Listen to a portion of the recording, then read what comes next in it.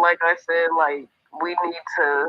I don't know. Like at this point, I'm getting tired because we hearing the same old stories about we being killed or attacked, and there's really hardly any consequences for it, and we just. No consequences. I don't know, like if the Black Panther party is still here, but like we need to. We was talking about it like another time. We need to create like another system of self defense, like kind of like our own military. But I know we can't do that just yet because we're all spread out. So yeah. Hey, Black, I was going to say start the YouTube up, bro. Yeah, man, I appreciate that. So when you're able to post over there and it's kind of in queue, are you able to see the camera or no? Just you see it's in queue. I've always been curious about that. No, it's just in queue. It's in queue. It'll always be in queue until you start it up. But I see you started it up. Yeah, 10-4. And to Miss Leroy's point, so there are a few Black Panther organizations. They got different names, but they kind of all incorporate Black Panther into it.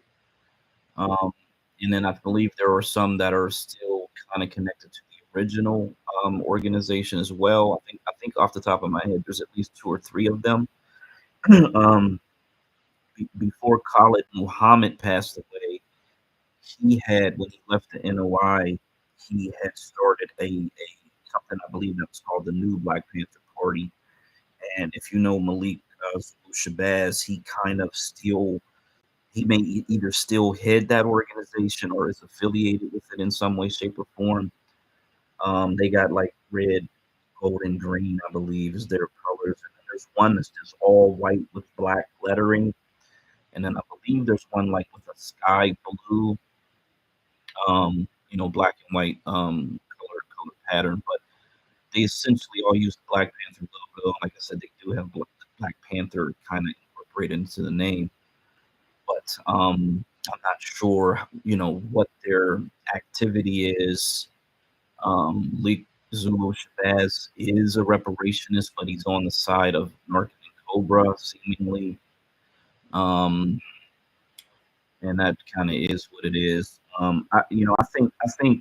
know people love to keep in this reparations movement, but I personally feel like um, time is money, and money is time.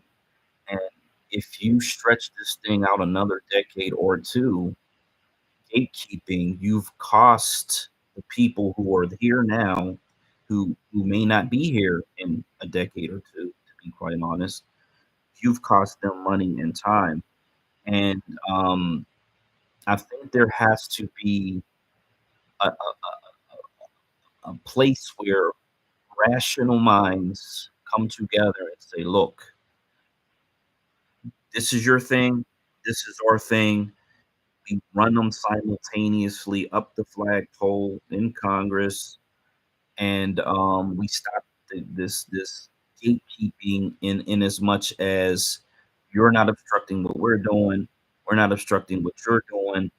You do your thing, we do our thing. We again, because you can submit multiple bills, multiple policy, multiple acts of legislation, and then if it comes down to a situation where opposition wants to sue and take it through the court system, then the better bill, the better legislation will stand up. And that's lineage versus race, lineage versus color, or whatever it is. I think that's where you got to get to, and because again, the time of gatekeeping is costing our people time and money. And I just don't think we have that time or money to waste anymore. It sounds great. It sounds really good. It's a great talking point, but we are actually. It's like when Trump was in office and he was saying the cure for the pandemic is going to be more expensive um, than was a cure. It was something along those lines. I can't remember exactly. So it was something along the lines of maybe it was the shutdowns will be more expensive than the cure, or something along those lines. But essentially, we got to get this shit moving. We got to get this. That's what it was, bro. Shutting down the country will cost more than the cure in the long run. So that was Trump's most adamant thing. I don't care what it is we do, just don't shut the country down. See what I'm saying? Yeah, and he was right. And really, if you take that analogy and apply it to this movement, you're shutting down the progress of the movement. And it is costing, again, every elder who passes away, every young black person who passes away, they're never going to see it. We have, I think it's like 430,000 deaths every single year. So every single year, over a decade, that's 4 million Black Americans who don't see reparations. It's very costly. It's very expensive, and again, for me as a business entrepreneur, I got to get my business open because the longer it sits there, it's costing me money. It doesn't, especially if I'm paying rent and I'm paying utilities. Now it's actually taking me into a negative situation, which I've done that before, and sometimes gatekeeping is not the most logical path. Riviera and then Miss Leroy.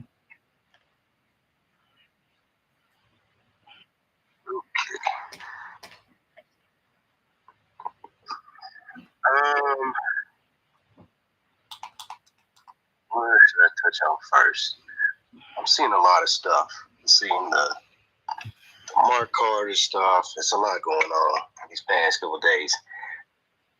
I do want to talk about what Leroy Johnson, I think is the name, was talking about. The armament thing, which is a good thing. Getting a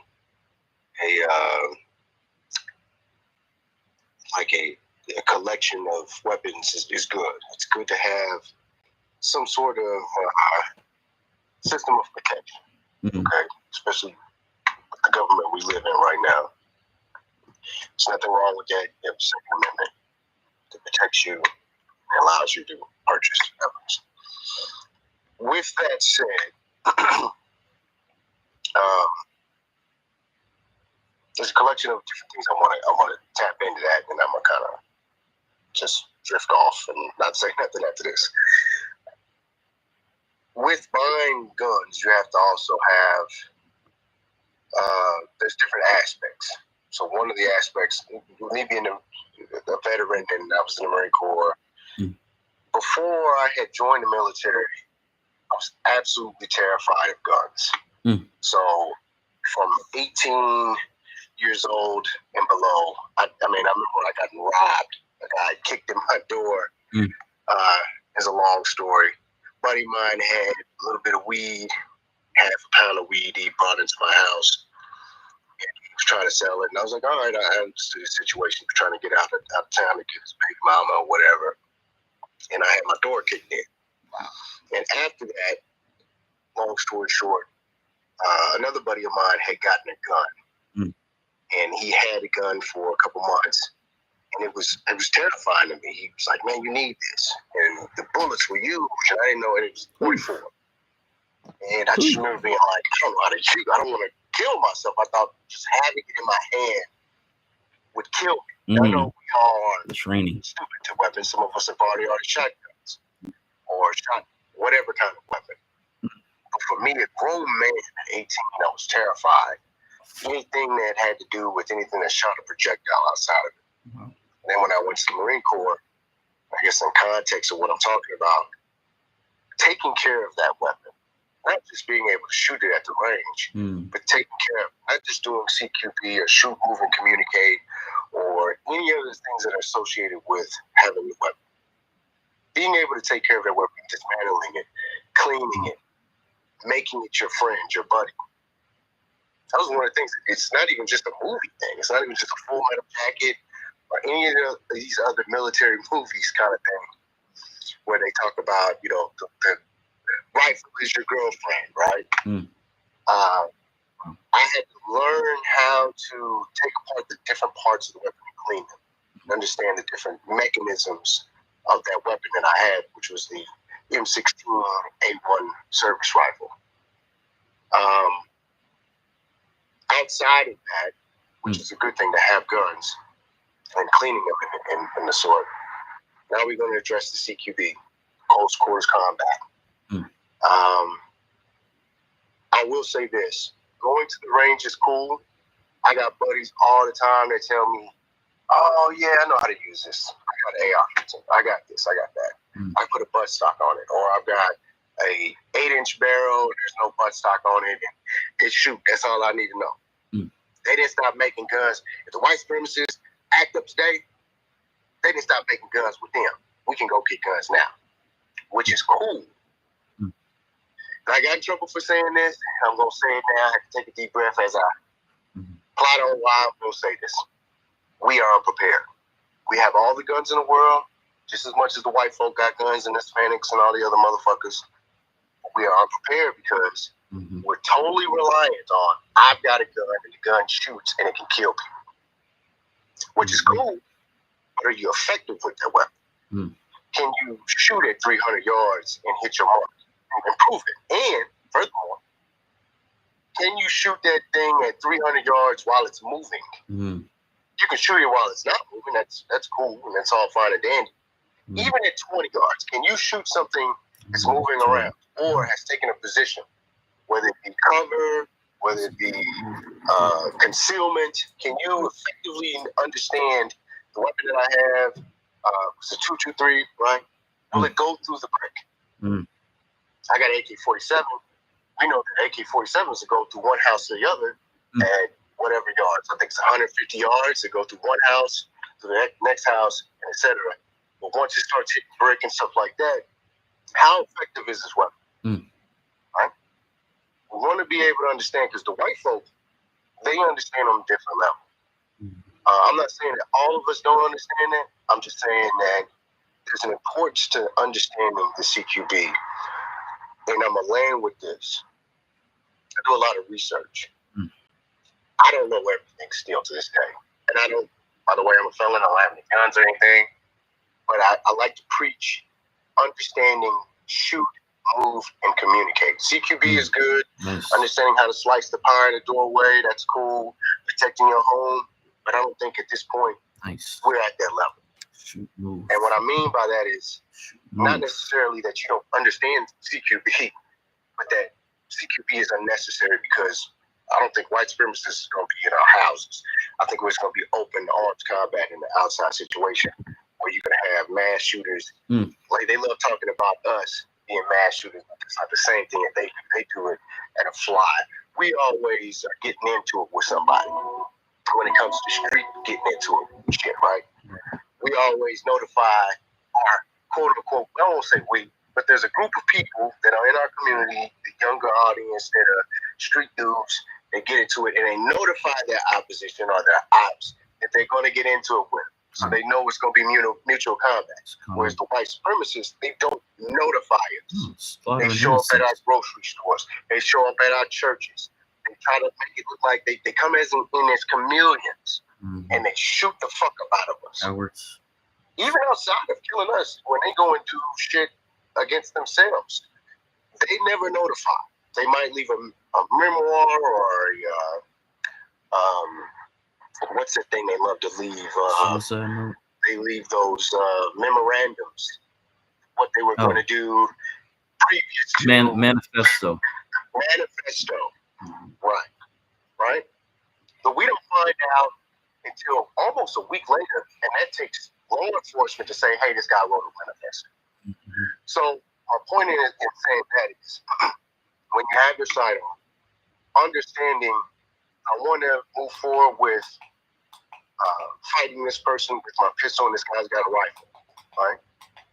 Police will tell you they'll never go head up with somebody with a rifle unless they know they're properly armed, because this person, who knows, they may be trained. Who knows? I might get shot. This is a rifle. This will go through the panel on my door. Right. This might fly through the engine block. You know, an AK-47 at close range goes right through the engine block and kill you. All that, you know, being protected by the wheel well and all that goes out the window when you have a large caliber round and has a higher grain. Right? You're dealing with 100, maybe 15 or 125 grain, you know, of velocity, physics in that round.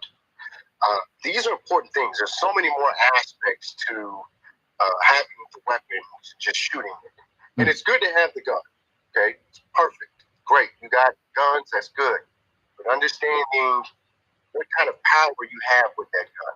So once again, if you got a handgun and it's for you, I would say it's safe to say that you're pretty good to go, and you all are on code, you and the 4 other individuals, to go ahead and pursue that individual who's taken arms against you in public with their rifle. They don't stand a chance. They've got to try to fight 4 people, 4 individuals with a handgun. Whereas you as the individual with just one handgun, don't go get yourself killed when this guy's got a rifle. Or he's got armor on and you don't have any body armor on. That's the other thing. There's 100 different aspects, and I keep telling people, it's more than just going to a range. It's more than just buying a gun. It's knowing the entire aspects militarily of what you're getting into outside of, you know, I hate saying this, this kind of movie-esque as John Wick aspect or the Equalizer, because that's not reality, you know, unless you know, were in some kind of special force or anything like that. But I guess what I'll land with is Googling or YouTubing information, CQB. I just bought this AR-15, right? It's, you know, I got a 16-inch barrel, 18-inch barrel. What can this rifle do? What are all the aspects of this rifle? And gaining research. And this black folk, I'm so surprised, because for me, you know, years ago, it was only white people I had to get information from on the internet. Learning about the different aspects of the weapon. So if you don't feel comfortable listening to a white man tell you some shit, there's a whole bunch of black folk that prior military, even cats that ain't young dudes. It's young dudes 18 and up wearing, you know, the white can't stand. They call these niggas.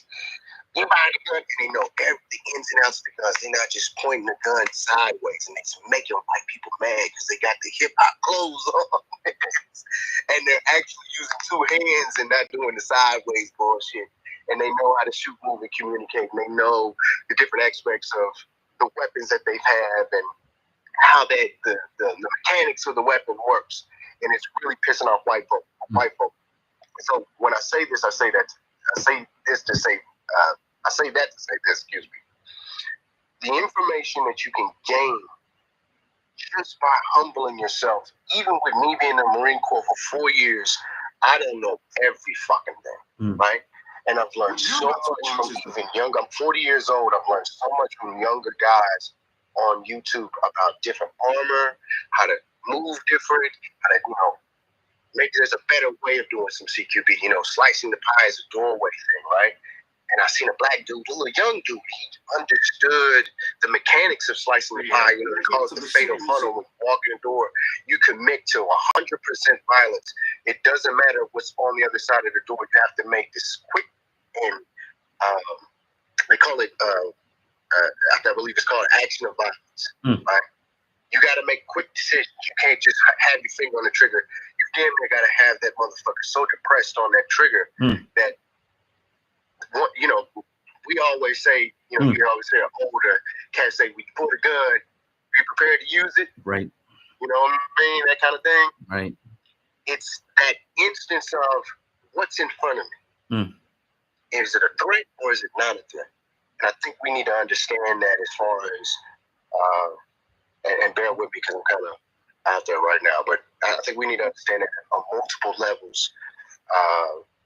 I think that we are at a point right now that we got to be very careful with this, especially with this election season, especially with social media.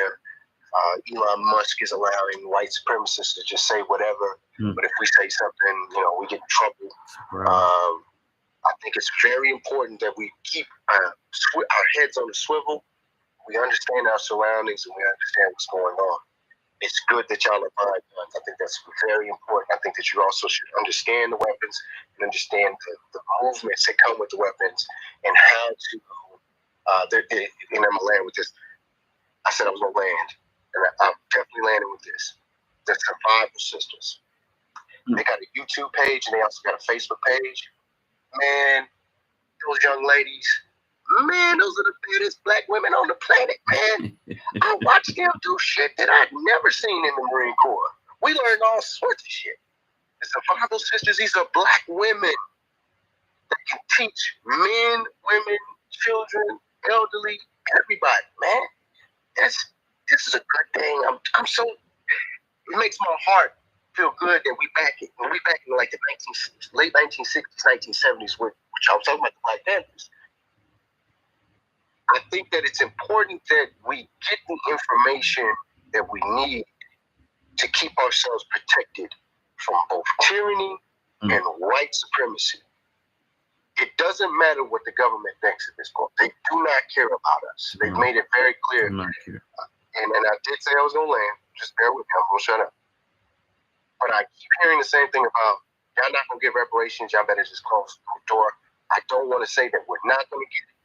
I'm just saying we're dealing with deaf ears when it comes to violence on us, when it comes to repairing our justice, when it comes to getting us, especially with immigration, allowing the immigrants to kill us and do fuck shit to us. I think we need to make it very clear that this will not happen and we will go about the legal means and doing the right thing, protecting ourselves against tyranny and injustice based on who we are.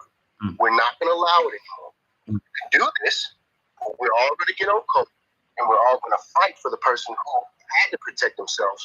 And you're not going to be able to just, let's get this, and you premeditate. No bullshit. This person was protecting themselves, and y'all won't put this person in prison.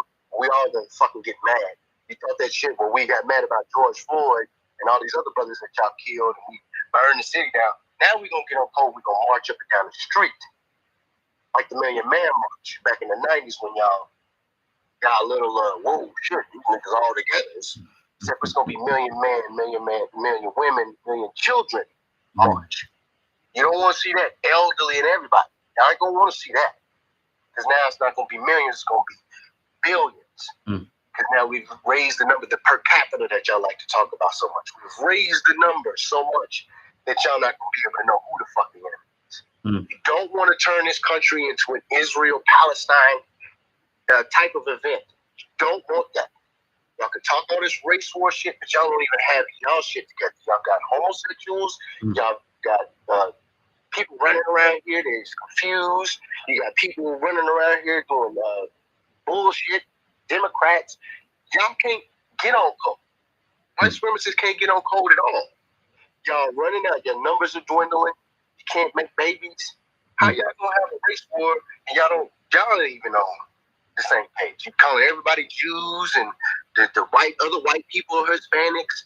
So it seems to me like y'all 75% that are in this country aren't 75%. So when I say that to say this. I'm gonna land. I'm done. They know how to shut the fuck up. They know their place. Exclusively when they start talking about Jews. So when they get to talking all that race war shit, when the country, the government starts doing the whole of bullshit towards us, they know that if we really want to act up and we really want to get them to listen to us, it's not going to be a whole lot of discussion. It's going to be, hey, y'all want this to be some foreign shit? We'll make it into some foreign shit. So I'm not trying to fuck your space up with no terrorist talk. This ain't what I'm trying to do. I'm just saying we need to understand that in the future we're going to be put against the wall if we're not careful. That's it. Y'all have a good one. I want to personally thank you for saying that. I can admit sometimes that even I sometimes have unrealistic expectations due to the constant stress that our people are put under. But you're right, though, and what you were saying this whole time, it reminded me of we've never been outnumbered but we've always been out organized. So that's just what that conversation reminded me of. Like, we have to be careful, we have to be strategic, and we need to know how to work these guns. So I appreciate that, and I'm going to the military as well. I actually leave next Tuesday, and I'm going to the Navy.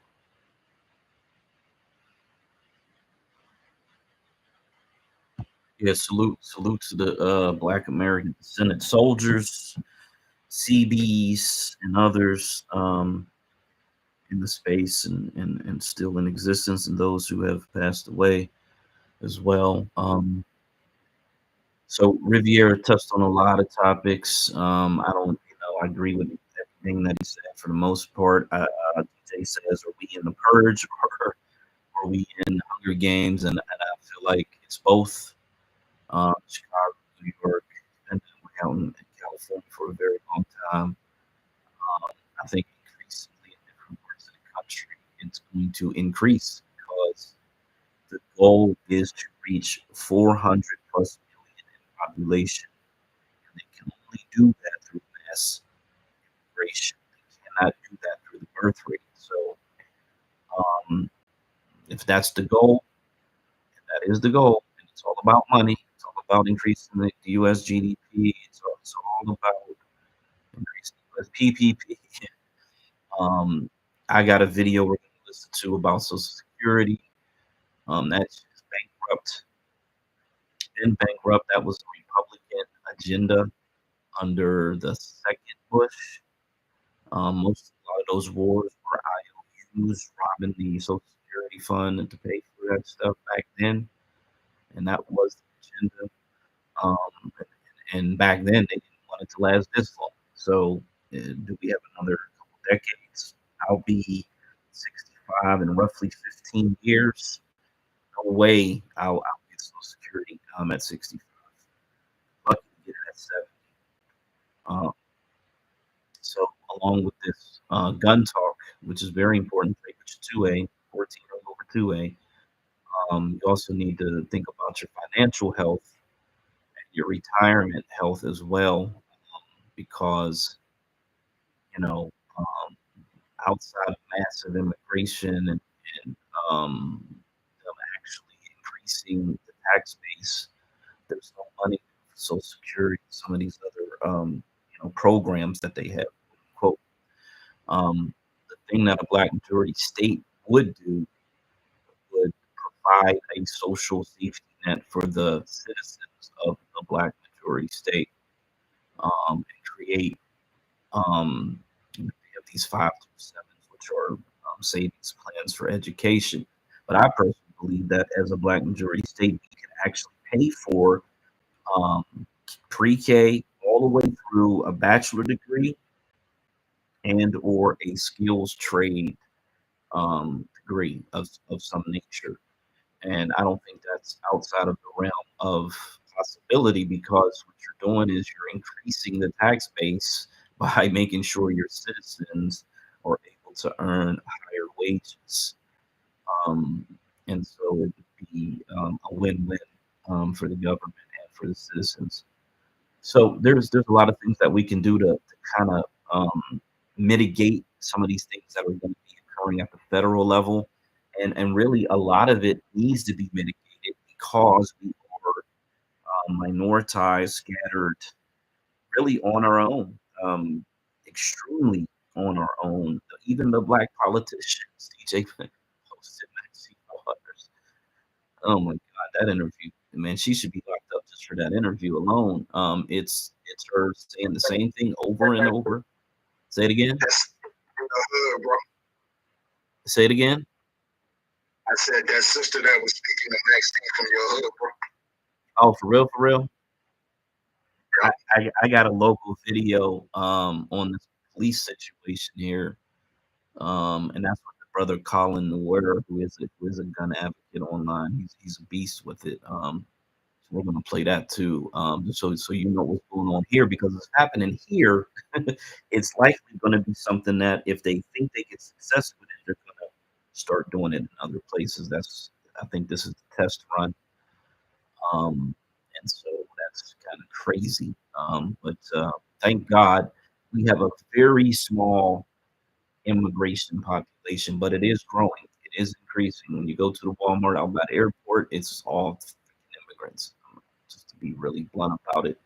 Inside the city, not as much, but it has been increasing here too. Mr. Leroy, you got it. I wanted to ask you about what Trump said earlier. He said basically if he didn't win, it was gonna be a bloodbath. How do you feel about that statement? I saw the bloodbath trending, and I was actually going to put it in the post. So explain to me because I didn't get to hear exactly what he was like, what the quote is. So honestly, I didn't even watch the video, but when I had searched that up, he was basically, I guess he was saying if he didn't win the election, it was going to be a bloodbath like in America. Huh. So I'm like, how do you feel about that? I can try to like find the video, or if you were gonna post the video, but that's basically what he said. He said if he don't win the American election this year, it's gonna be a bloodbath in America. Yeah, he did say that. No need to research it or whatever. Yeah.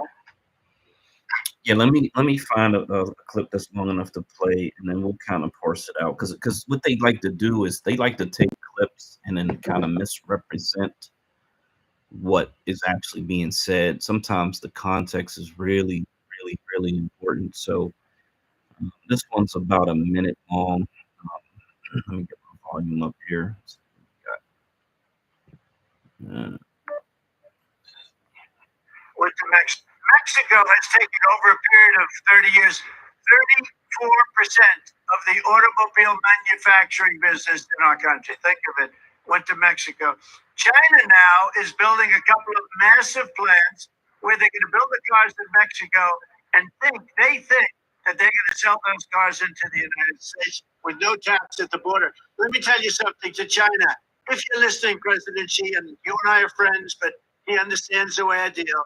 Those big monster car manufacturing plants that you're building in Mexico right now, and you think you're going to get that, you're going to not hire Americans, and you're going to sell the cars to us. Now, we're going to put a 100% tariff on every single car that comes across the line, and you're not going to be able to sell those cars. If I get elected, now if I don't get elected, it's going to be a bloodbath for the whole. That's going to be the least of it. It's going to be a bloodbath for the country. That'll be the least of it. But they're not going to sell those cars. They're building massive factories. A friend of mine, Mexico has taken over a period of 30 years. Okay, so if everybody heard that in context, he's talking about, and this is a part of that DNA Declaration of North America, which is NAFTA 2.0 that Biden signed when he first got into office, where essentially they wanted to be open borders between Canada, United States, and Mexico. And so they are bringing manufacturing back to the Western Hemisphere, but a lot of it's going to be in Canada and Mexico.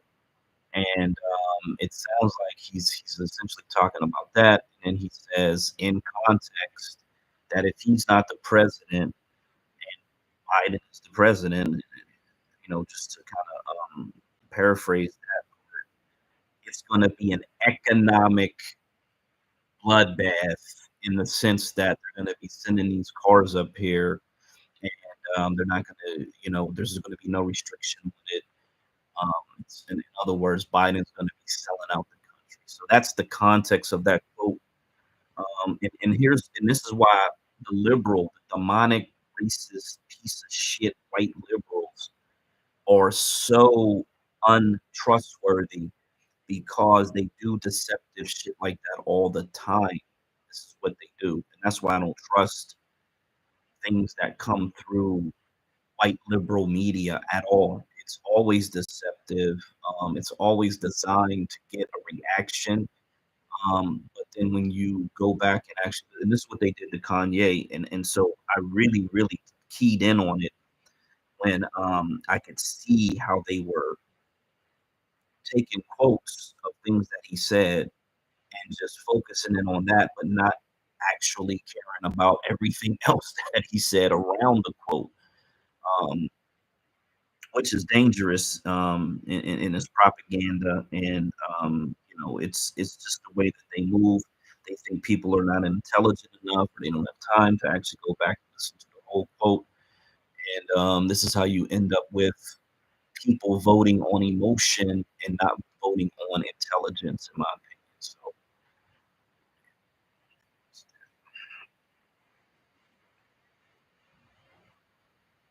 what's good, Black American Homeland? You up here?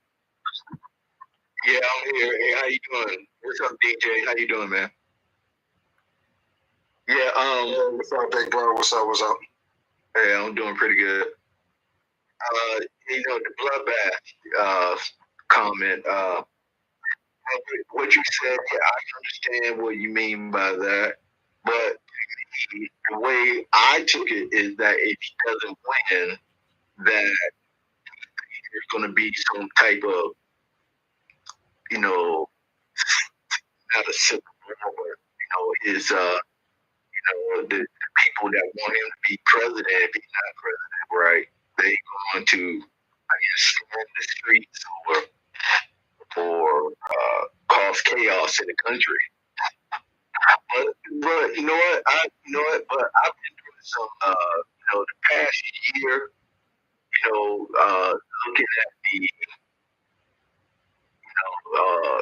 just looking at videos, talking to people, talking to foreigners. There's a lot of Americans, Canadians moving to Southeast Asia, right? And I think, as America gets more unlivable, I believe you have your retirees, people, your people, either your retirees or people with money that's over the age of 40, 45, 50. I just think they're just going to leave the country. And there's so many different countries to go to. You can go to Europe, you can go to Southeast Asia, you can go to certain South American countries, the Caribbean, the UAE, Qatar. And there's so many places you can move to. So as America becomes more chaotic and more what's that word, more unlivable, I think people are just going to leave. Interesting. So yeah, that's what I think. Yeah, that's interesting. Do you know if what do they call them, expats or taxed under the U.S. government, even though they live abroad? Like, are you taxed by the U.S. government still? Yes, if you make money outside the country, you're supposed to declare that to the IRS, to the government. Okay. So yeah, technically, yes, we supposed to pay tax. Okay, gotcha. Yeah, so I mean, me listening to it, it just, again, because here's how I look at Trump and his MAGA supporters. And even with Riviera's point about some type of conflict here, a bloodbath over China selling cars into the United States, if that's all it would take to incite these people to some type of mass spread violence, I think we've been way beyond that for a very long time. I just don't think in context that really makes sense. It was something where there was some type of catalyst that was very, very either disrespectful or very damaging, very harmful, like the economy of the United States was going to a collapse, or they were going to be sending troops over the border, or something that was just so over the top, but simply because here's the reality of it. There's already car manufacturing plants in Canada and in Mexico. I used to travel into Canada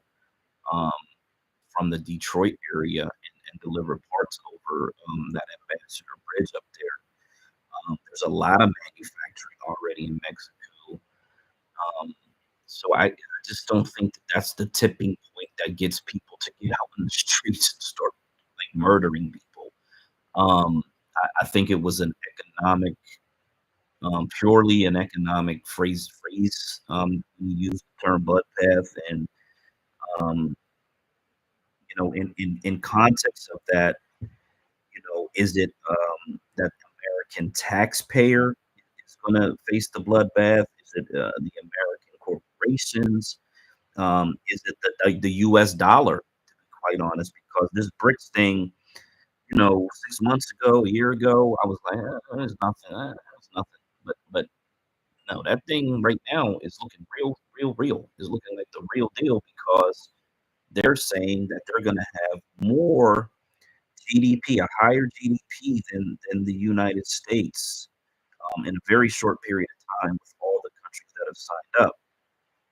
And so that certainly does not sound like a positive development for the U.S. dollar globally when it has to compete with a currency that is equal or maybe greater in terms of its GDP. So that's something to watch and kind of see where that goes. But China is all over Latin America. So the truth about China is they don't necessarily have to send those cars into the United States. They could send them south. They could send them overseas. There's a lot of things they could do. They got a huge market in China. If they can get cheaper labor in Mexico and just bring their cars back over to China, I just don't see that being. Let's get out into the streets and flood our AR-15s over some Chinese cars. In my opinion, you just don't buy them. You just boycott Chinese vehicles. I mean, that's all you got to do if you're really not interested in the vehicles being on the market. So, yeah, that's where I stand on it. Right. Oh, go ahead. My bad. I was going to say something about that. Oh, yeah. Just give me a second. Yeah, what I'm just going to say is, the car manufacturer, that's not going to do it, right? It's going to be that, that American people, they lose their jobs, they can't buy houses, rent is going up, the price of goods and services are going up. They can't feed the kids. They don't have money to go to university. They probably have to pay higher taxes.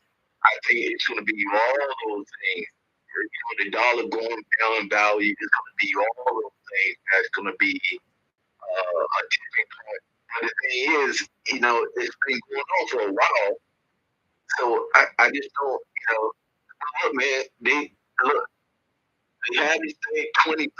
See, in my book, I said it's going to be 2030. 2030 is going to be the, what's that word I use in my book? I can't even remember the word. But 2030 is going to be that tipping point where everything's going to change. So what? That's only 6 more years. Go ahead. Yeah, I just wanted to say that's not going to stop people from buying them.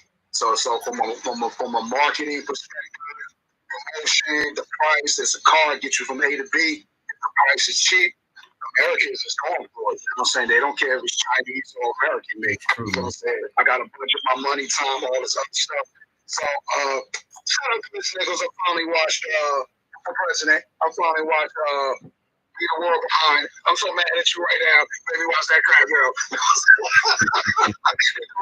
Madam President, you know what I'm saying? But that's exactly how it's going to go down. You know what I'm saying? You see how not the spoiler alert, you see how the military vehicles are finding their way back to home base, right? I don't want one of those. Rest in peace, Anderson, Buffalo South Market. We need to find out a way to convert these whole beaches to get the water pressurized engines. I'll lie, yo. Because I don't see anyone buying an electric car where there's no market or infrastructure for charging them. The batteries also is slow and all this other stuff. And then China is basically been stealing America's infrastructure or information vital that is vital to autonomous vehicles. Autonomous meaning self-driving. That's your Tesla. You know what I'm saying? Heading back to the home and look out, You ain't gonna be able to dodge them self-driving vehicles, yo. That's exactly how these jokers is gonna hit us. So if you ever watch the movie Red Dawn, you can't find nothing with a Chinese name on it moving forward. It's over, yo. You know what I'm saying? We done saw the weather balloons fly over from damn near across the country from the top of Washington, almost made it to Atlanta. This shit almost made it to Buckhead. You know what I'm saying? Oh, hell no, niggas gonna be looking at, look at the balloons. Thinking it's pretty. We ain't even ready, Rivera. You know what I'm saying? We ain't ready, Leroy. Going into the Army, sister, God bless. Appreciate you for sticking up for the Black American folks here at home. You know what I'm saying? Go and get your children training up and come back and teach the black people, sister. There you go. I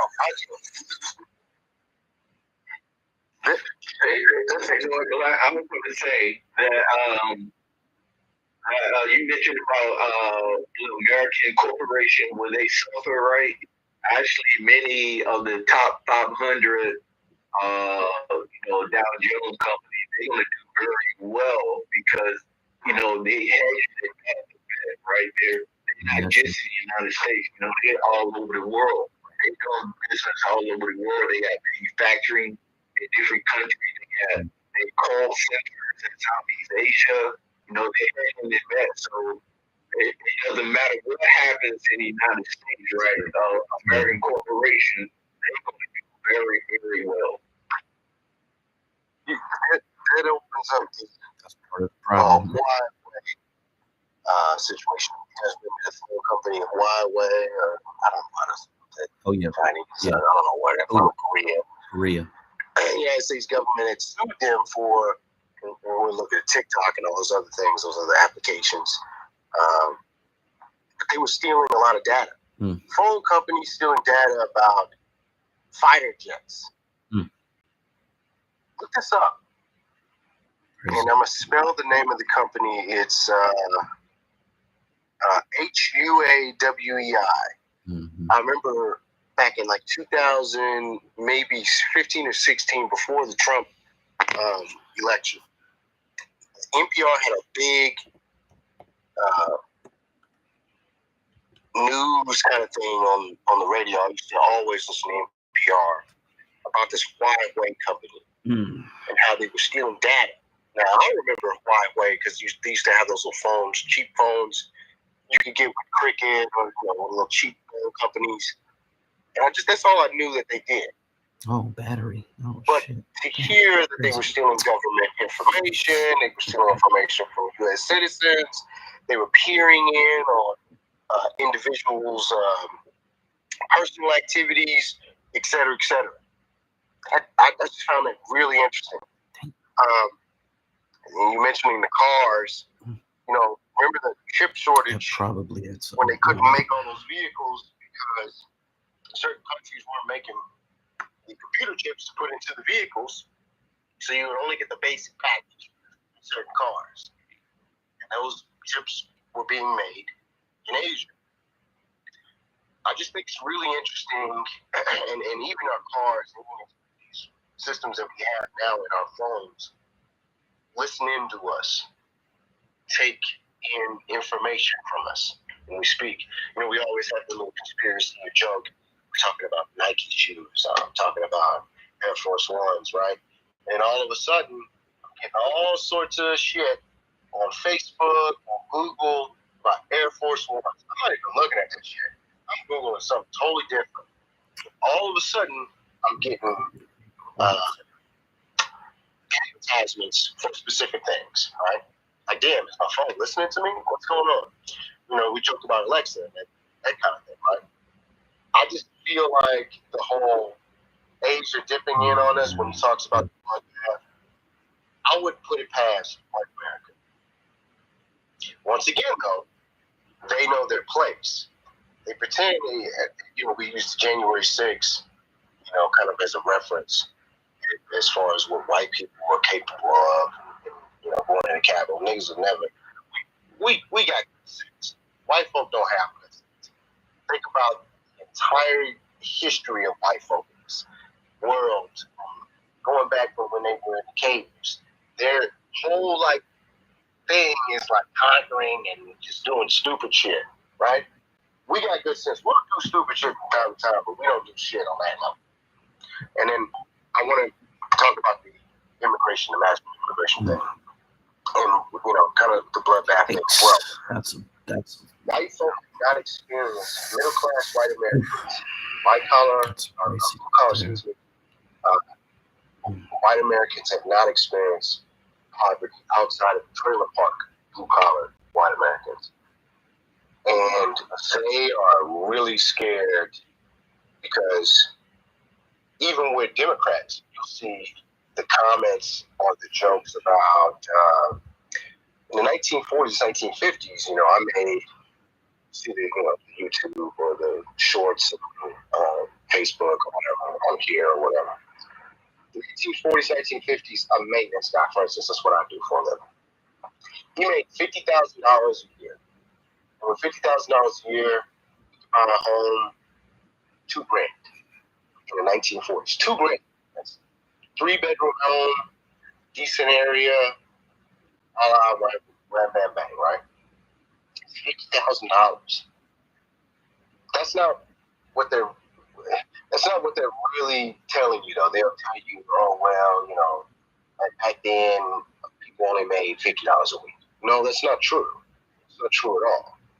White Americans, on average, were making so much money that they can afford to purchase a home, and in 4 years, or less than 4 years, be paid off. They could buy nice cars. Cars were $6,000, $7,000. Now you look at a vehicle, it's $50,000 for a vehicle, a decent truck, a work truck, $50,000, and then you have to have all these things. You got to be OSHA certified. You got to have all these certifications. You got to pay for these certifications. You got to go to school. You got to pay for that school. You got to pay to be a contractor. But you have all these people coming in, these mass migrants coming in. And for whatever reason, it's kind of just like a head turn. It's like, I have the certification. I don't certified, OSHA certified. You're on my roof putting up my shingles. You're doing the flashing. You're putting in windows. You're painting my house. Doing all these things at a lower rate. You're lowballing the white guy. So that blue-collar worker who's now established his own business for the last, it might be a family-owned business that's been around since the 1960s, late 1960s on out, right? All of a sudden now, that company has completely dwindled. And I was hoping I could talk to Dr. Sandy Garrity. Who's the Dr. Garrity. Who's the guy's the economist? Mm-hmm. Is it Sandy Garrity? Yeah. Yeah, that's Sandy Garrity. Sandy Garrity. Mm-hmm. I was hoping to ask him a question of, when was the last time black folk in America worked for black folk? When you did the W-2s and did all your tax information, your I-9s, when's the last time we actually worked for black people? I can't keep a job. I am a piece of shit, and I'm 40 years old, and I've had probably 90 different jobs in my lifetime, from 14 on up. But when I think back, I've only worked for one person that was black, and that was my cousin, and he didn't have any kind of licensing or anything. Oh, Stillers? And he wasn't a company that had more than 5 employees. He had like 3 of us. Every other time I worked for a company that was a multi-million-dollar company, it's always been a white company. Whether it be movie theaters, fast food, working for construction, electrical companies, property management, it's always been white companies. So I think white people understand that the market is getting ready to change. And being able to work for yourself is getting ready to change. Being a real estate agent is getting ready to change. Oh, and by the way, I always make the, and I'm shut up, I know y'all ready to talk. I make the comment about Black Wall Street being taken over by white folk, which is a true statement. And North Tulsa, our predominantly black area, has been taken over by Hispanics, by the way. People just selling their homes to whoever. And they're they're actually gouging the prices. It's so high, it's ridiculous. You can't buy anything. Used to be, you could get a home for $20,000. I wish my dumb ass would have just said, you know what, fuck it, I'm just gonna buy one of these shitty ass homes and fix it up. But I didn't because I'm a dumbass. I think that white folk exclusively understand, now that I'm seeing the Hispanics moving into their neighborhoods, broken down.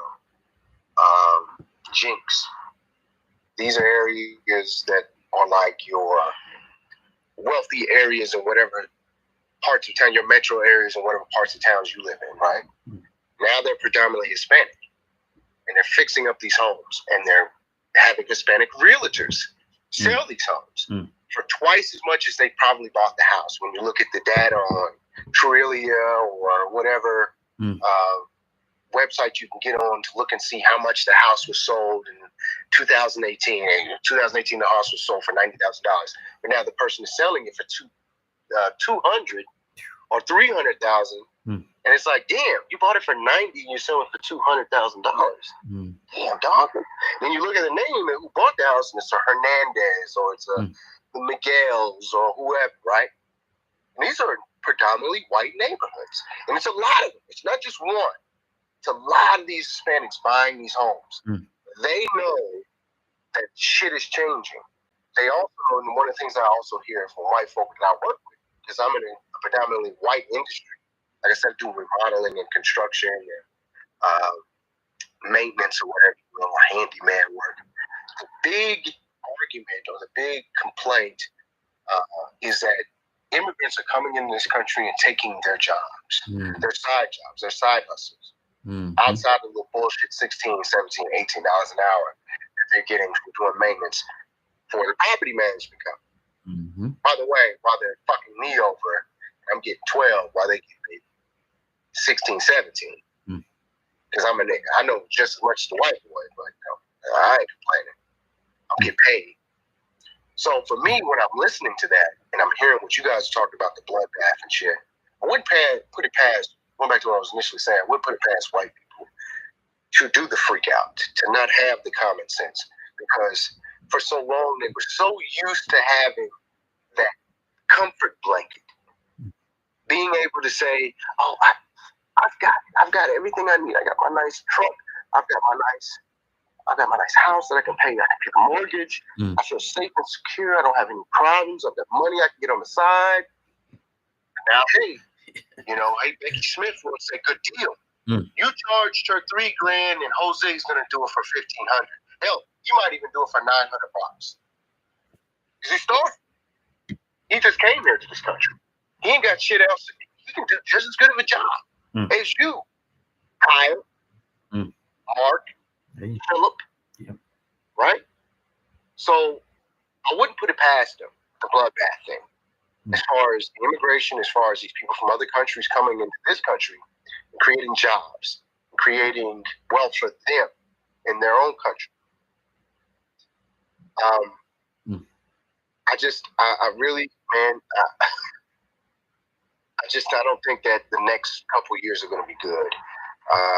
They talk about the lesser of two evils with this whole election coming up.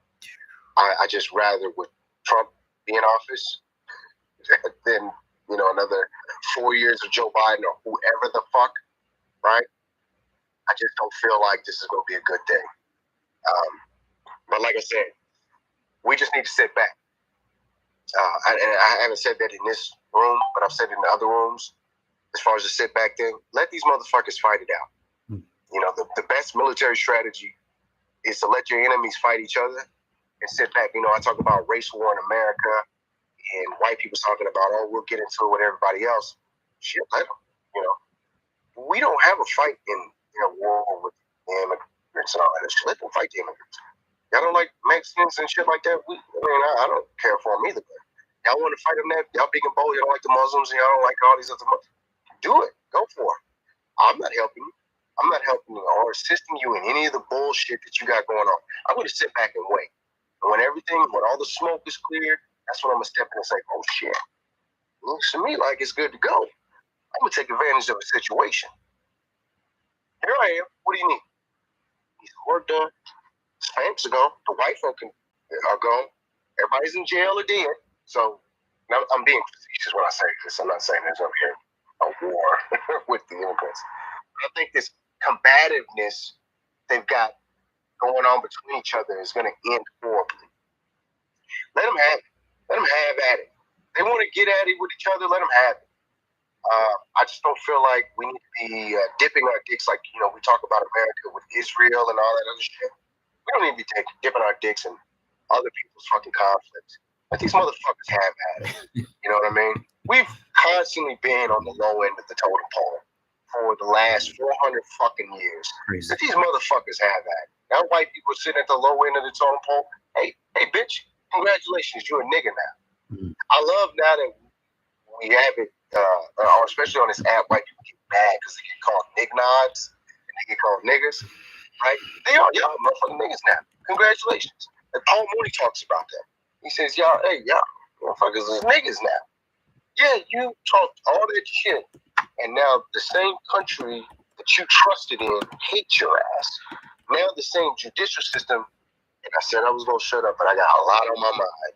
The same judicial system doesn't care for you anymore. You talk about Jews so much and how the Jews run this world. Guess what? You know who your master is. You're not going to have a race war with us. That's why y'all want us to fight Jews with you. Because you know that Jews have control over you, complete control over you. You can't have a race war with us because the Jews will have complete control over y'all.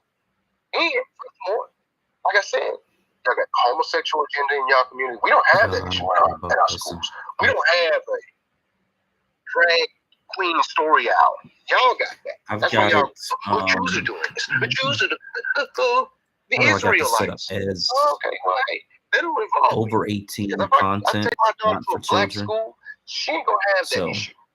Yeah, we don't allow that bullshit in our schools. Yeah, I'm not here to monetize. We just don't. It's a little touchy. I got one strike since being on here, and that was because it was for children, and I've changed that. So, I really think that there's a lot of stuff that if we just kind of sat back and watched, if they want to flip the fuck out and have another January 6th, and this is where I'm definitely going to land, I'm done. They want to flip the fuck out and have a January 6th or go at it with the Asians or go at it with the Hispanics. Let these motherfuckers do it. They did that shit with the Muslims during the 2000s when 9/11 happened. We sat back quietly and allowed that shit to happen. And these motherfuckers did a good job. They terrorized all the mosques here in the United States. They terrorized all the Muslims. And we sat back. We said, we don't have to fight in this war. We did this before with Vietnam. We allowed y'all to fool us with Vietnam. Hell, we allowed y'all to fool us with Korea and World War I and World War II. We're not falling for that trick no more. You guys can have at it. You don't like Muslims and shit. Y'all have at it. Kill all the Muslims and arrest them and search them and do all this fuck shit. We don't got nothing to do with none of this shit. Y'all want to be fucking stupid? Go right ahead. You want to have a bloodbath, whatever that means. I don't know what that means. Whatever analogy it's supposed to be, or whatever meaning behind that. It doesn't necessarily have to be violence. Y'all have at it. Y'all want to be fucking stupid? Y'all white folk got it. You blue collar Americans who are now struggling, just like us black Americans have been doing for the last fucking 400 years. Y'all have at it. Enjoy. We don't got no fight in this war. Y'all motherfuckers want to be stupid, go right at it. That's why we've been asking for reparations. Y'all won't give it to us. So fuck y'all. Guess what? Have at it. Y'all run all the industry in this country. Have at it. Have at it. What's the problem? Your $1 million company running down to zero? It's not my fucking problem. Been working for you motherfuckers for that. My father's been working for you. My grandfather's been working for you motherfuckers for the past 400 years. And we go back to slavery. We've been working for you, bitch ass motherfuckers.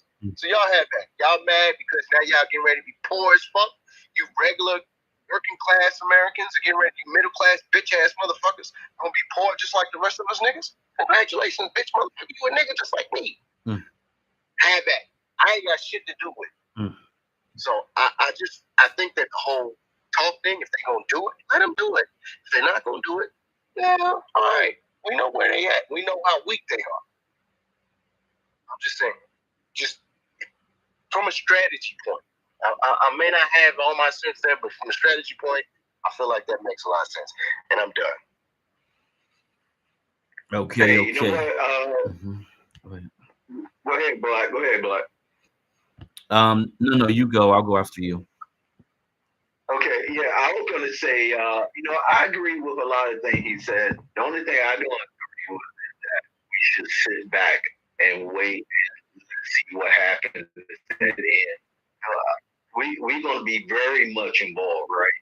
I mean, they're going to wants us to be involved, right? The only way we can try not to be involved is if we have our region or state, right? Let's say we can control our own region, and then, and the whites and Hispanics that are living in the other region, they can fight each other.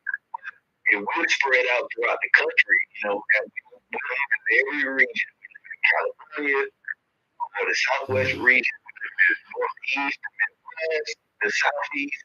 If we spread all over the country, then we going to be involved.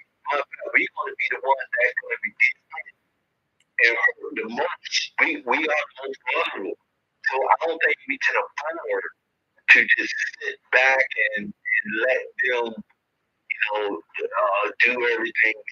We have to be involved. We have to figure out. I think the strategy is that we need to consolidate our population into a region of states, right? We take control over those states, and then we can pass, make and enforce our laws, and whatever they want to do outside our region, they can do anything they want to. But the thing is, if we don't have a state, we're going to be very involved. They gonna put us all types of incentives. Like, hey, if you fight for us, right, we'll give you this or give you that. And a lot of our people will vote for it. So, man, we're gonna be very involved. It's impossible for us not to get involved. I think. Okay, I just wanted to give an update. So, RFK Jr. officially drops out of the presidential race. And I'm saying that to be sarcastic because he didn't necessarily drop out, but he chose this white woman to be his VP. And that's the same thing. I mean, let's be honest about it. Like, he has no fucking chance at this point. So, who knows who's in his ear, who's giving him advice. This has got to be truly bizarre and truly the moment that you can point to that he just collapsed. It's insane. So, and nobody even knows who she is. She's some attorney, some tech attorney, or some crap. Who knows? Okay, Miss Leroy Johnson, you got it. Sorry that I really couldn't hear any, like when I wasn't responding or putting my hand up, I was too busy like on a phone call, so I really couldn't hear what you guys were saying. But I heard you, Black, when you said like, some of the stuff that goes around is propaganda. So I understand that, like, I have to personally be more aware of that. I just wanted to get your opinion on it. And I don't think I have anything to contribute right now. So Okay, cool. I'm gonna play this Colin Noir again. Colin Noir, he's a big YouTube gun 2A advocate, black gentleman, and he does situational stuff. He does cross platform stuff. But one of them was really good because it was about if you're sitting in a restaurant and a gunman comes in, or retail, and they're robbing the place, or an armed concealed carry permit individual, what should you do? How should you engage the situation? And he had an attorney who kind of ran through a bunch of scenarios. If you ever get to watch that video, I believe it's in our 14A over 2A community on Funded Socially. It's definitely worth watching if you are somebody who does carry concealed, because understand, if you're a Black American and there's not video evidence, they're likely going to charge you. If there's not video evidence that shows that you clearly acted in self-defense, they're likely going to charge you. At least I know in this area, they're going to charge you first and let you figure it out in the court system. So this is about Pittsburgh and the police. And again, I think this is a test run. They decided they got a new police captain, and they decided they're not going to have a whole lot of police officers on duty between 3 a.m. and 7 a.m. every single day. So there's going to be this 4-hour gap of not a whole lot of police activity. If you know anything about bars in Pennsylvania, 2 a.m. is closing time. And so I believe the casino runs all night. I'm not sure if they have the same restriction on alcohol service. However, there are a lot of people who are leaving these bars around 2 a.m., 2:30, and this is around the time that there's basically going to say on the weekends that there's going to be no officers for 4 hours or a very limited force.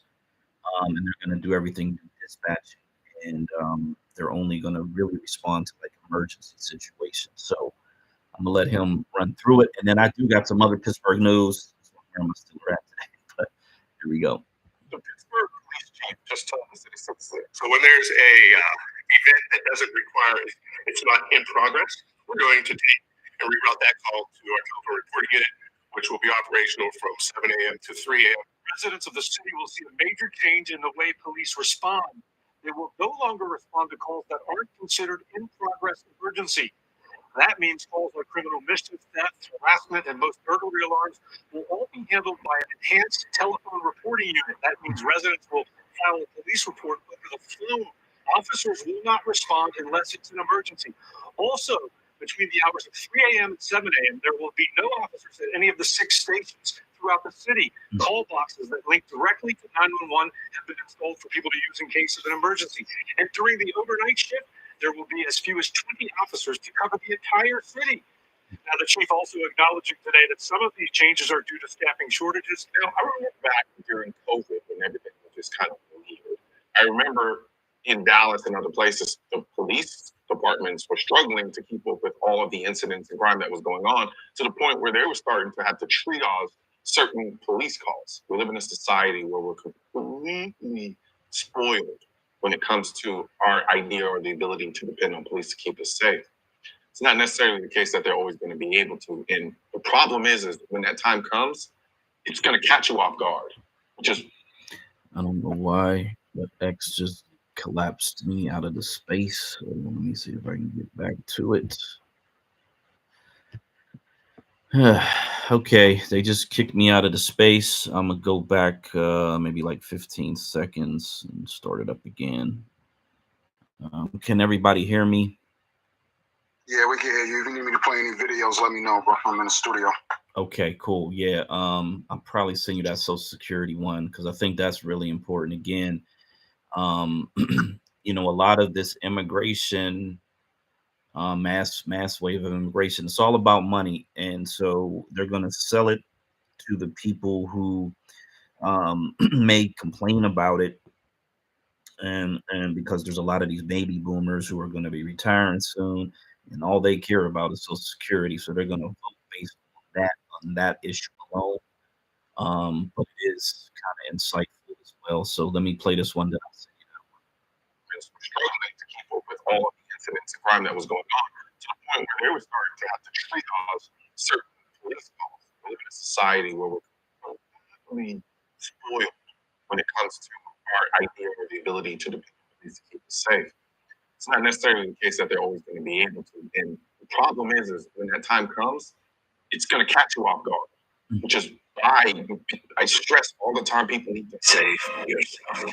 Because at a given moment, the police can say, well, there's nothing we can do.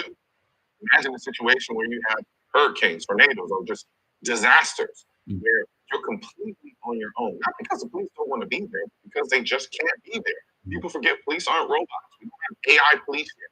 So they can't just automatically show up and work 24-hour shifts. At a certain point, the human element is going to come into play. You're going to have to be responsible for your own safety. And that's why people in the gun community are so ardent about the fact that we have firearms to protect ourselves. And so we want to maximize our ability to actually protect ourselves. But you have politicians who are in Congress who are telling us, you don't need our AR-15. Oh, you don't need this gun, and you don't need this weapon, you don't need this many rounds, you don't need that. Just depend on us. I know you're scared. The same people who were surrounded by private security 24 hours a day, 7 days a week, the same people that if something does happen at my house, they're not going to come to my house and actually do anything about it. I'm just on my own. I'd rather have a gun in my home that gives me the best ability to protect myself against anything that may present itself in the most inopportune time. But people also police don't have an obligation to keep you safe. I want to take time to thank today's sponsor, Arrowhead Tactical. Now, anybody... Yeah, I forgot this guy does sponsorships. Let me see if I can fast forward past that. A lot of these guys that are making real serious money on YouTube, they always got these embedded sponsorships. Okay, here we go. I think I got it. Sound, they're doing you a courtesy by even telling you about it, because as the Supreme Court already decided, there's no duty for police officers to protect you. The government has no duty to protect you. They're telling you they'll protect you. They kind of try to protect you, I guess, in some ways, but they don't have a duty to. And when it becomes too hard or they're incapable of doing it, there's nothing you can do to strong arm them to protect you. Don't confuse the perception of... Yeah, let me pause right there, right? So I was in a space, and I talked about peace officers. That was when I was on my way to Cleveland to pick up this item I needed for this bar. And I was explaining the fact that, yeah, once the Supreme Court basically ruled that police don't have a duty to protect you. They do not have a duty to protect you. And that's all levels of law enforcement. And then that's going to extend to all of the systems as well, so that we all understand that there is no duty in the United States for any of these systems to protect you, the individual citizen. And the only time police have that duty is when you're in their custody. So if they have you handcuffed and essentially have you under control, quote unquote, then that's when the duty kicks in. This is why I'm just very realistic in my approach to the idea of federal protections. If the Supreme Court says the police officers at all levels of society, local, county, state, federal, have no duty to protect you, guaranteed they have no duty to protect you. And so we just gotta kind of understand that. Now, if there's some new case that comes up, and they do a reinterpretation of the U.S. Constitution, so be it. But as we sit today, based on current case law, there is no duty that they have to, in fact, protect you. And as he's talking about natural disasters, oftentimes, like in the Hawaii situation, which was extremely unfortunate, there's all this conspiracy theory stuff, but if you watch some of those videos where they were rerouting people back into the fire, they were not letting people escape the fire. They were literally sending people right back into the fire, into the smoke. And who knows, maybe some lawsuits that come out of it, yada yada yada, bing bang. They'll pay people money because there's a civil reason why they pay people money, but that doesn't affect the criminal part of it, right? And that doesn't mean that they actually have the duty to do it. So we, as Black American descendant lineage citizens, have got to say, this is our history in this country. This is how we have interacted with these different government systems at all levels. And the reality is this: there is no protection. We have got to protect ourselves. Now, on a state constitution, at a state, county, local level, you can put in your constitution that there is a duty for the law enforcement to protect civilians, period. Then that makes it a requirement, and the Supreme Court cannot overrule the state constitution. That's just the way it has to be. So these are, this is another benefit, reason why we got to get ethno-aggregated and get this state authority. So I'm gonna finish it off. Actually being safe, because there's a massive difference. Sometimes actually being safe doesn't feel safe. If you have access to firearms to protect yourself from your home, and you're like, well, other people have access to firearms too, in your mind, you're like, I don't really feel safe. But the idea that because you don't have a gun, because there's a law that tells you can't have a gun, and that makes you feel safe because you think that subsequently also means criminals don't have guns as well, you feel safe, but you aren't safe. That's the biggest difference. You have a situation where the criminals do have guns, you don't, but you think they don't. And you have a situation where you have a gun and criminals have a gun. I'm not saying that it's guaranteed to keep you safe. It's not what I'm saying at all. But what I am saying is it gives you a fighting chance. And I'll take that over a guaranteed chance that I can't do anything about it any day. Can't use a baseball bat to smack away bullets. gun is a great equalizer, and it's time for people to start seeing it that way. It is an equalizer. If you have 5 people kicking in your door in your house, and it's just you in your house, you have a gun, they all have guns, and you start sending rounds in their direction, it puts them on their heels. They're not as confident anymore. If anything, they're going to take off running. And even if they don't, at the end of the day, they're still being put on the defensive instead of you just simply being on the defensive. Criminals know exactly what they're going to do when they're going to do it. So they can prep, they can plan, they can strategize. You don't have to react.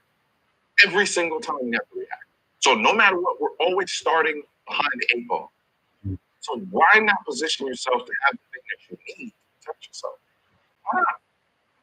You're already coming in from behind. So use this situation that's going on in Pittsburgh. Police saying what they're saying, whatever reason they're saying they're going to do it. They can fancy it up and dress it up in the words that they want to dress it up in. At the end of the day, what they're saying is we're not responding to calls as vigilantly as we used to, and we're triaging the situation to figure out which calls we think are more important than others. That means that you may find yourself in a situation where you can't have anybody, and that's what happens when you have a society that doesn't have access to firearms. People should see police officers as added value, not guaranteed. It's added value. I'm doing what I need to do to protect myself, and if the police show up in time to stop it, hoorah, good job.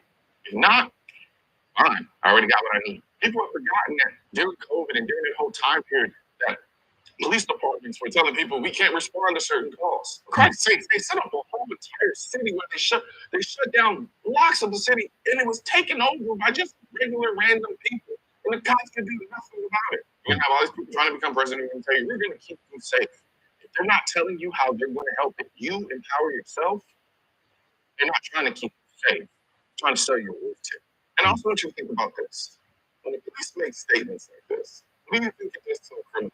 What do you think it signals to the criminals? You think it signals to the criminals we're just going to chill? We're going to tone down our criminal activity because the police aren't in a position to really handle us? No, it's going to embolden the criminals to be more violent. It's going to embolden the criminals to commit more crimes because it's basically signaling to them, hey, cops don't have what they need to deal with all of us. So this is our time to engage in more crime. But remember, especially those people in California, remember during COVID, things were getting weird, and everybody was running to the gun stores to try to get guns all of a sudden. These were the same people who were talking about, oh, we don't need firearms, oh, we just need gun control. And then as soon as you realize you were on your own, you would run into the gun store, start calling all your crazy gun nut fanatic friends, hey, can I borrow a gun? Only to realize you couldn't because of the laws that you voted for prior to that wouldn't let you buy firearms. All the people who rushed out to the gun stores to go try to buy firearms to protect themselves, they couldn't get a gun because there was a waiting period. And you're like, wait, I can't just come out and buy a gun because you voted for that. Crime happens on a daily basis. Home invasions happen on a daily basis. So why would you not position yourself to prepare for that, to be in a position to defend yourself from? Worried about safe storage? There's so many items out there that you can put the gun in to make sure that your gun is safe and put away from potential kids and so forth and so on. There's so much out there designed to make firearm ownership as easy and as safe as possible. Stop letting the mainstream media make it seem like that's not the case. It is abundantly easy to own a firearm safely. It can take you only 20 minutes, 20, 30 minutes of YouTube just to learn how to operate and fire a firearm safely. Guns aren't political. That's why I need your help getting. Okay, yeah, brother and Colin Nowhere, breaking down, man, it's better to have it when you need it than need it and not have it. That's just the bottom line when it comes to firearms. And as someone who's lost my right to carry a firearm in this state several times, it's always a good feeling and a blessing when you got it, and I got it back, and this time I'm keeping it. So if I pull it, somebody's getting dropped. That's the bottom line of that. So,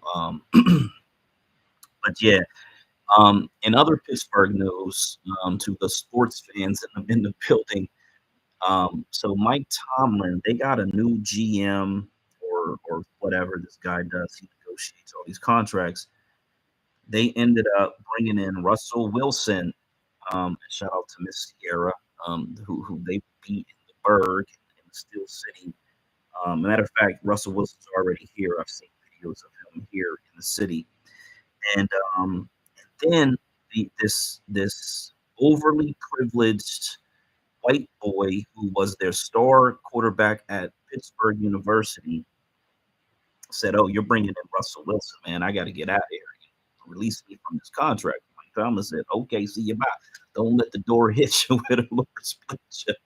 They shipped him off to, I believe, Philadelphia, where he's going to be a backup anyway. And then they brought in Justin Fields from the Chicago Bears. And man, I gotta say to Mike Tomlin, who's the that black coach who's been in the league. I think he's probably the longest tenured coach at this point, or at least one of them.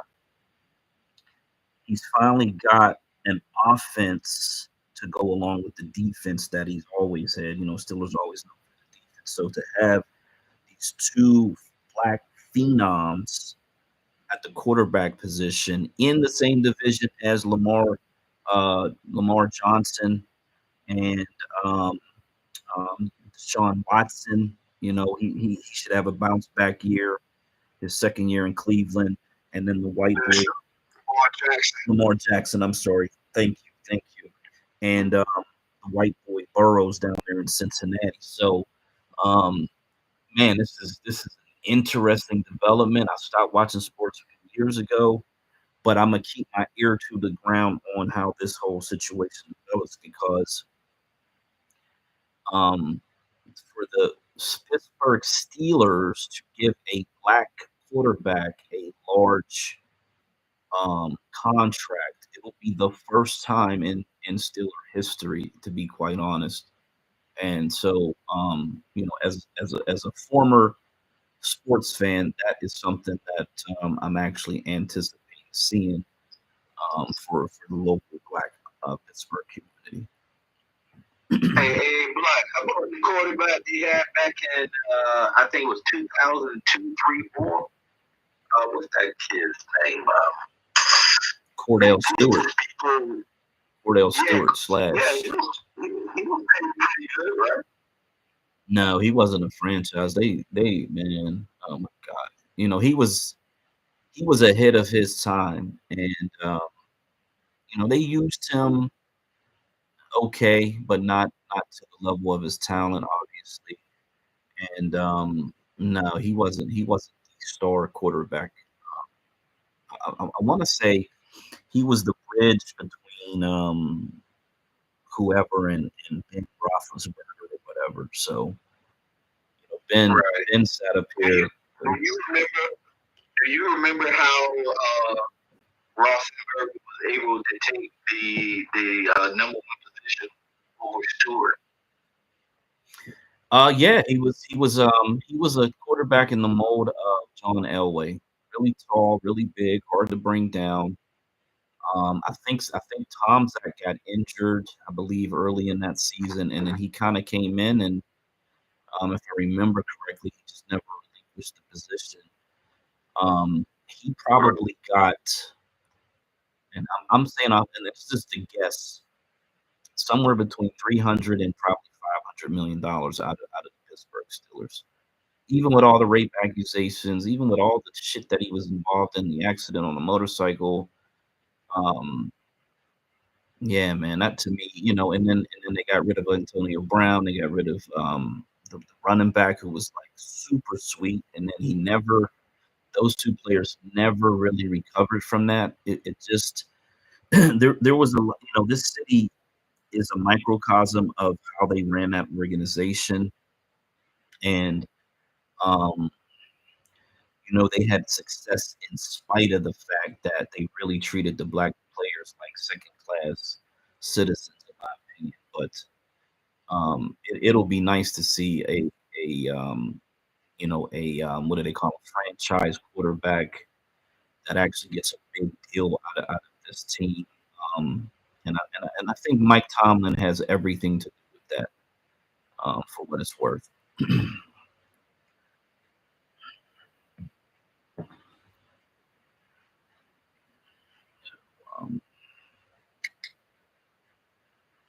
Okay, so I got this video. This will be the Gary convention videos. There's two of them. First one is a Tony Brown, and it's not his normal Tony Brown's journal, but they did like a special segment, I guess we'll call it, on the convention. And I'm not sure if this is before or after the convention, but they do have he interviews a couple of people, I believe, at least one person. I kind of skimmed through it, didn't get a chance to watch these, but you know, Tony Brown is just a phenom, a phenomenal Black American man.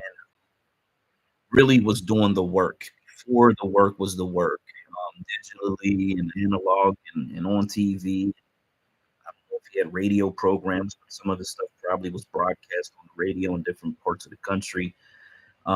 This person put down a lot of information that needs to be studied. I said that earlier, and I really believe that you know, his interviews really need to be archived and studied. So shout out to Tony Brown. I'm gonna send you, DJ, if you're still around. I'm gonna send you the longer actual convention. You know, Jesse Jackson's and you know, so maybe we'll play like 15 minutes of it and stop and talk about stuff like that.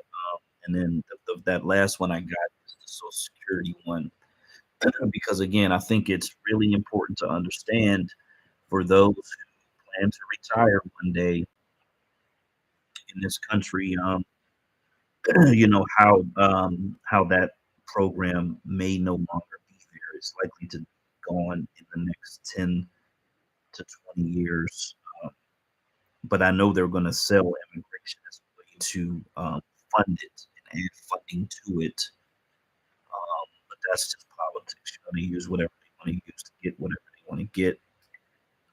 But we do need to kind of understand, you know, the mechanisms of how these people play politics, so we can get off the carousel of them playing politics with, you know, information that really is detrimental to our people. So, and in Black American Homeland, if you can send me a copy of your book, we can start, you know, trying to do chapters of it next Saturday if possible.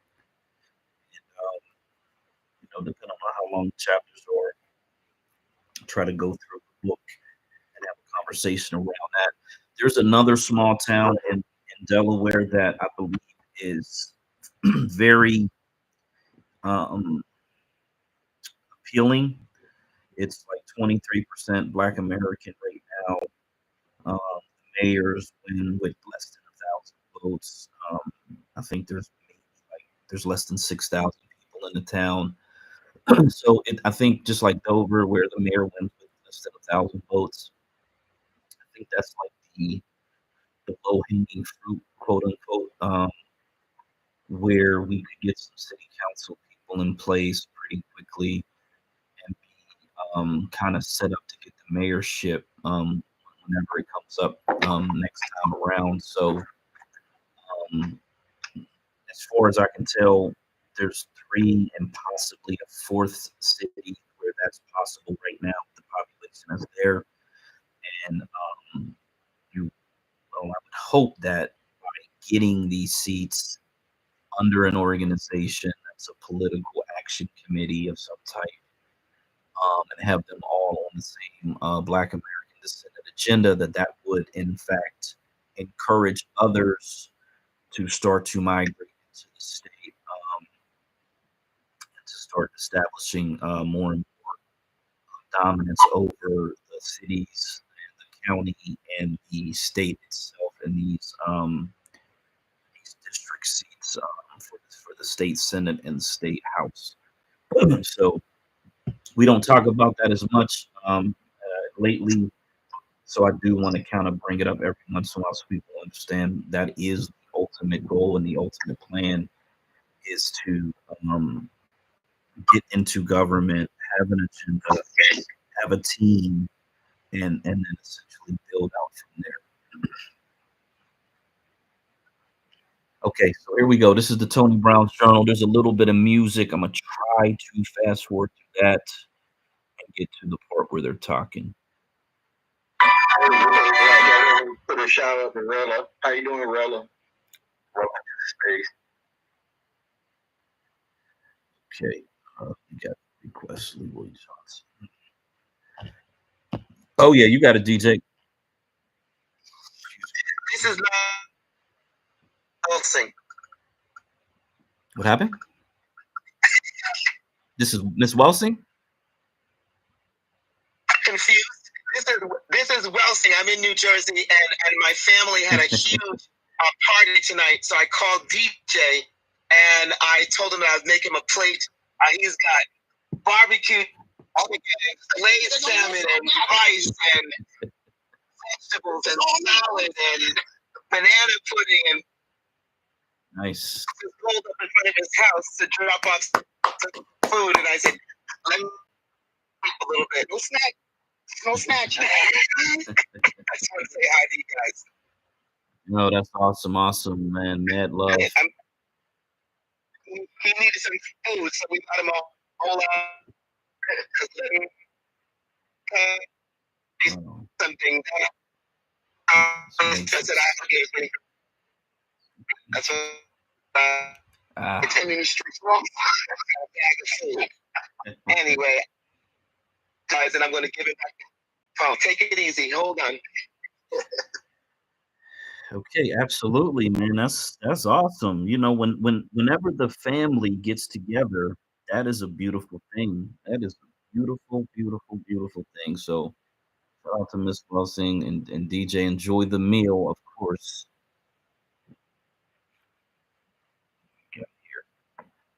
Okay, I'm gonna start the video up. There's music. I see that they got some faces, so I'm gonna try to read off the names as they go through it. Again, I don't know if he's interviewing all these people, but you know, it just is what it is.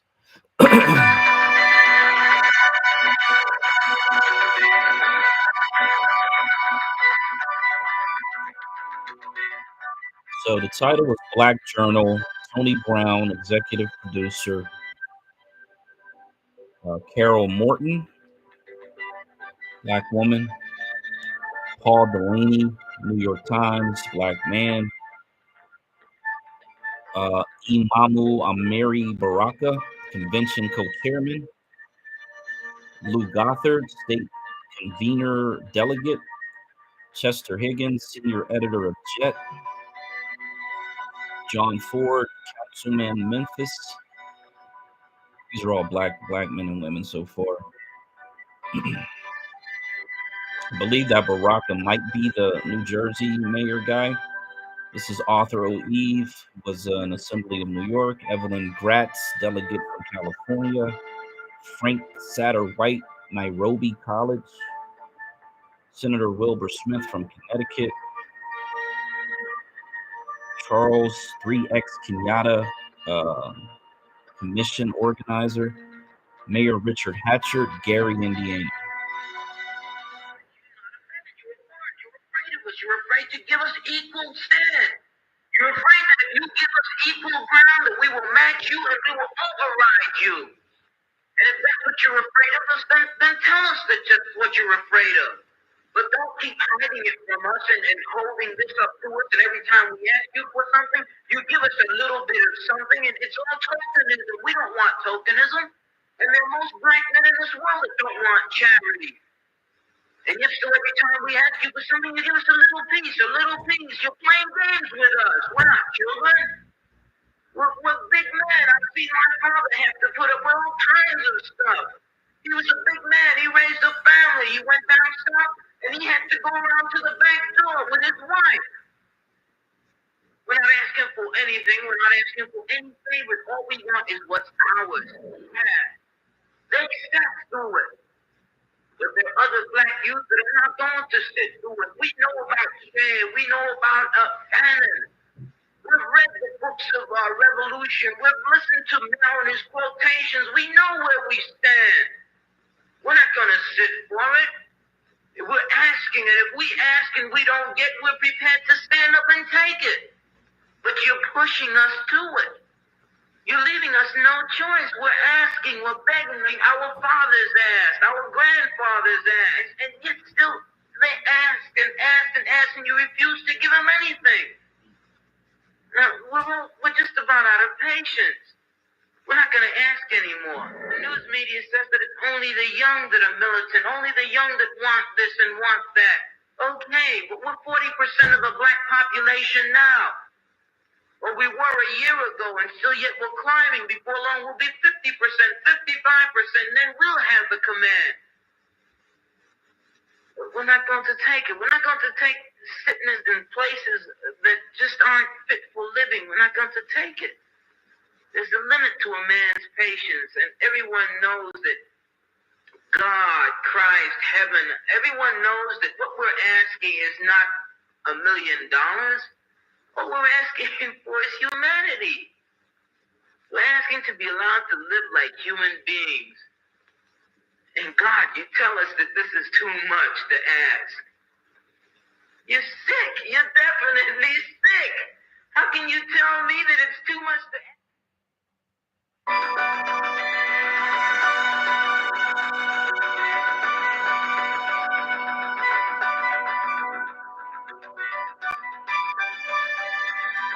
That the first National Black Political Convention was more than a group of blacks interested in politics convening to discuss this issue. It was perhaps a final warning to the American political system.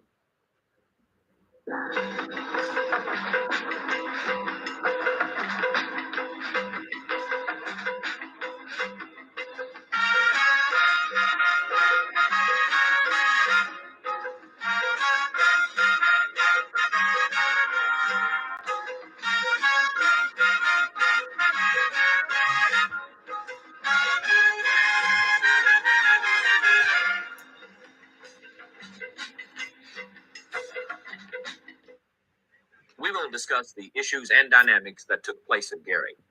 Was it really historic? Who are the new black leaders? Joining me in an analysis are Paul Delaney of the New York Times and Carol Morton of Black Journal. First, let's review a film version of what took place.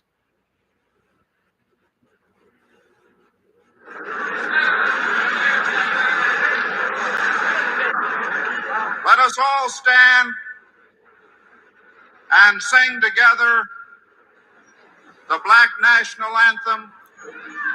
Lift every voice and sing.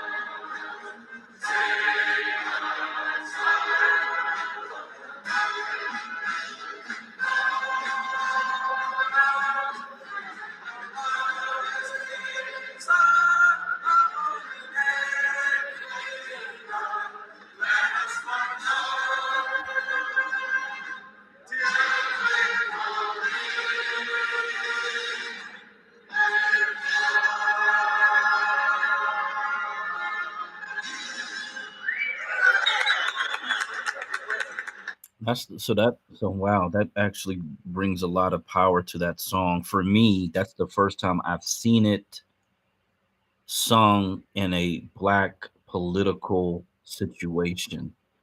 I believe I think the number is over 10,000 of our people that showed up from all around the country. It was centered in Gary, Indiana, which is just south of Chicago. And they had a black mayor at the time. So this black mayor was able to facilitate and host an event such as this. And I'm very confident that if we get the mayorship in a city in Delaware, we could do the same thing just in a new way, for what we talk about oftentimes on these spaces. And I kind of have reverence for this song knowing that it's attached to this particular event. And for me, it just gives it a little more power because just seeing it at the NFL, I was kind of like disconnected from that.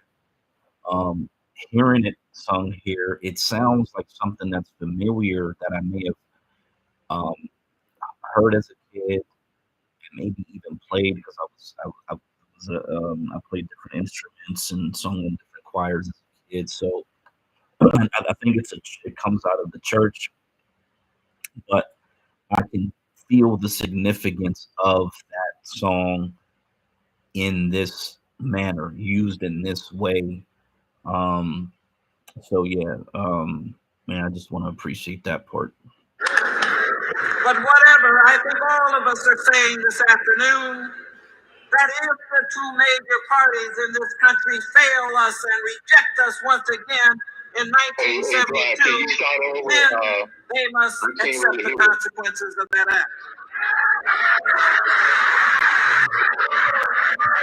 Say that again. Can everybody hear it? Okay. Okay. You couldn't hear it? You still can't hear it, or Well, it's almost, well, see, you're in the matrix. I'm in the matrix. Okay. All right. Let me go back to just when the song ends. Did you hear the lift every voice? You still sound. Okay. All right. Let me go out and come back in. All right. Oh man, these folks, man, this damn technology is just disgusting. This is what we fight through. Okay, I'm back now. Were you able to hear the lift every voice song? I couldn't. You couldn't. Well, see, no. See, I can't really hear. Well, actually, I was attending to my dog, but so I missed that part. But when you were starting the started speaking, I couldn't hear that part. So let's say the last 30 seconds. Okay, I'm gonna just go back to the beginning of the song because the song's only maybe they do it for like a minute and then it'll go into them talking. So and I'll just let it play through.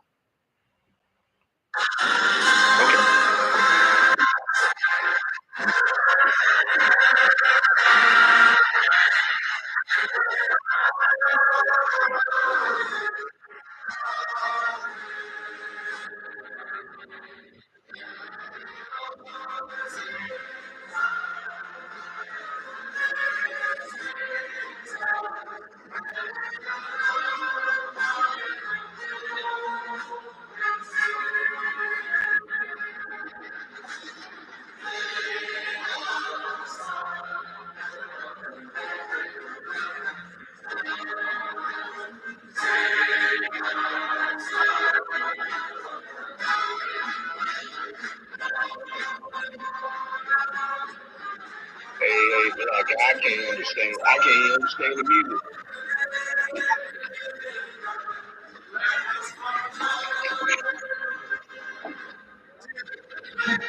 Is it language issue? You said you still can't hear it? Is it? I wonder if it's your phone. I need to bring you down and bring you back. I can't understand it. I couldn't understand the words, the tone of the music, or anything.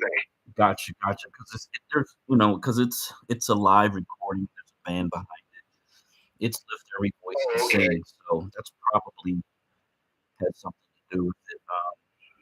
But once he starts talking, you can skip that part and just go to the speaking. Yeah, it's gonna play out for probably another 10 or 15 seconds. Okay, all right.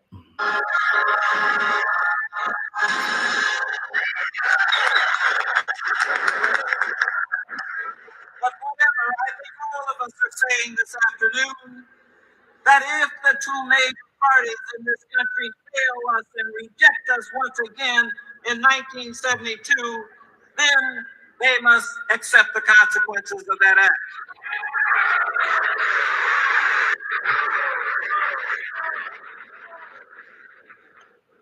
Now, Black people have broken out of the two-party mold before. I might point out that this time the rupture might well be permanent.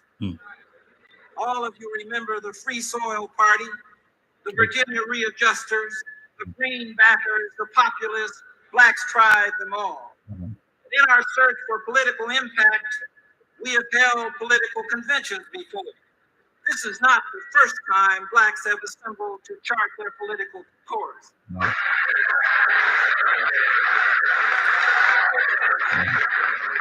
And I just don't think the type of unity that Black people came here seeking for, and you can see it in the minds and the eyes of the young people for the first time in their lives. And when you start talking about a political convention, you are talking about freedom.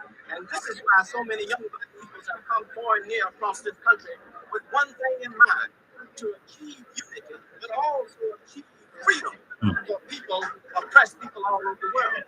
And when you start dealing with that, you are dealing in a very dangerous area. And if you don't know what freedom is, then it is all of the politicians to get back in the line and keep their big mouth shut.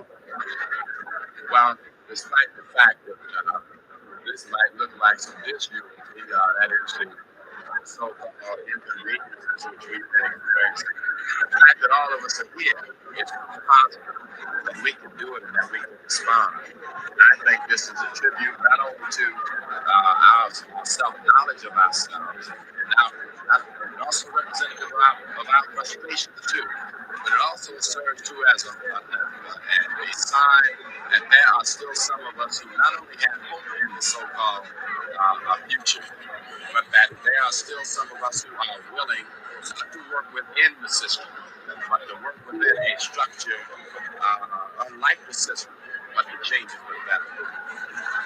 I'm quite sensitive to some of the basic managerial and organizational problems that the conveners would have. And after we got beyond the real problem of credentialing and certifying credentials from the different delegations, I think it went relatively smoothly. In fact, I spent an entire day almost looking quite specifically at the different resolutions that have come forth from the state delegations. And so I think we did a very creditable job. I'm quite pleased with what we were able to accomplish over the last couple of days.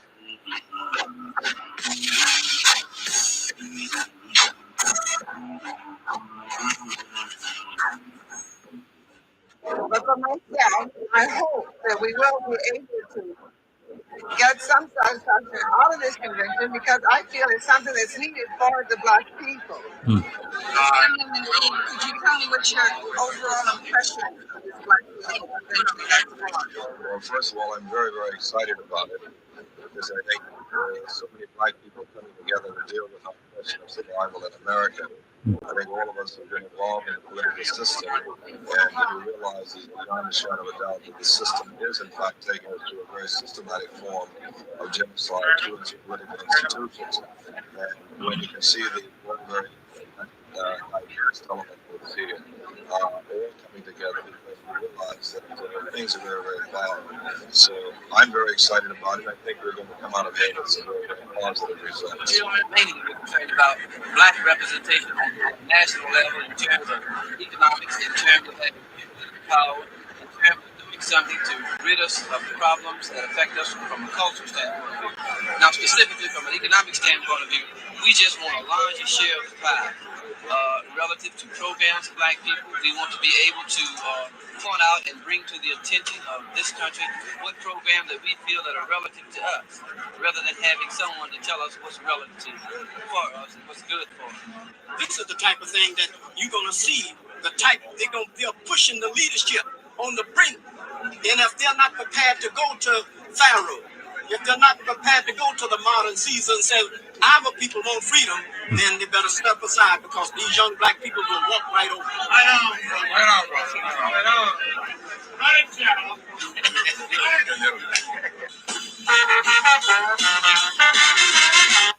Okay, I'm gonna stop it there, because the mayor, who was the first person to speak, talked about that this wasn't the first convention. He mentioned Free Soilers and a few other political parties that I've never come across. So, that's something where you got to go get that little clip, do Google searches, try to figure out who all these people were. to see what they were doing previous to 1972. So that to me was a real big nugget of information right there, because we keep trying to find all these black political parties and figure out, what happened to them, and possibly why they didn't have the effect that I know we can have if we're in a concentrated population. I think that's the biggest problem. I think that will forever be the biggest problem with trying to establish a black political party, is not being concentrated enough to have the majority vote. That's super important. And then someone else said something else. I wanted to kind of key in on, but I can't remember right now. I'll play it, and then if I remember, I'll stop it again.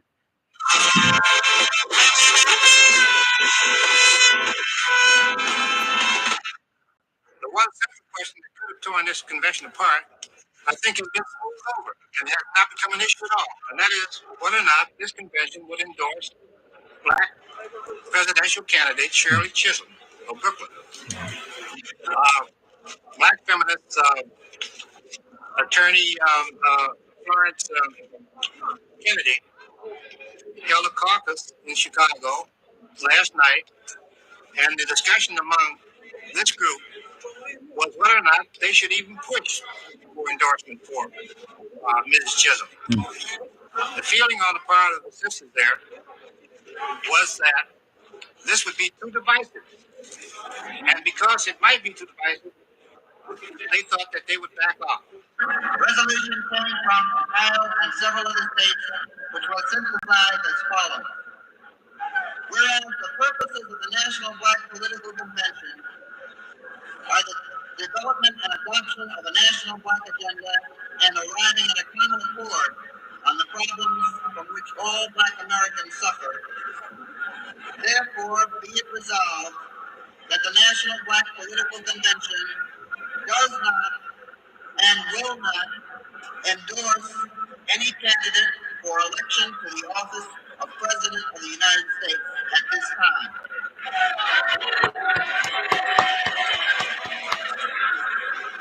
I'd like to move that resolution. Okay, so let me stop. So I remember the guy said genocide, which is something that you hear in these conversations that we have here. This guy just mentioned a black agenda, which you hear that a lot.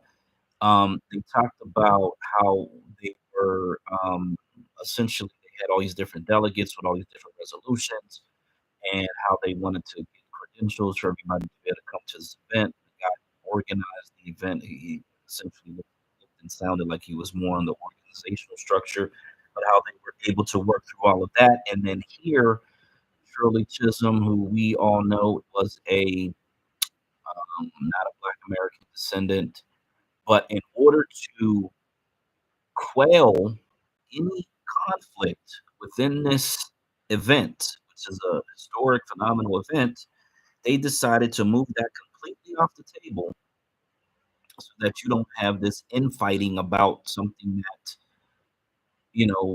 to be quite honest, if you're just going to be realistic, she had no freaking chance of winning the U.S. presidency.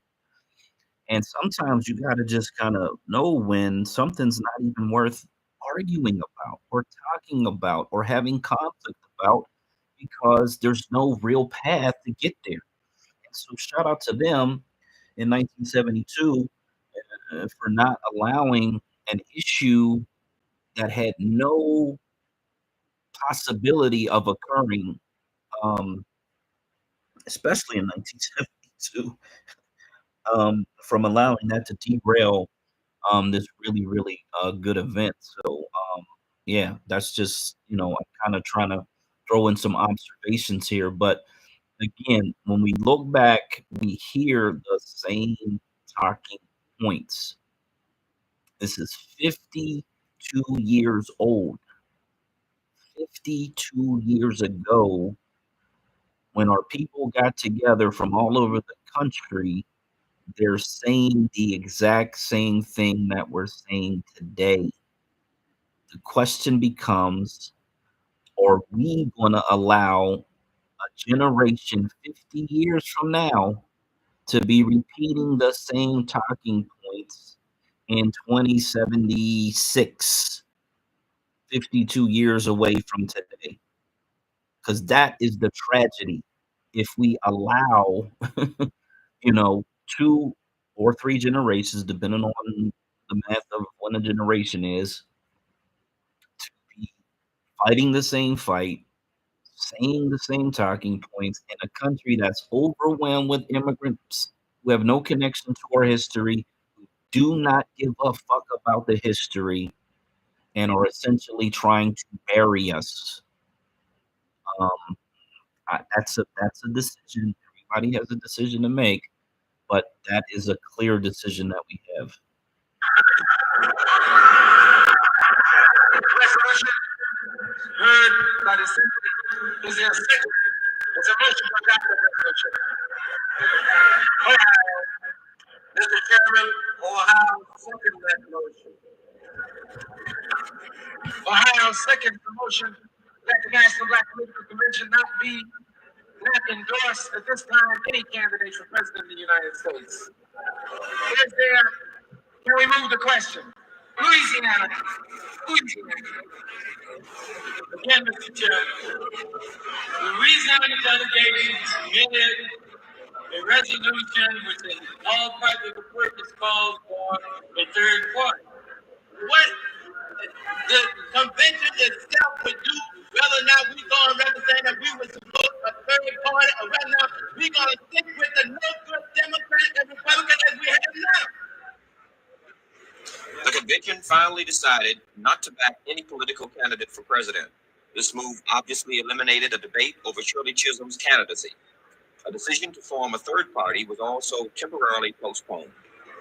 The question that constantly arises concerning the National Black Convention meeting here in Gary, Indiana, is, will it be meaningful?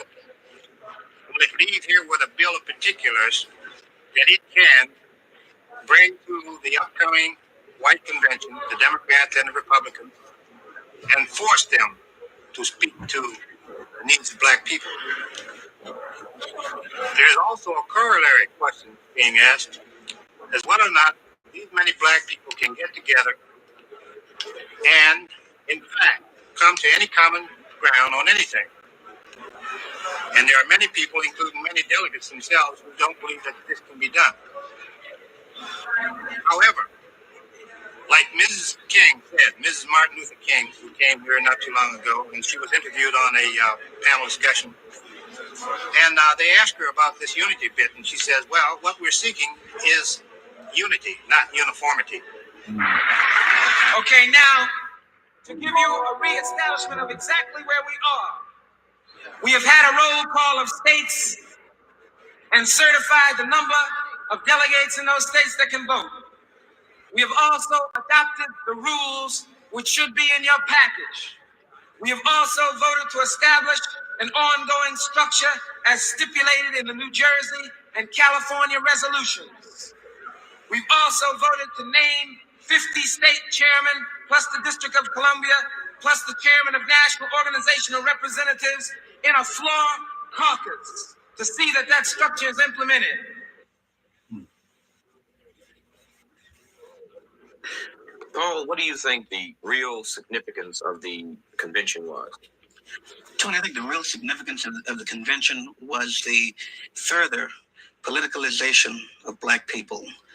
I think the people attending this convention will take this unity theme back to their communities and do the homework and the groundwork that they failed to do in the past, like getting out to political organizations within their communities. And I think you're going to see in this year, beginning this year, much more political awareness on a local level as a result of this convention. Well, there obviously will be more political awareness among blacks. As a matter of fact, there is now. I wonder, though, if that's going to be translated. There's one thing talking politics, and there's another thing when you have to ring doorbells, register voters, take people to the polls, and these kinds of things. In either of your view, do you see that, as a potential? This is the problem. I think this is the problem that the leaders are going to have to deal with. That, as you recall, we've had a lot of failures because of the inadequate campaigns, inadequate campaigning, failure to do groundwork. For example, I think the reason Andy Young isn't in Congress today is because of that. If the Andy Young campaign could have gotten out more black voters, he would be in Congress today. This is what the black leadership is going to have to realize and come up with devices, methods to assure at least a healthy black turnout. Carol, what did you observe as a general convention tone or theme? Well, I think one of the most discernible results was that so many black people, over 8,000, could get together and work under some guise of operational unity, work towards meeting black people's political needs. I think that was one of the foremost results of the convention. I think also when you mentioned operational unity, we really have now to seriously, black and white people, address ourselves to Imamu Emidi Baraka, who is the author pretty much now of operational unity. And I would say that at this point is showing operational unity. What do you think of that, Paul? I think somebody commented to Baraka, as a matter of fact, that he seems to be much more of a politician than a poet. And I think that was very true during this convention. Somebody else has commented that only Baraka could have held that convention together. Many people said as it was held together. Do you see this as his acceptance generally, his emergence as a real force to be reckoned with in Black America? Yes, I think so. I think what Baraka has done is merely put on a national level what he had done in Newark, which resulted in the election of Kenneth Gibson as mayor. I think he sees this as an opportunity now to do the same thing on a national level, and with the result, more black politicians, a black politics, as a matter of fact. Well, then is politics, in either of your estimation, the new thrust for black nationalism? Is this the ground in which they're going to work out this fervor and energy? I've always thought that blacks would have to move politically, decisively politically, more so than economically. I think there's some forces in the black community that think we can move economically, that we should put economics as our main priority. But I think we're in a much better position to go politically and then accrue some economic power. Of course, there are many people who say that all institutions are basically political, and that any economic development has to follow political decisions. Definitely. Right. Tony, I think we ought to remember what Imamu Baraka said first, and later Mrs. Coretta Scott King said, and that was that at the convention, the delegates should try to work for unity without uniformity. I think that's a very important thing to remember. I think that was very, very much brought out. I was very much emotionally moved when Mrs. King was introduced. The way I observed it was that I think a lot of delegates there who would be identified as nationalists, who would be identified as enemies of integration, and Mrs. King has to be a symbol of integration, being that her husband was an author. In this standing ovation, this very emotional thing, these nationalists, so to speak, were saying to her that we love you. I think this is a credit again to Baraka, and who I don't think he's compromised himself at all as a nationalist in getting nationalists to at least change tactics. In a position paper, he stated that we've got to be realistic and deal with this real thing as it is and move from there. And I think he will. His idea is to guide, to work with a system with what's there now, but never losing touch with his nationalism. Well, what's there now, in many people's opinions, is very much an asset to black people. The fact that black people are over 50% of the population in many, many cities, many towns, really lends to, for the first time perhaps, the hope of the political process to change the condition of black people. I think Baraka sees that very clearly. Definitely, and I think this convention can put sort of a fire and give a thrust to the movement of blacks within the inner city to become politicians and to become mayors and to run the city. Absolutely. The one thing. Okay, shout out to Baraka, Newark, DJ in the building. The father, I guess not the son, who was this black nationalist Nation Within a Nation, I believe, is one of the books that he wrote. So he was an architect, an organizer. They're giving him a lot of praise in this situation. But you can see 52 years ago, they thought we get into the system, we become mayors, and we'll control the city. And what we can take from that after the 50-year experiment of that is that city power is not enough. County power is not enough. Jackson, Mississippi, black man who's the son of another black nationalist mayors the city. Hinds County is a majority black county. Most of their council people are black Americans. It's not enough. Got to get the state. Have to control the state. So this was something that may have been understood, but not necessarily promoted. And because when we watch the longer one, which is the actual speeches, because the Democrat Party essentially weaponized black establishment, black reverends, black organizations, these black Po-Lie-ticians. They established a buffer class of black establishment figureheads to essentially push us into more integration, to sort of put this to the side into the fringes. And it's been essentially the paradigm that we've been stuck in really since the mid 70s. So this is actually a really good, because this is kind of like civil rights movement is kind of closing, the black nationalist movement had kind of taken over, and this was the coming together of all of that. But in this time in the 70s, there was a lot of like domestic conflict going on still. And so I think I can't discredit anything that they were doing or anything like that, because this was like the first time this was really happening since Reconstruction. So this was actually insanely phenomenal. It'd be like going from I guess Reconstruction would be like the first Windows, and then all these years later, 100 years later, roughly, you're hitting like Windows 5 or something.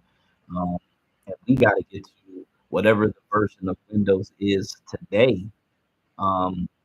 Windows 12, Windows 13, whatever they're calling it today, in order for us to actually get the power that we really, really need to go into the future with.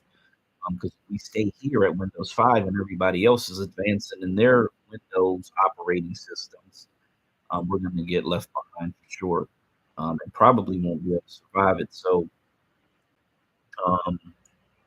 shout out to the brother Baraka for putting this together, for being the glue, for being the statesman, and organizing. And it sounds like he helped some mayor get elected before he became mayor, which is really awesome as well. You got it, DJ.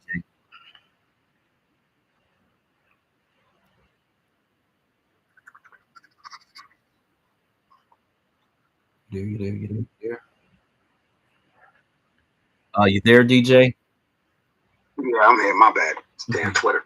So, yeah. So that video right there, talking about Baraka Senior. Yeah, he did his thing, but damn, the apple fell in the ocean. Oh, the seed. What the hell happened to your kids? Because they selling the city out up here in the bricks. As far as I'm concerned, you know what I'm saying? So at the end of the day, a lot of folks going on.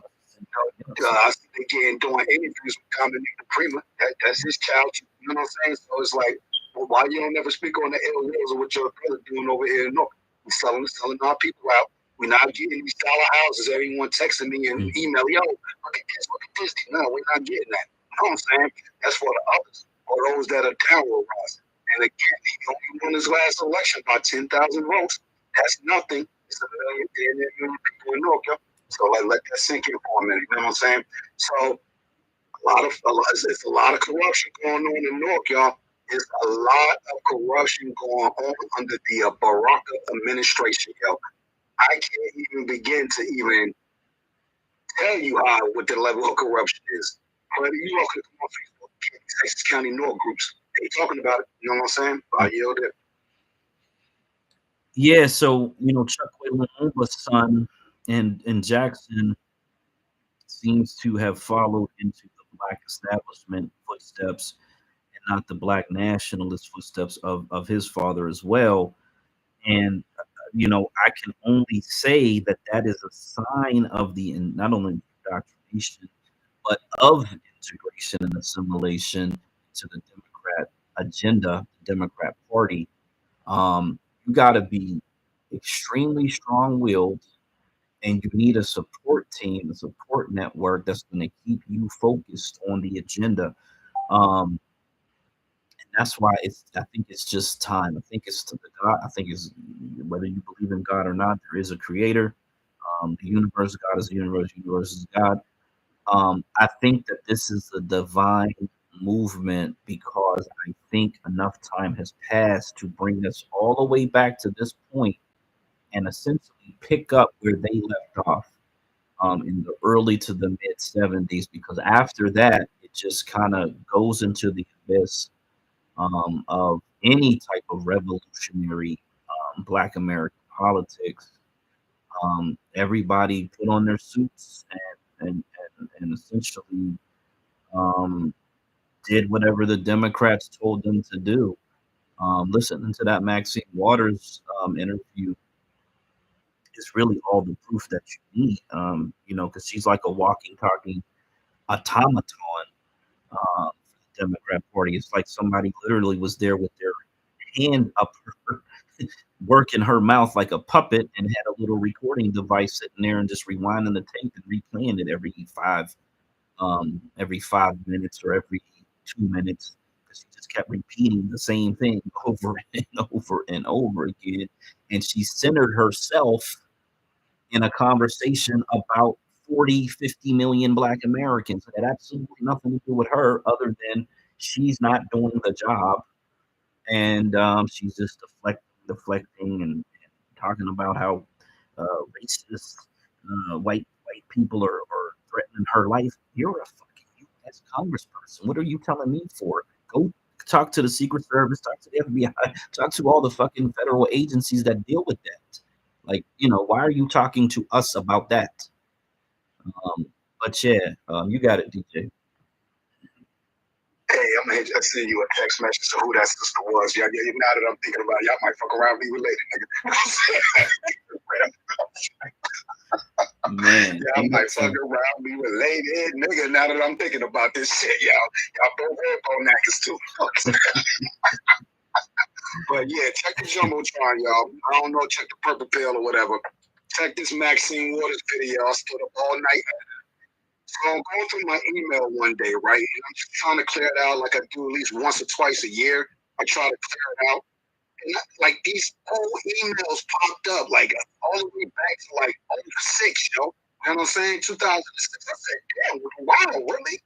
I don't throw shit out. I was saying, you know how I do? I hoard shit and archive everything that's either digital or got to do something physical. I got 1 billion DVDs in here. Trust me, you know what I mean?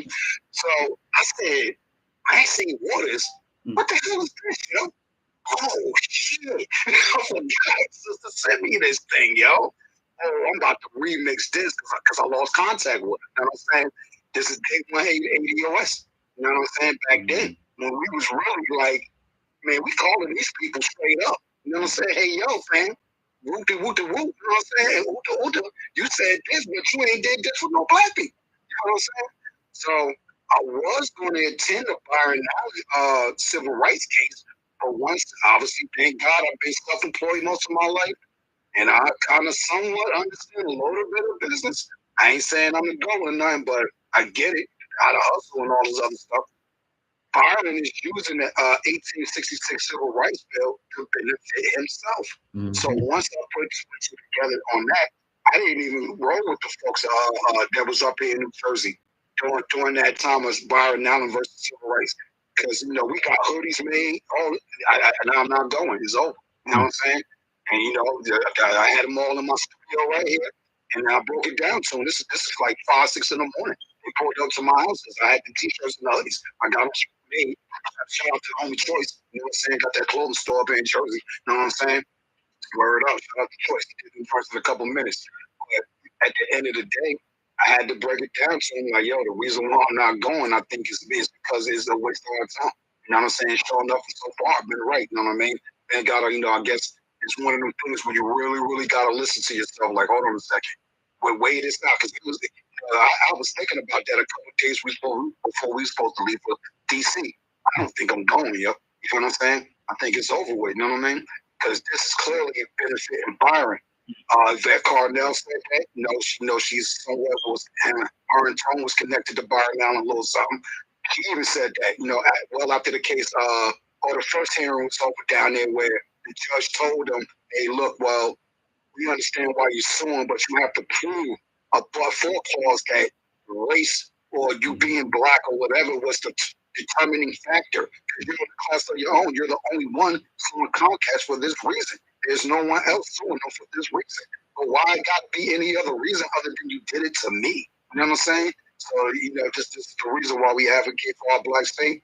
You got a lawyer coming out of law school, better put a bubble around. Shout out to all law.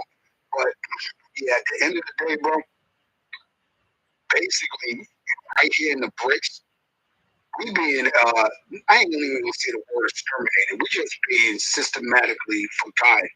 That's the word I think I need to say, or words I need to say. We're being systematically forgotten. Because when you look at what's going on, and I don't lost other political friends over this right here locally. You know what I'm saying?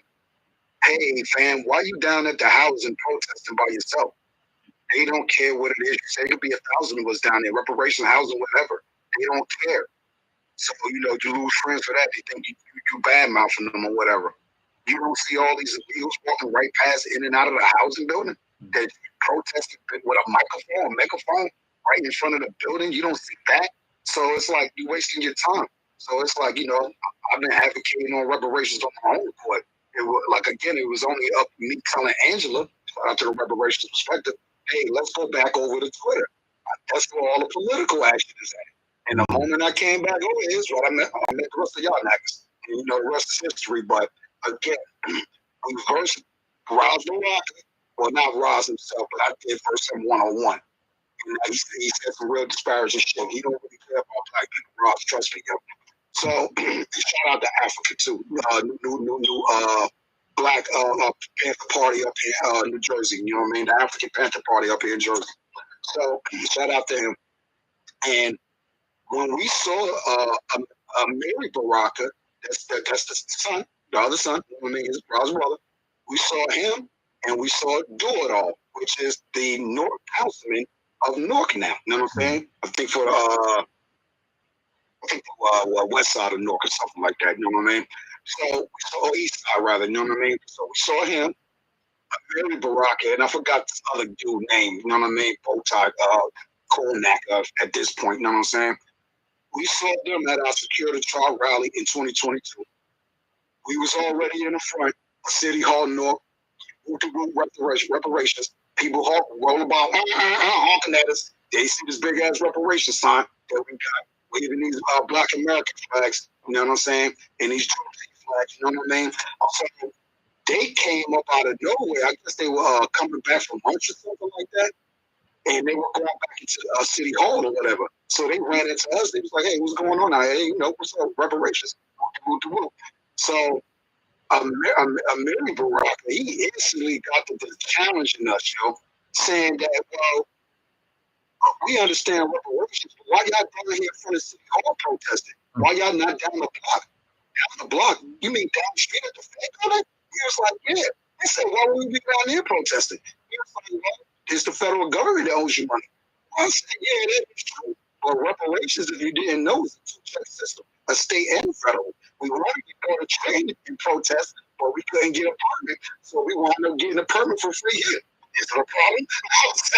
So he was like, explain that. Well, I said, it's the United States of America, which each country is each state is its own country, and led by the federal government. allowed these states to have slavery. So therefore, they're on the hook individually. You see what I'm saying? And the federal government is on the hook. So we right here from the city hall protesting.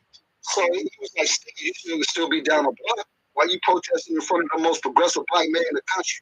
Man, we all looked at him like, nigga, if you don't get the fuck out of here, you're progressive black man in the country. If you don't get the hell out of here, bro, why he ain't out here? If he's so progressive, why he not in stopping with us? If he's so progressive. And I told him what his brother said. I told him, yo, last year, earlier this summer, not the same year, early in the summer, I saw your brother, Mary, and I told him reparations is lineage based for Negroes. He rolled his eyes, sucked his teeth, and turned his back on me and walked off, yo.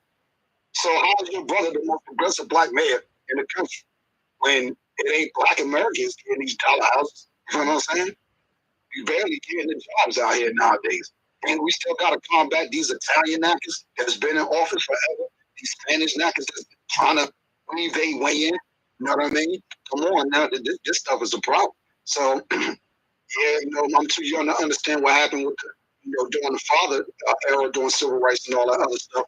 But your son, that apple fell into a ditch, though. I mean, the cesspool of hell, the shadow realm. You know what I mean?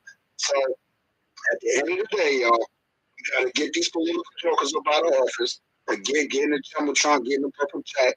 Look at this Maxine Waters video I remixed. You know what I'm saying? Shout out to my tech skills. You know what I'm saying? And at the end of the day, share that shit. Because remember, Maxine Waters just recently was laughing at some black American women when they were asking her what's going on with the housing vouchers. She told them to go home. Well, we would go home, ma'am, if we had some homes to go to. We thinking you're here to help us get the vouchers. And you never heard nothing else of that shit, yo. So, with that being said, I'm just going to land. Anybody want to talk, whatever, we'll pick up the next subject. Let's go. Brick City in the building now. Yeah. Let me say this one last thing, because this is funny right here. This is funny. So, when Rod's little brother, watermelon head, you know what I'm saying? That's what I call him. You know what I'm saying? Was challenging us during our security trial rally. He said, well, I'm in for reparations as long as all Africans get it. And you don't need reparations, he was saying, because if you just happen to look across the street, it's a black sister that owns that building across the street. And look, you know how you looking at somebody? I just happen to look my head right there and look across the street. I say, Cornbread, the restaurant, an African sister own that, yo. That's not black American, no. She also own the IHOP next door too. And the sister cool. She look out for the neighborhood. But why is it that if we're talking about cornbread and soul food, which is a black American staple, why you got others cooking the food? Why you ain't got some black Americans up there cooking it? So to further prove the point, go on cornbread reviews and North and Maplewood. Go on cornbread reviews and look at the reviews on the food. That's all I'm gonna say. I just leave it there. You know what I'm saying? And look, when I said that Watermelon Jr. Rocker, I was saying he had shit to say. He had shit to say. All right. Hey, Black, I have DJ, I got an important call. Just give me about 10 minutes, guys. I'll be right back. I'm going to go ahead and I'm going to leave you space. Yeah, definitely. Co-host. Okay, I'm going to finish this. We got about 10 more minutes on this video here. Again, this is, as it turns out, this is after the convention and the interviews with people on the convention floor, and then he's got two guests in the studio. A black woman and this black man. I think he's from Jet Magazine. She's like some type of organizer. But again, 52 years ago, a lot of the same talking points. A lot of really good ambition coming together for unity, not for uniformity. Quoting Coretta Scott King, I think that's a very powerful quote because that is essentially what you need. It's not for everybody to do the same exact thing, but to come together in order to advance Black American descendants and everybody doing their own. Hey, you went into the matrix, bro, real quick. Okay, cool. Bounce in, bounce out. Maybe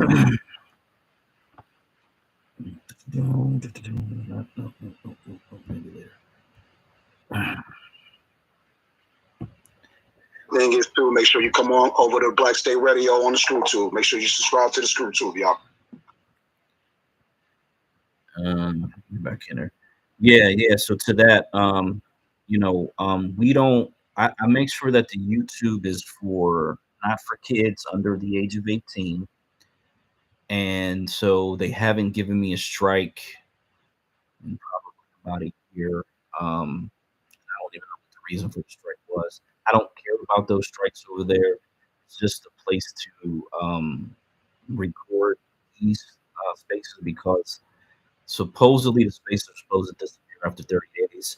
Some of them do stick around for whatever reason, but it's just a place to document these conversations as much as possible. And they are being embedded on the funded social platform, so you can watch them there. We do put them in so you can watch them live there or on YouTube. There was a video where you could actually make your YouTube channel private so that YouTube won't ever flag it at all whatsoever, and you can embed that code over onto funded socially, and people can only see it there. So that's another possibility for those who may want to do things that are a little more adult, quote unquote, that you could have all your YouTube videos private so no one can actually watch them here, but then you could have them over on funded socially. So that's just something to keep in mind for those who are creators and who may be thinking that their content is a little too over the top. The brother Trey Rags, which I check in with him every once in a while, is just a super hilarious character with these very short skits, and over well over 1 million followers. Who knows how many views this cat is? But he kind of leans in a little bit on some material that's little adult, and he's monetized. I guarantee you he's monetized because he's making so much. So many views, so many likes, so many comments, and for whatever reason, YouTube looks the other way when it comes to that type of content. But when it comes to Black American political content, that's when they try to demonetize people and do a whole bunch of weird shit. So it is what it is. We know what the game is at this point. So I'm gonna finish this one. That I'd like to point out was I was personally rather dismayed and upset by the reporting generally in white papers and television of what was going on there. I think it was highly distorted. I don't believe that a person could accurately, by reading the papers that I was reading, which were mostly the Chicago area papers, could have gotten a real, true perspective of what was going on. I can cite specifically Angela Parker. What papers does she write for? The Chicago Tribune. Chicago Tribune. Her leads were consistently negative. The emphasis in her stories, and she is Black. So we can't always say that white writers distort or don't understand what's going on. Her articles consistently spoke to divisiveness. One head she had said that Hatcher and Jesse Jackson were in a feud. That really wasn't true. Hatcher said that he would give the traditional parties one more chance. He didn't say that he wouldn't form a third party. Jesse Jackson said he would like to form a third party now, but he didn't say he wouldn't give the traditional parties another chance. So they weren't really arguing. They were just saying the same thing in a different way. But the theme, more important than what Hatcher said or Jesse Jackson said, was the fact that some 8,000 Black people came together from every place, stayed in the same auditorium for 2 or 3 days, and at the end of it, gave Imam Barack a standing ovation. And at the end of it, it only had what I would call a mini defection by 2/3 of the Michigan delegation. I agree with you, Tony. That I think the coverage of the convention was atrocious, as a matter of fact. And I think the white press was looked upon this as possibly another demonstration. And at a demonstration, you send your reporters out and to look for the disruption. And there's the story. I think they missed the point of 8,000 black people being in Gary, and they missed the significance of this. And certainly, so far, very few papers have dealt with the future of this. And I don't think they know how. A lot of them just don't know how, frankly. But their coverage was, I think, very unfortunate.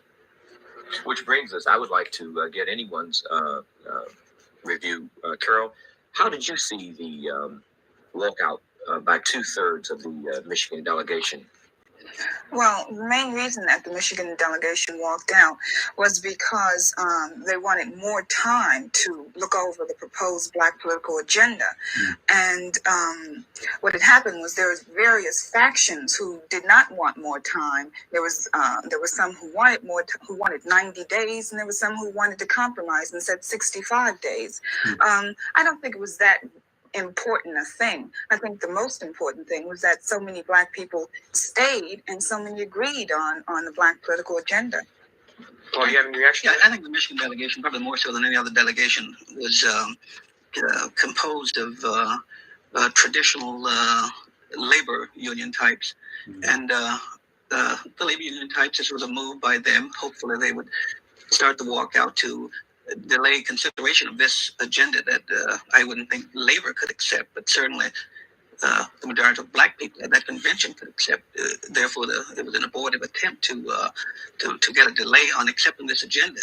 And I think it was more by some labor types within the Michigan delegation. I have a copy of a press release issued by the Michigan delegation, which allegedly was released before they came back in after the recess, which would suggest that they had planned to walk out anyway. Now, the last paragraph I would like to read of the walkout of the Michigan delegation says,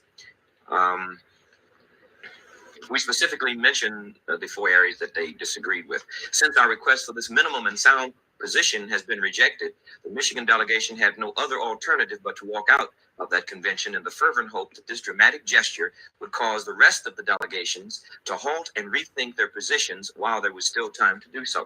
Now, if that was a call for other delegations to walk out, it clearly didn't work, because after they walked out, there was the unanimous chant of nation time. And I would like to say that I believe 5 years ago, if a move to walk out like that had taken place, the rest would have walked out with them. But everyone closed ranks. As a matter of fact, I think we have to really emphasize that all of the Michigan delegation did not walk out.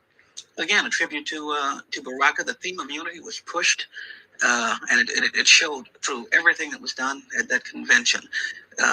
People, there were other factions that would have wanted to walk out, but behind the scenes, Baraka pushed the unity theme, pushed it, and it worked. What do you think that convention did to the candidacy of Shirley Chisholm, her decision to campaign in Florida and not to attend the Black convention? I think if Mrs. Chisholm had shown up in Gary, it could have had a profound effect on the delegates. As it were, she did not show, and the convention voted not to endorse a candidate. If she had shown, I think the leadership would have been in sort of a bind, because the convention the delegates would have, I think, overwhelmingly pressed for an endorsement. And I think by staying away, and of course the poor showing in Florida, I think it puts there's a question of credibility now in the Black community, I think, with this Chisholm. Well, speaking of her showing in Florida, do you know what the percentages of her, what percentage of the Black vote she got as opposed to the other candidates? She got around 12 to 13%. And of course, Hubert Humphrey, the last figures I heard, had about 40%, which was, of course, 3 times more Black votes. This is the Black community, more Black votes than Mrs. Chisholm, and obviously shows that the Black community in Florida, at least, certainly turned its back on Mrs. Chisholm overwhelmingly. Do you think that there would have been a different reaction from the Blacks in Florida if she had been acknowledged as the Black presidential candidate by that convention? I think so. I think it would have been. I think it would have.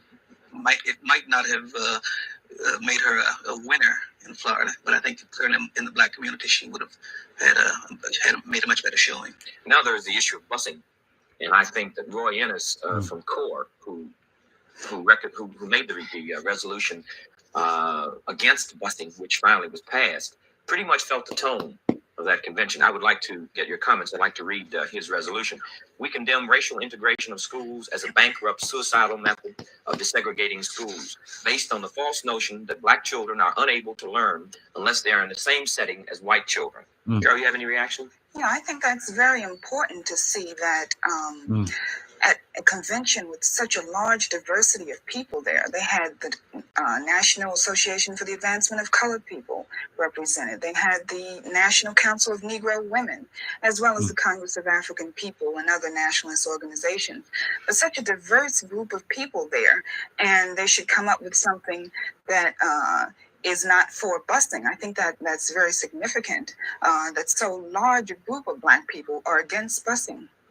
That also means that very possibly, the results in Florida, for an example, the number of whites who were against busing, I think, was 76%, and the number of whites who were for quality education, which is the new code word for separate but equal, which is really what the Black nationalists are saying, that do not put the money anymore into white schools and let us hassle over going to your schools. Let us put the money equally into our schools and build up our schools and make them firm.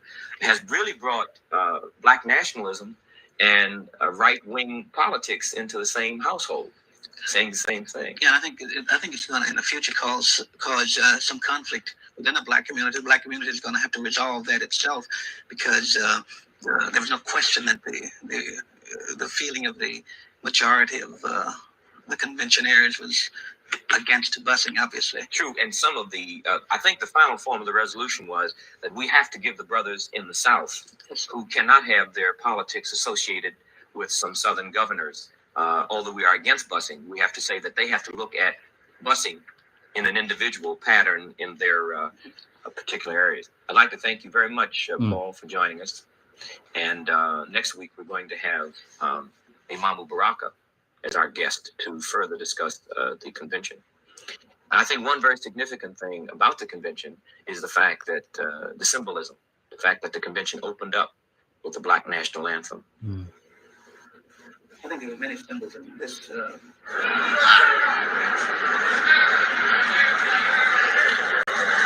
Okay, looks like they're gonna play that national anthem again.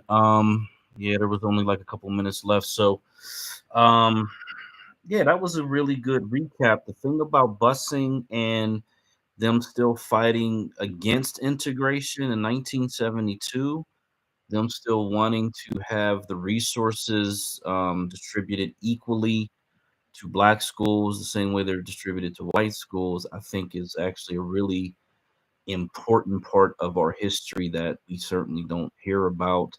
Again, this happened 2 years before I was born, so I kind of, being a gifted student, spent a lot of time in white schools pretty quickly coming, well, not even coming out of elementary school, because we moved around a little bit, and I lived in Black neighborhoods for most of it. But I remember by the time I was in the 5th grade, I was in a school that was like 99% white, being bussed out there. Middle school was a little more 50-50, maybe 60-40 white to Black. And then when I went to the high school, that was predominantly white high school again, but it was slowly but surely becoming more and more Black as my time there. I think today it's probably a majority Black school, but these shifting demographics in a small city like Pittsburgh's a fairly small city. The county is much bigger, but the city is, I guess they would call it a mid-sized city. And we've had all these demographic shifts just with Black and white. And I'm sure some of that white is immigrant population. So there were the little East Indian folks who were in the classrooms, just a couple of Asians, enough that, no more than a dozen, to be quite honest, that I can remember. And they kind of stuck with the white folks, of course. But again, the city has been shifting because they got robotics here. They got these really good medical schools here. Carnegie Mellon University, Pitt University, and some others that are some world renowned education centers here. So, knowing that they were fighting against school integration to me is actually something that I really do appreciate, even though we know it didn't necessarily go the way that they wanted it to go.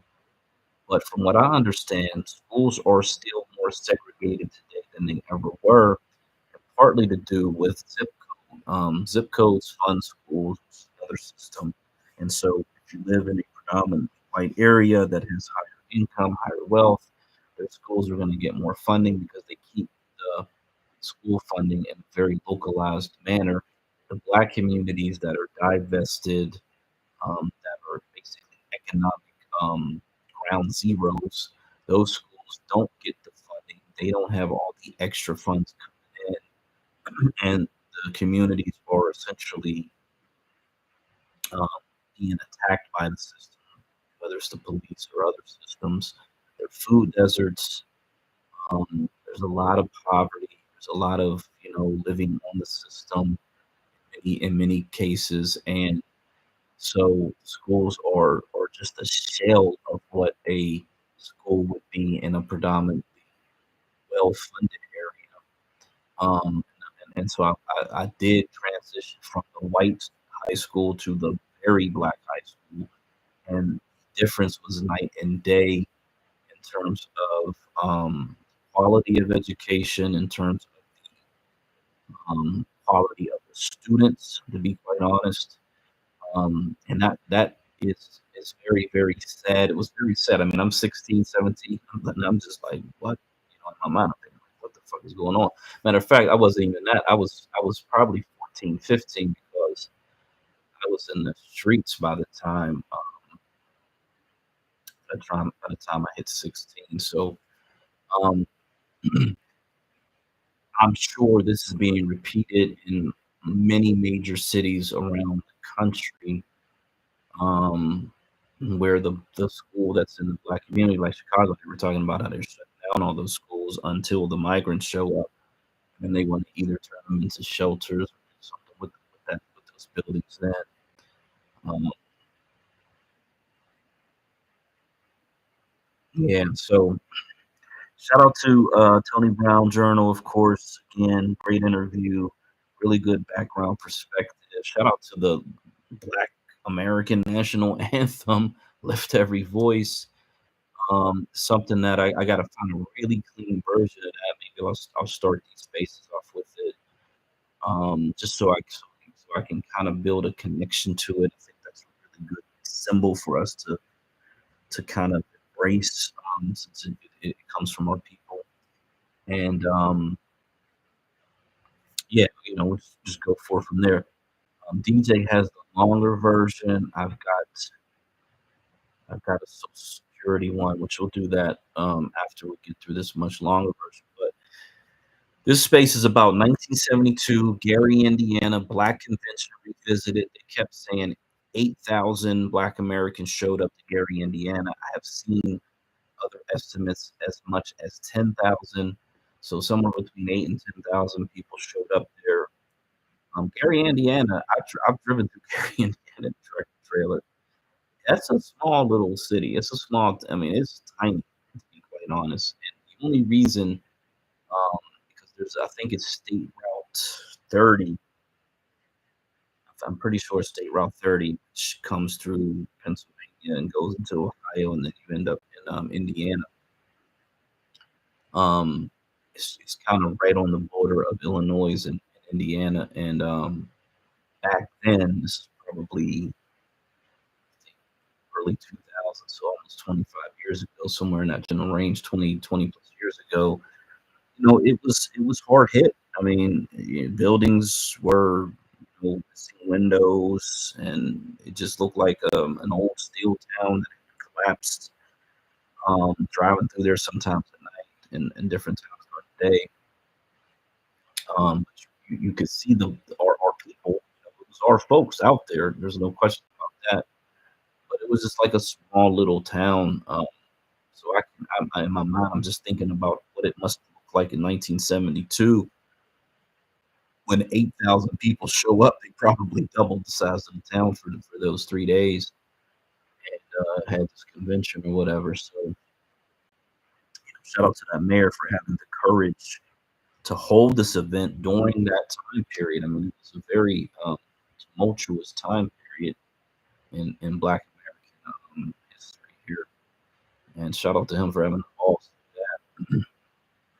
But yeah, so if anybody would like to come up and speak about this convention, anything you've heard, feel free to do so. But because this other one is about an hour long, we can probably take it in like 15-minute chunks.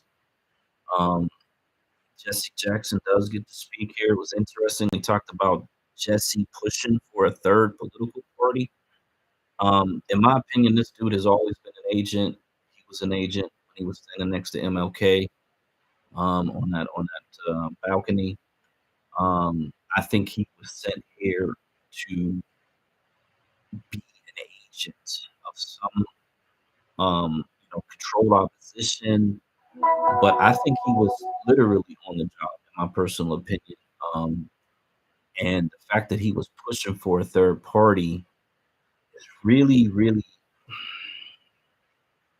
kind of sketchy to me, to be quite honest.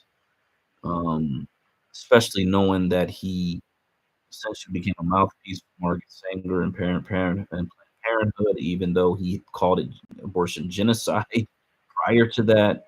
The fact that he became a mouthpiece for the Democrat Party, and all these other anti-Black American progressive agendas.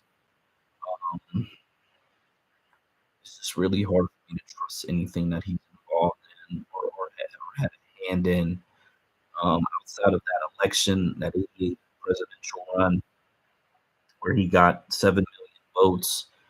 I think that's the only thing that I could give him credit for in a positive light. But then what did he do? He turned around, bent over, and gave all that power away to Michael Dukakis, who looks like a fucking Muppet baby. Just utterly insane. So,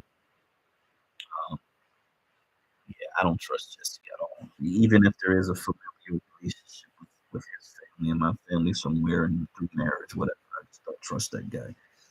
Some of our people, unfortunately, are going to be people that are not to be trusted, and we got to have discernment to figure that out as quickly as we can, so that they don't do generational damage, which I believe he is at the center of the generational damage that has occurred over the last 50 years.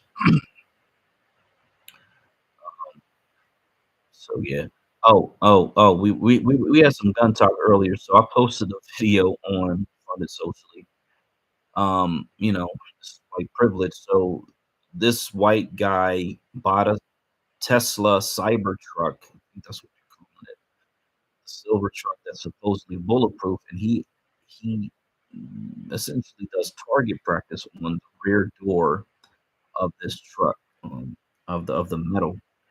And it's actually a pretty interesting video to watch, very entertaining. He shoots a 22 9mm, a 17 caliber, which I never even heard that, which turns out that that's a very deadly bullet. It's smaller than 9mm, thinner than a 9mm, but because it moves so much faster, it's very, very dangerous. And then a 50 caliber bullet, which is probably about the size of your hand, damn near huge, huge bullet, at this door, and you get to see, how this metal stands up to these different caliber bullets. So it's interesting, but he kept saying it's $100,000 vehicle. Yeah, boom.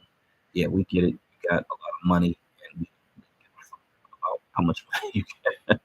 But the video is somewhat entertaining outside that part. And then shout out to Terrence Howard. Terrence Howard's a mathematical genius. He's got a he did a public, well, not a public. He did a question and answer session where he presented information at Oxford, which I think is a college somewhere over in England, and it's crazy because I kind of stumbled into this. He wrote a book, I guess, like 7 years ago about this stuff, but he patented all of his information, which is very, very smart. I mean, this dude is like next level fucking on some other shit, intelligence, physics, mathematics, and it's just like it actually. I was extremely impressed with the level of intelligence. So when you got that clip of him saying he shouldn't have to pay taxes because they have to pay reparations, understand, and even he kind of talks about banking a little bit how they manipulate these number systems. When he said that, it wasn't the guy who played whoop that trick or the guy who was the Empire guy. This is the actual guy, not the character, because he plays these characters, but the guy is actually extremely intelligent and very impressive. So if you come across those videos, because one times one equals two, and that's all you need to know. One times one equals two. It doesn't equal one. One times one equals two. And if you know that, and then you understand that, whew, man, yeah. Miss Wells singing and DJ. One thing that I wanted to say, you forgot to add about Jesse Jackson was that he was the one that pushed for this African American term. Yeah. He's that guy. Taking away the importance of being referred to as Black American. Remember, this man done so much I damage. believe everything you said. I do believe that he is an agent. He was never. There was always something illegitimate about him and untrustworthy about him. I wouldn't be surprised if we find out later on, maybe after he dies, that he was an agent. Yeah. So I agree with you. But I wanted to just remind you that he did pen that term, African American, pushed it. It's caused a lot of confusion to this day still. I just wanted to add that. Yeah, thank you for that. I mean, he's done so much damage in so many areas of Black American existence. That Freedom of Information Act request whenever he passes away, and they allow some of that information to start leaking out. Yeah, that's going to be him and Al Sharpton because they're on the same team. They travel in the same circles. We know Al Sharpton is an agent, so birds of a feather definitely flock together. Absolutely. You never know. I hate to say this, but you never know. You never know if he knew that Martin was going to be assassinated. You just never know. It's terrible to even think that way. But it's just sad. Jesse Jackson is a big fail to me. So I just wanted to remind you about that one. Thank you for letting me speak. Yeah, no doubt. There is a theory, and I believe the theory because I believe the other Black men were in suits and he was in more of like a leisure attire. Yes, he was. And so I believe that was the because in their minds we all look alike, of course, and so they had to separate him from the other Black men on that balcony at the time. And so I think there's a lot of credit. Matter of fact, I think Dick Gregory is the one who may talk about that in some detail.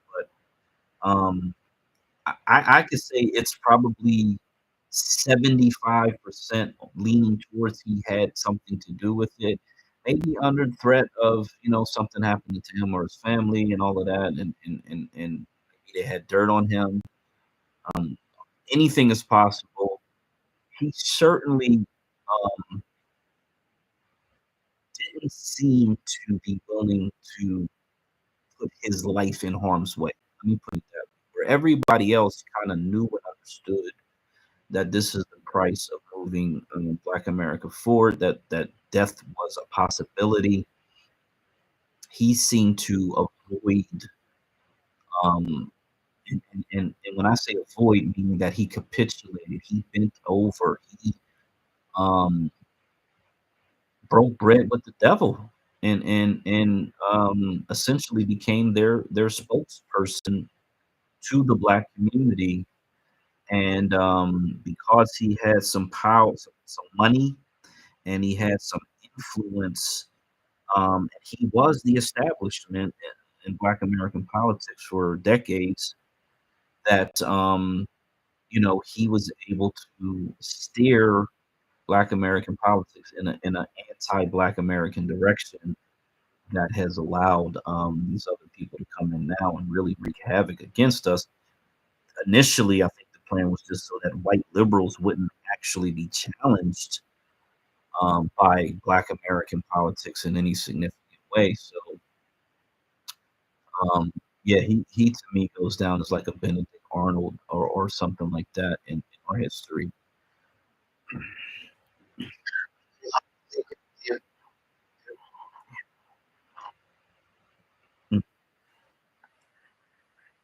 Okay, so if you're ready, DJ, we could play that Nation Time National Black Convention. Again, maybe we'll go like 15 minutes. If you find a spot you want to stop it, that's cool. And then kind of talk about it. That's what put me in the text message. Yeah, it's got the black and white photo, the three Jesse Jackson and Baraka and some other guy on it. Yep.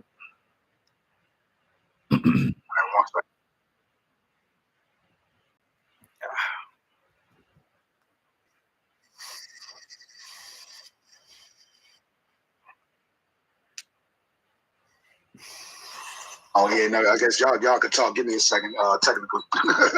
Yeah, no problem. So I bought that Vivitar box, and I've been in my mind. I'm like, okay, I got this phone that I operate the space on, but if I want to pump sound into this, I connect the USB from this phone to that box. But then, where's the mic at? Like, you know what I'm saying? So I probably got to go get a mic just in order to be able to talk into the space, and then I'll have the other device on the Bluetooth so that it kind of pumps through the space in a clearer manner than just playing it next to the speaker. So that's probably what I got to do is get like a little. Matter of fact, another thing about it, I had a little mic. Just got to find it. That came. I think it came with the webcam kit that I had, but I used the laptop mic whenever I'm using the laptop on YouTube. So I can really use it for that. So if I find it, maybe I'll try to do a like a test run and see if it's working right, so that even when I play music, it'll come through a little bit better. Because music, and for some reason, these phones, this is an older phone. When you got music playing, you got the vocals, you got the music, you got snare drum, melody. It distorts that sound so dramatically. It's really odd to me. But if it's just someone speaking, it's like crystal clarity. So it's got to be the way that they have this app set up to be optimized for just vocals or whatever, instead of like kind of catching ambient sound. Gotta upgrade, bro. That's just one part of it. You know what I'm saying? And the other thing is too, you gotta understand, y'all not even listening to the music the way it's produced in the studio anymore. That's over with. That's been over with. The moment the iPod came into existence. So y'all listening to a half shell of the music. Real talk. Give me a second though. Yeah, get you a phone that got some decent speakers in it. You got phones out here that got AKG speakers in it. Yeah, let's go. But even with that being said, it's not a speaker. It's not a woofer. You know what I mean? But yeah, the sound quality will be better though. Oh my God, some people, man. Let me say this. So on the app, we know there's like all these racist accounts, bot hives, racist bot hives that pop up. They seem to be able to attach themselves, maybe tag certain individuals on this app. It's really strange, but I've been blocking them really since last year. I'm really quick on blocking those accounts and not engaging with them at all. Um, but in my personal, well, not even my personal life, because I don't really have anybody that would be what I would call an energy vampire in my personal life. But in this particular life of this online world, every once in a while you think somebody's cool and you give them your personal information, and it's like, okay, cool, we can talk here and there, yada yada, bing bang boom bang boom.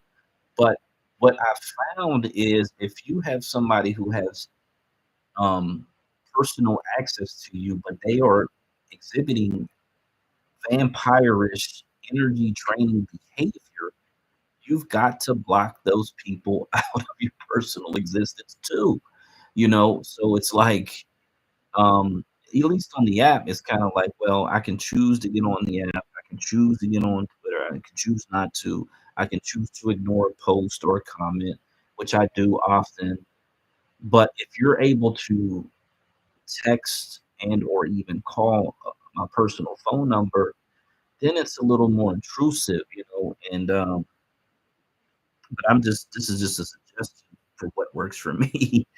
Is you gotta just cut that whole situation off. I've recently discovered that it works. It just feels a lot better, able to disconnect from negative energy. So that's probably something that if anybody's struggling with that energy, that's probably the best thing to do is just block that number if that's the case, and try to just go on with your positive existence. Some people um, exude negative energy. They love negative energy. They like chaos, and for whatever reason, I've never been that type of person. I'm always more positive, constructive, energy, and so yeah, I don't know how people actually exist with negative energy, but I know there's some people out there that do. God bless them, I guess. But for me, it's positive, it's constructive, it's constantly trying to reach goals, set new goals, reach new goals, and things of that nature to get through this very short existence that we all have while we're here on the planet. I was able to get 3 years worth of tax returns done in under a week. Yeah, under a week. I did two one day, and then the third one, for whatever reason, um, the tax preparer were a little busy, and then so I couldn't go and do it in person. And I said, okay, well, we can do it virtually. Okay, cool. And then for some reason, that kept getting delayed. So I'm like, what's going on? Finally got that one done. So um, after not filing tax returns since the pandemic, it feels good to kind of get that situated, get that out of the way.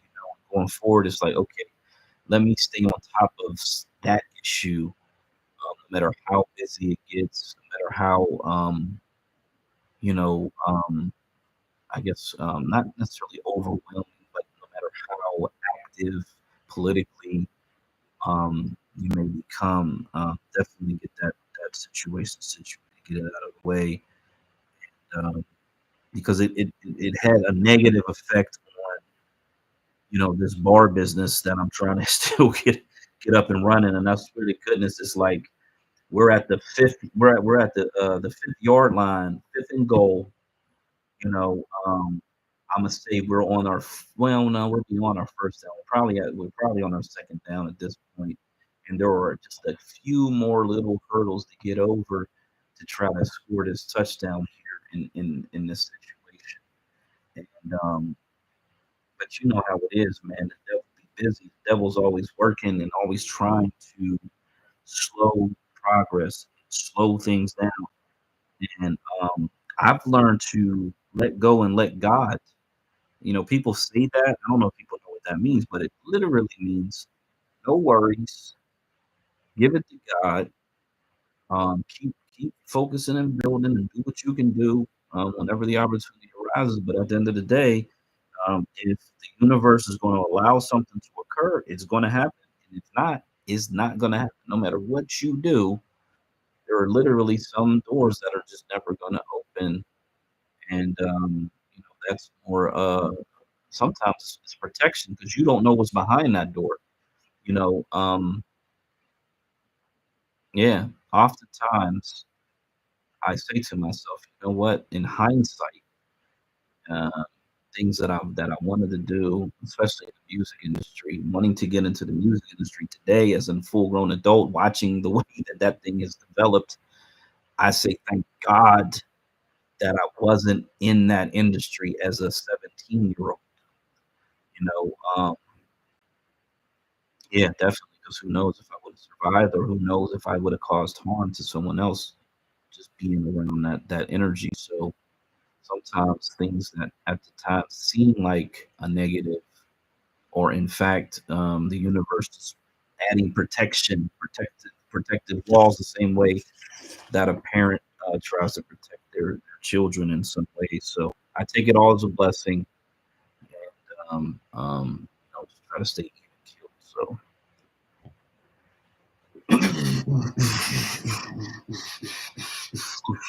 Hey, the one link you sent me, the audio is like real terrible on there. That needs to be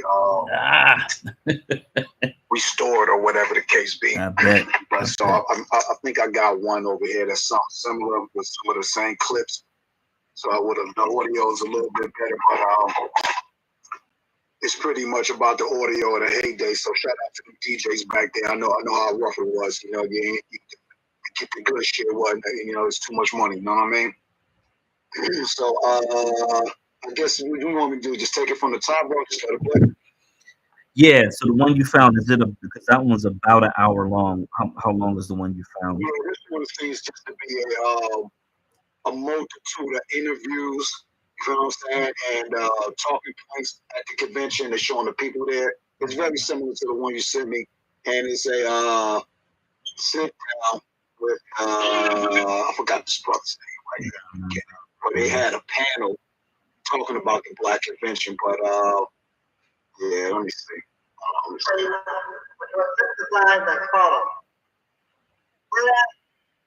Yeah, because I checked a couple of them, like folks that got like certain posts up here. It's the same audio with that buzzing in it. So I'm gonna just go back. Yeah, but no, check this. The one I sent you, it starts off with those interviews, but then you know they actually go into the convention, right? And then the quality should get a lot better because now they're in front of those mics, and it should be a lot clearer once they get past that initial like 5-10 minutes. Because that's the audio that we really want to hear is the audio of the speeches, right? Inside but no, the that's convention. what I'm saying. This particular one about to do what she you sent me. Yeah, it's like that across the whole thing where it's got like this feedback. So like I don't want to hear it in the studio. You know what I'm saying? This is why I need to get me a newer mixer. You feel me? So I can just bump that shit out in real time on the computer because I got the tools to do it. I just gotta upgrade my mix and start playing the shit. But I'm like you with the phone, nigga. If it ain't broke, don't fix it. You know what I'm saying? But that's another story. But yeah, it ain't just him, it's other ones too. I was just like going around to different ones. So I was just actually looking for the individual speeches. If y'all want to hear the Jesse Jackson one, I think this one is pretty good audio. I see it's the same thing, you know what I mean? Everybody copying the same audio, but they are not taking the time to clean it. You know what I'm saying? That Maxine Waters one, I took the time to clean it. Trust me, it was terrible because, you know, it's a phone conversation. So you didn't really hear Maxine too good. Now you see the way I heard that shit loud and fucking clear, bro. You know what I'm saying? I was up all night fucking with it. I got you. Putting the picture together to fund this. You see how I did that shit all night, bro. No, I got you. So I'm gonna just run through it. Because if there's anything that stands out, we'll talk about it. And no, that's what I'm saying. I'm gonna still play it and shit. Hold on, let me go over here. See, everybody just got trailers of the same thing, playlists of the same videos that's already up about to do with Rashard. So I might as well just go and play it, bro. Yeah. Nation Time, unless you want to say something else, but Nation Time National Black Political Convention in Gary, Indiana. That's where Michael Jackson, the effing goat, is from. You know what I'm saying? Oh, that is right. Jackson, shout out to them. Jackson's 1972. Nation Time National Black Convention. Political convention in Gary, Indiana, 1972. Check it out. Yes, Gary, Indiana. Arizona, New Mexico, Texas. Everybody know those areas? Sound good. Okay. Sound good to me. I want to emphasize one thing very strongly. If all of you are the press in this room, then you comprise the convention in yourself. You can't get everybody down that floor. Let me say, there are over 500 people from all over the world here. We did not expect it. We are overjoyed. We cannot physically handle that in a manner that would not interfere with the orderly running of the delegation. And as you must know, we are most concerned that nothing interferes with the orderly running of those delegations, particularly since there is so much media to witness how we take care of our business.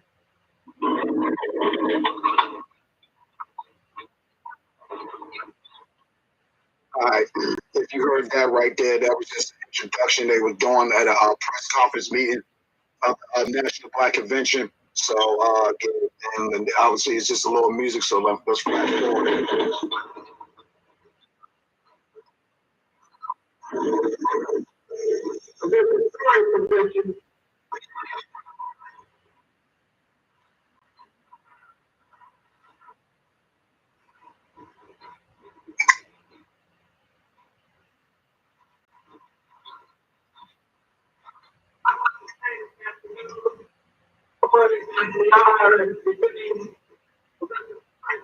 No, bro, I don't know what's going on. We, in order to understand where we are going, must prove our bitter past where we have been.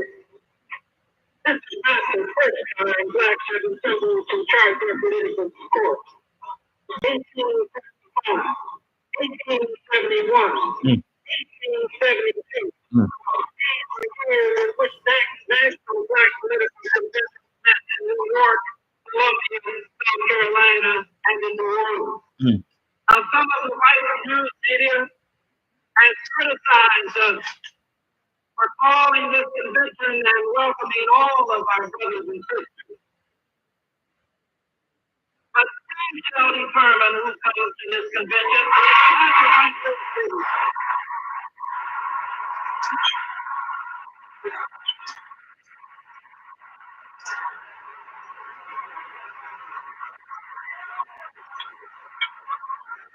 And I want to say here now that all black people are welcome, the thousands, and that includes Bobby Field and Andrew Davis.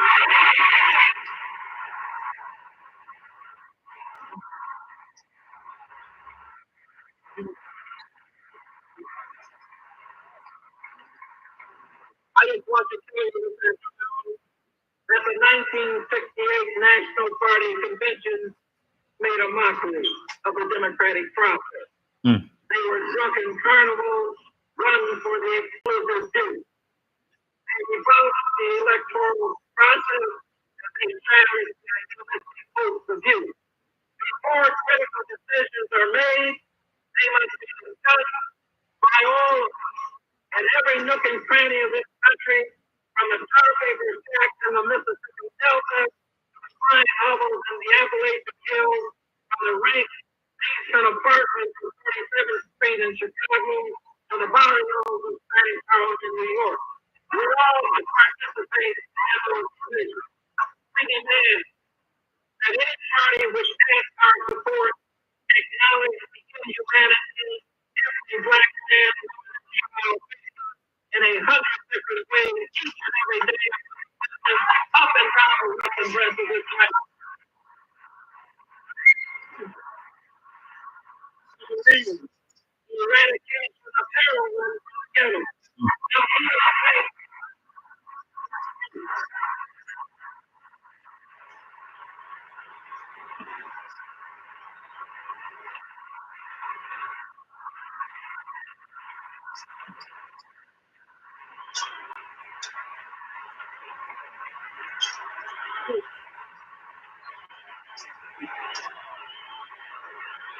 We know,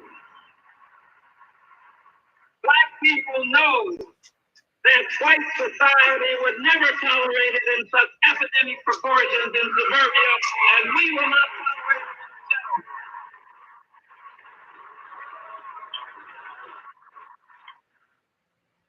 Roughly 10,000 people have congregated here in Gary this weekend.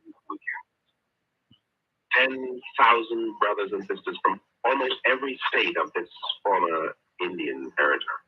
Mm. One purpose in mind, that purpose has included our people ever since we left the distant shores of Africa. That purpose is to unite all the segments that go to make up the thing we call Black America. This has been the central task of our beloved martyrs. It is a task we have finally accomplished here in Gary.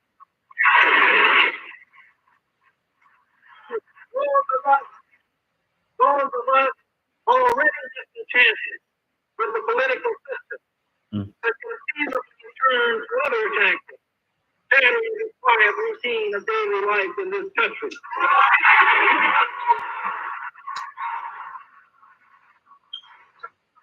Those of us still committed to a political solution might then decide to form a new party movement.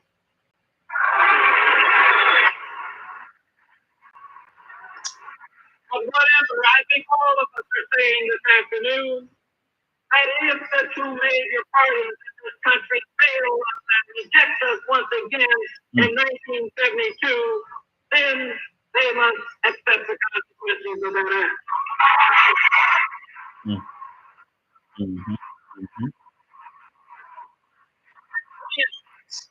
If and leave us no choice, and if we form a third political movement, we shall take with us the Chicanos, the Puerto Ricans, the Indians, the Orientals, the wonderful.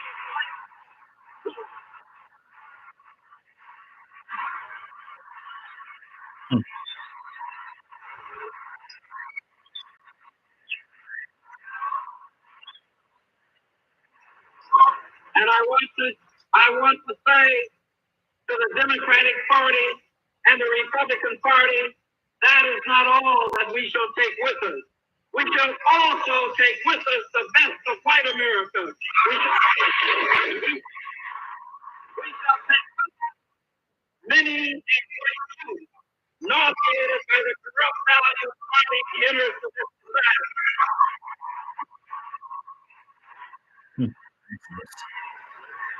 We shall take with us many of the white poor who have nothing to lose but the poverty which binds them. We shall take with us many of the white GIs, ex-GIs, who dare to say never again.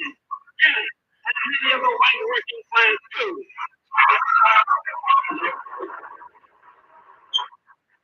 This convention can make history. Whether it does depends upon what we do here today. We must emerge from this convention with an independent national black political agenda, a dynamic program for black liberation, that in the process will liberate all America from its current decadence.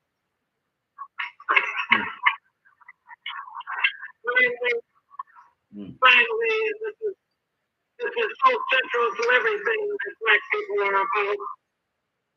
Dr. King told us about this first. Finally, we shall shun like the plague. any political choice which does not demand in unmistakable terms the immediate return to these shores of every single American boy from the distant Southeast and Southeast Asian land.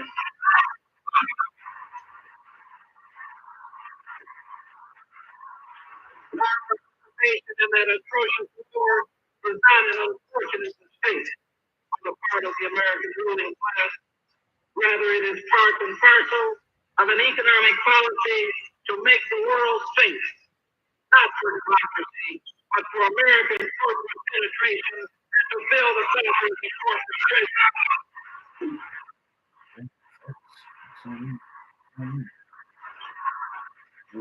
We shall never forget the massive support that a racist American government and the American corporations have extended to the white barbarians who reign in the Union of South Africa and rule.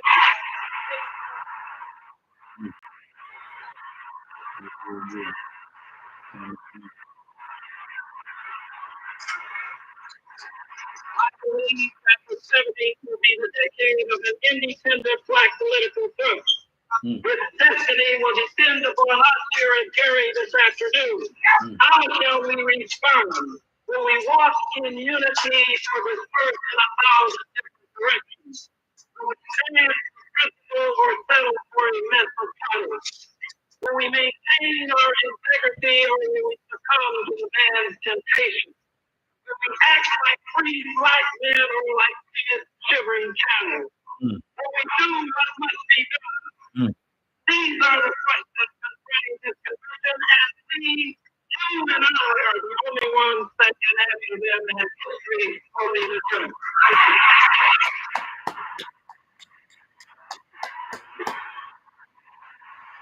Okay, let me jump in there real quick, right? Okay, so there's a common theme that I've heard in the interviews and that I'm hearing here. One, America's always at war. There's always going to be a fucking war. Always at war. And whether they try to use the war for economic, we got to spend money over here, so we can't spend money over there, and all that BS. But also, there has been this consistent concern about other populations of Black people on the planet that is not logical. It wasn't logical in 1972. It's not logical today.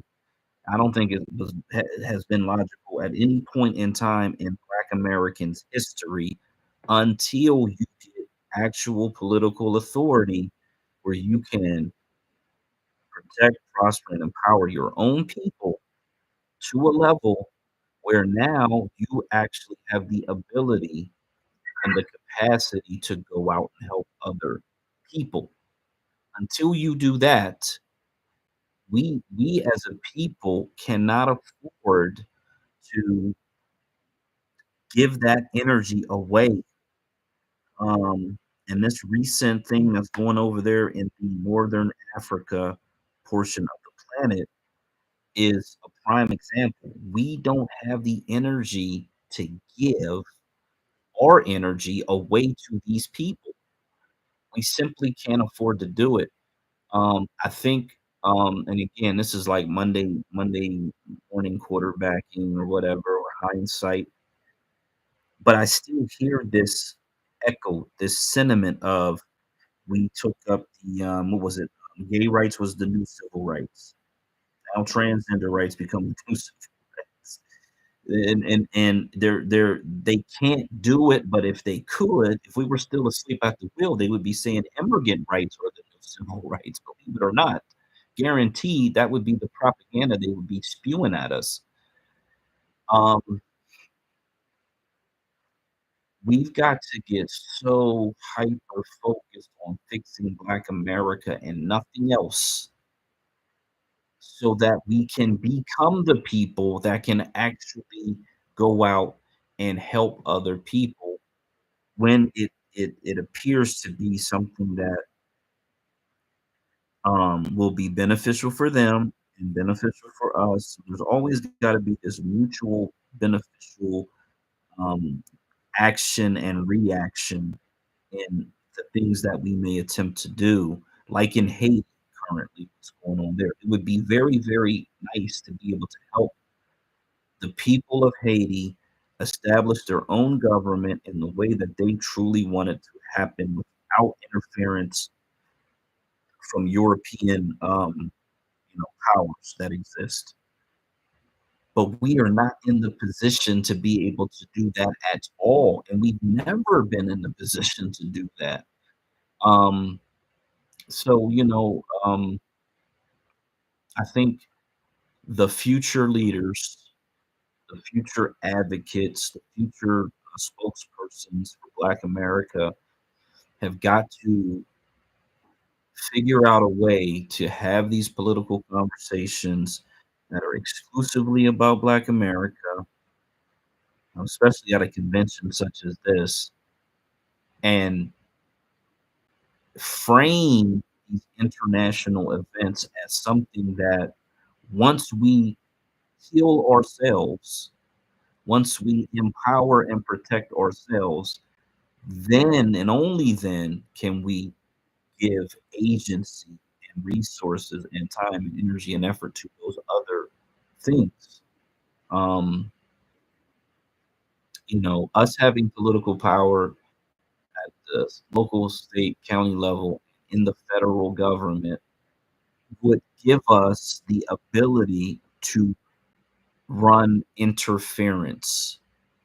I'm going to put that in huge quotes because the president has a lot of power when it comes to foreign issues. That is a reality. That is the way the country is designed.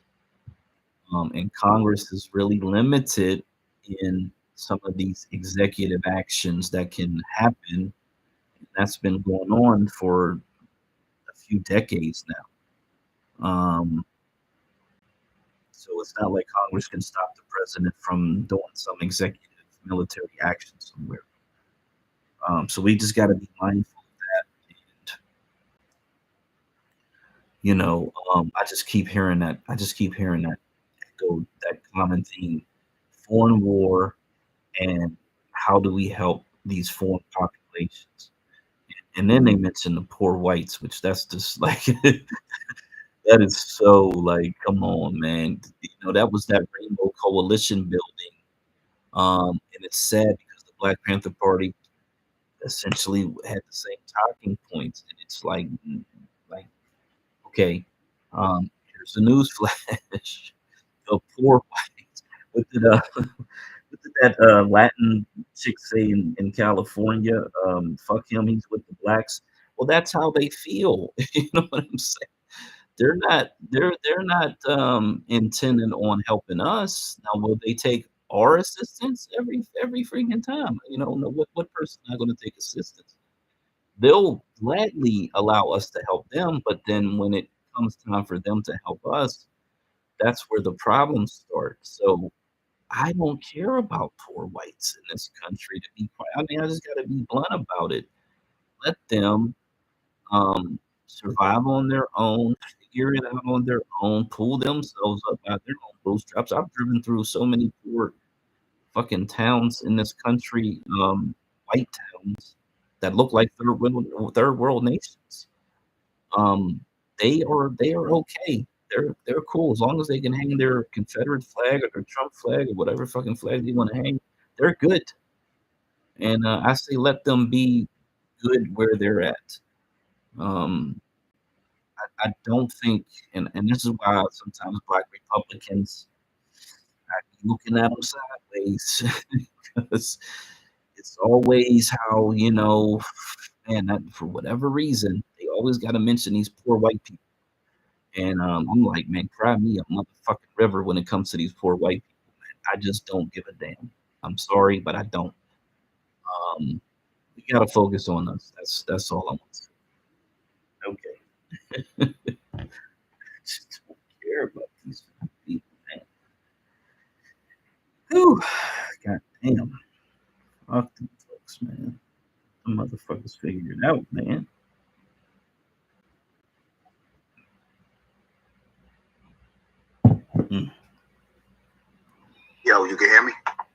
Yep, I got you. If you want to restart it, we good. Yeah, yeah, for sure.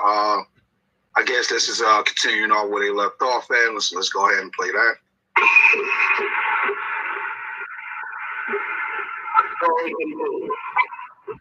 It is an old story, one that started along the Nile Valley thousands of years ago.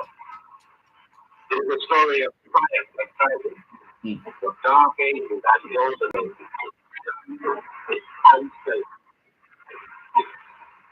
Out of the long history of our country in America, we are witnessing the birth of a new golden age for our people. This age begins in Selma or Gettysburg or one. The Christian or Angela Davis. In the years to come, some may say it began in Gary, Indiana, at the National Black Political Convention held on March 10, 1972. Some will say that was the time when we as a people seriously began to confront the basic issues surrounding our centuries-long oppression.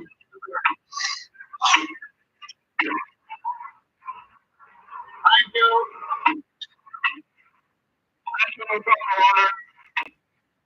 I don't know why we came here.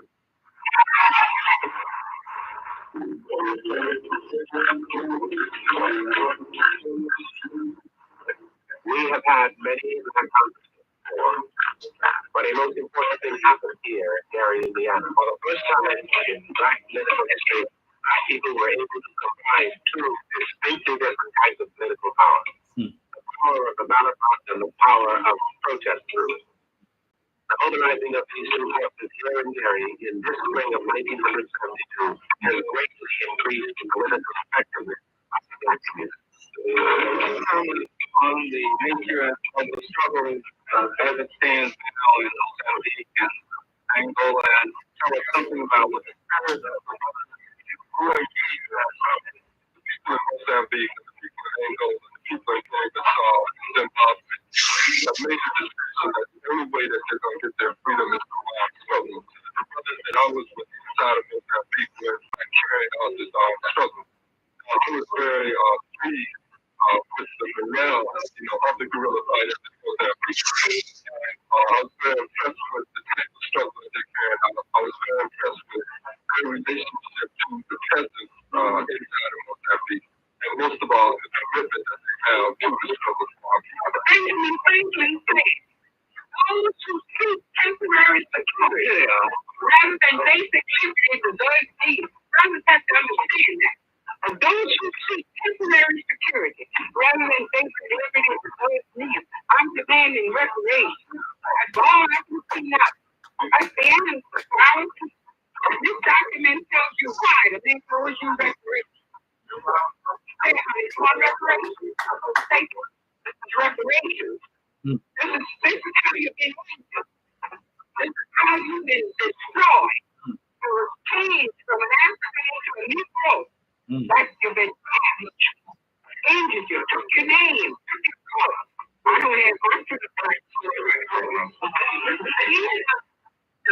I want to ask. I can't even play it when the man I'm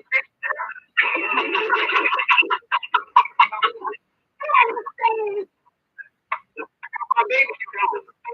Oh, I know your name is Jones or Jones.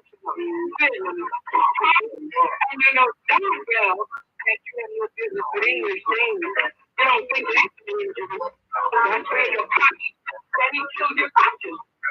How to charge it back to. The only way that you can really introduce the person who is going to introduce Jesse Jackson is just here she comes. Sister Betty. Betty Shabazz.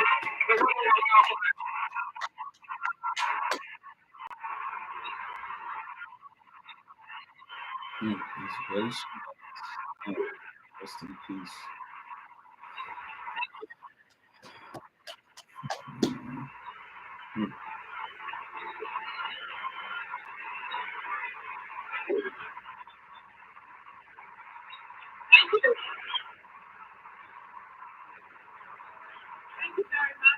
Very pleased to be here, very happy to be here. When I walked through the doors, I walked through the doors, I felt good. But then I said, it's not about feeling good.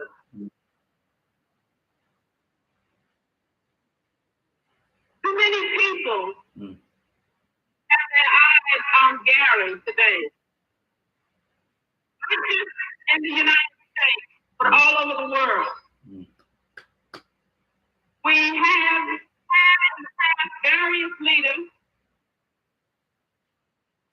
but we must today focus our attention on one that's in our midst. He's a motivating force for a lot of Black people. He is an inspiration. He's original in a lot of his thoughts. He gets results. His thought is here, and his action is here. A lot of us have our thought here and our action here. But with this leaders, they have merged. What else can I say but introduce to you one of the most dynamic leaders today, Jesse Jackson, National President of PUSH.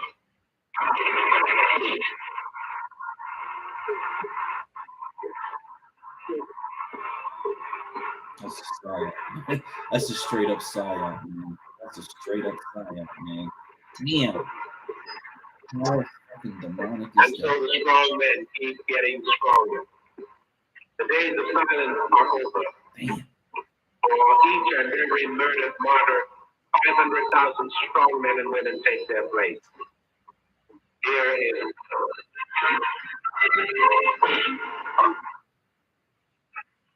Brothers and sisters, today as we gather on this Saturday, March 11th in Gary, Indiana, 24 million Black people have been ratified as the new colossus of power in world history. At this historical National Black Political Convention, for many of us here, Black politics is a new baby for the masses of Black people.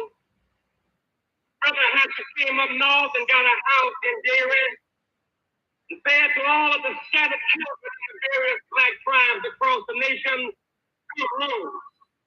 I knew my home is too small, brothers and sisters, but it's home. Come home. We would have gone to New York if we didn't have a home there. We would have gone to California, but we didn't have a home there.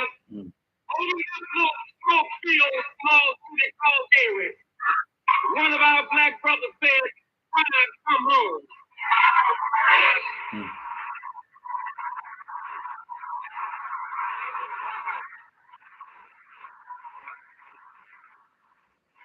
The tribe in Mississippi does not know the tribe in California.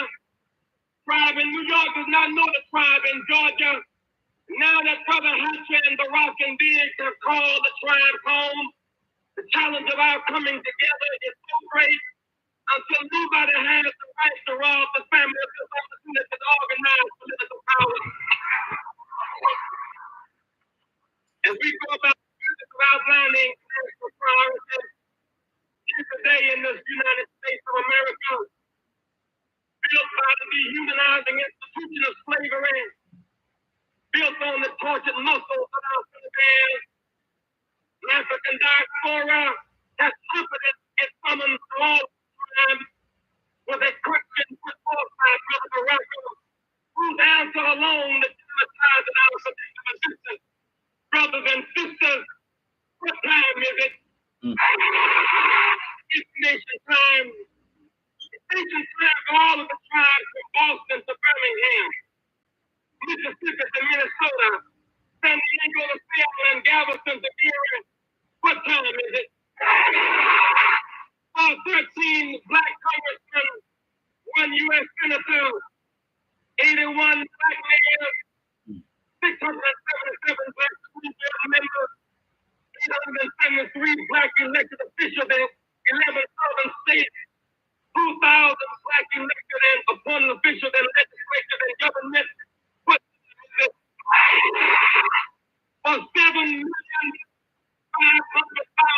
registered black voters, 6 million unregistered black voters,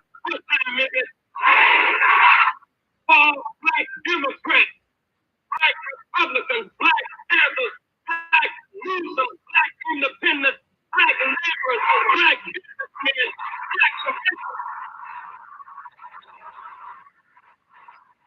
black mothers on welfare, what time is it? Black without common denominator.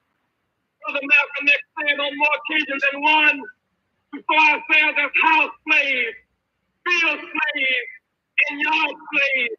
Only when we recognize our common denominator of slavery and that our numerator is making a difference, we come together and begin to break it up.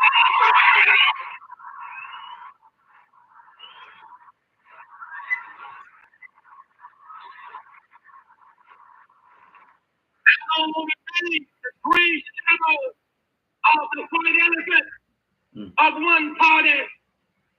I don't want to be a part of the gray shadow of the white donkey. I am 21 in the 72. I am a black man. I want a black party. I do not trust white Republicans or white Democrats.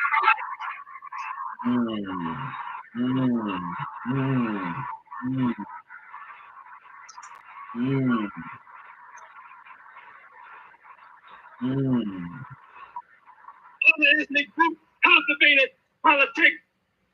They developed the skills of political manipulation. We've been busy buying more records and books and dancing away our lives. We're not going to take over the nation's book on those. We must be sober. We got to know what's going down.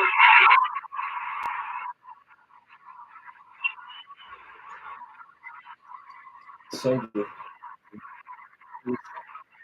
Yes. It is bad. It is real bad to be in a slum, but it's far worse to have that slum in you. That must.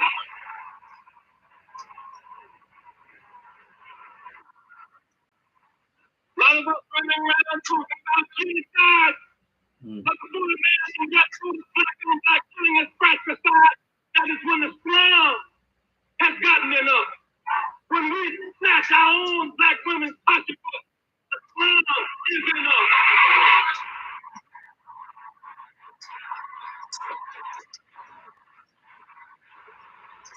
When we run down black folks and run from white folks, the slum is in us.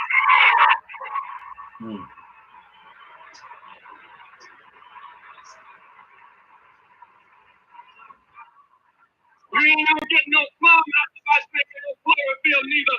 You got to clean off your mind. It ain't your breath, it is your thought patterns. Let us clean up our minds.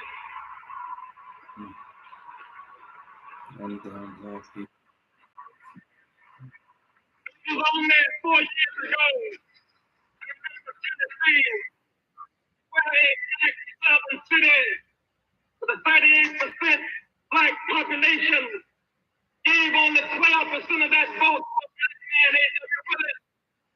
Brother Willis in his own profound way said, I see what the problem is. We need more than a voter bill. I see what the situation is. We need more than civil rights. The black man has been taught to be inferior. He thinks the white man's iron is colder, his sugar is sweeter. We got to clean off our minds.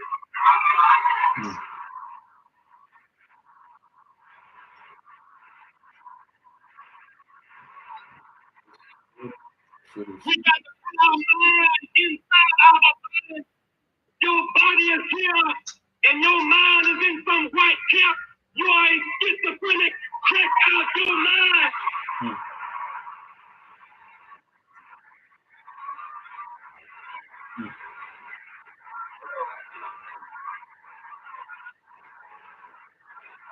All white people are having white convictions.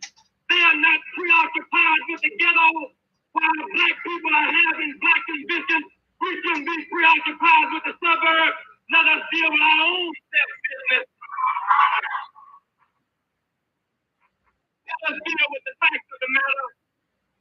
If the 22 million, the 25 million Black Americans constituted a distinct nation, this Afro-American population would be the 26th largest nation in the world.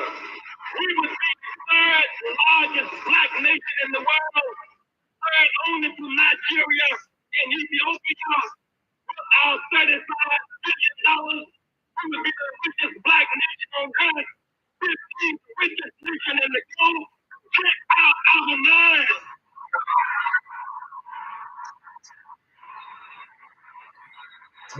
Crazy.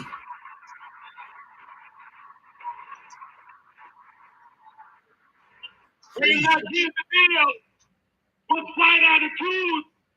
We are here to deal with economic conduct. We ain't talking so much about right and wrong, good and evil, sin and salvation. We're talking about profit, loss, asset, liability, short-term, long-term, economic issues.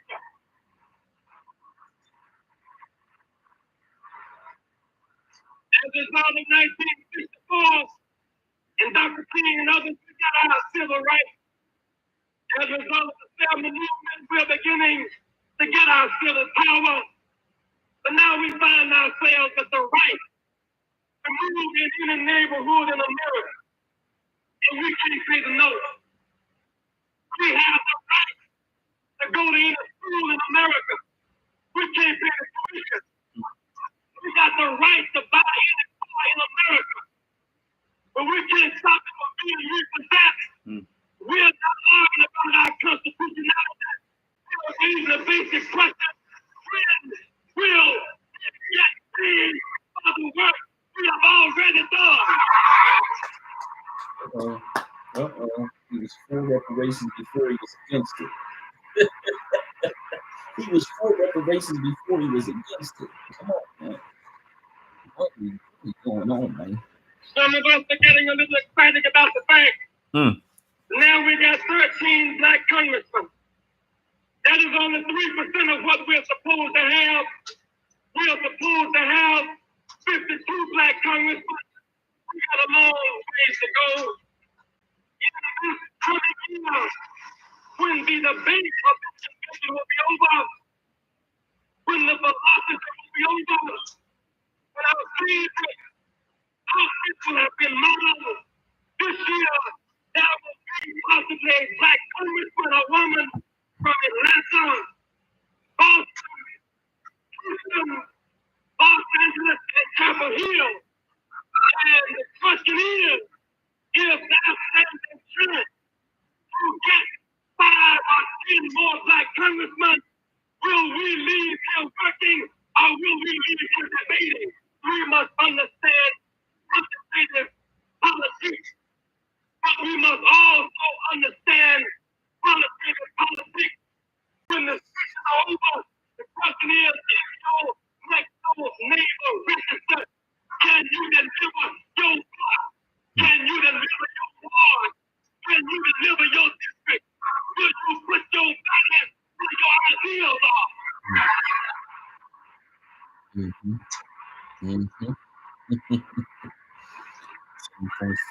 Registered 6 million unregistered. When I look at Imam Baraka and Congressman Diggs, I look at John Conyers and Byron Mitchell, you look at Carl Stokes, we got the mind, except our problem is not that we got too much ego. That ain't the problem. Some of us been discussing we got too much ego. We don't even understand the ego as it relates to the kid and see what group ego.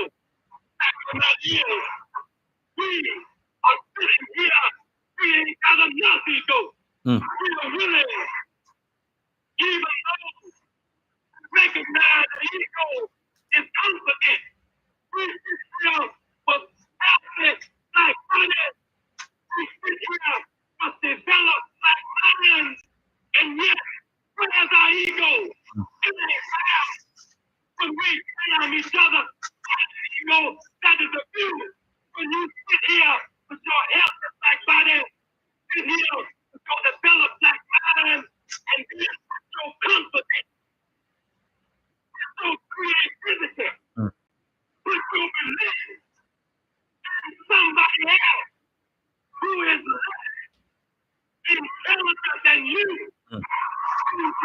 with you.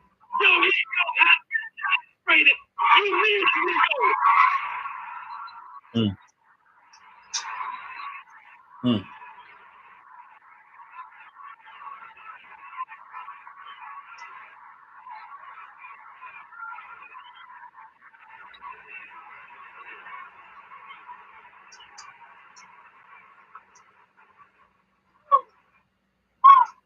What time is it?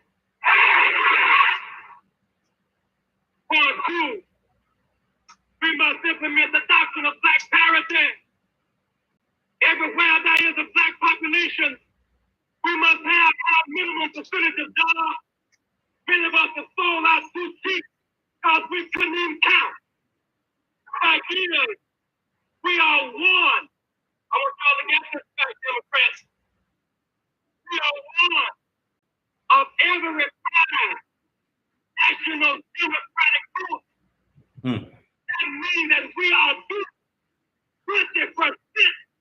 of that party. What does that mean? 20% of the president, of the general, of the actors, 20% of the Treasury Department, the Labor Department, the Commerce Department, the Office of Management and Budget. We got to learn how to count. Interesting. Wow.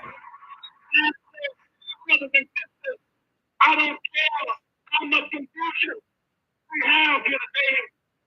This is a beautiful occasion when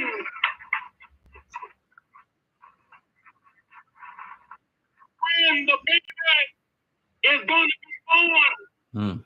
Everybody gets scared. Your white folk are waiting for you out on the phone.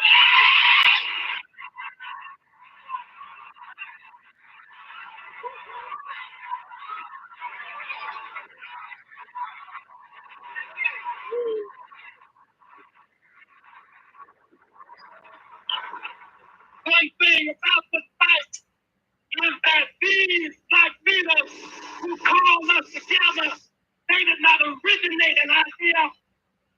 They innovated an idea that has evolved as a result of our growing black consciousness.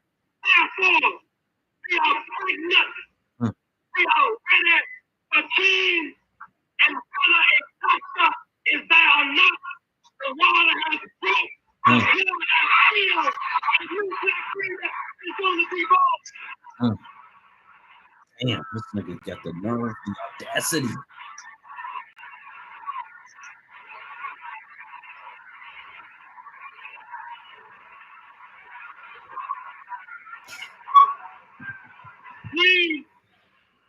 We left this place today.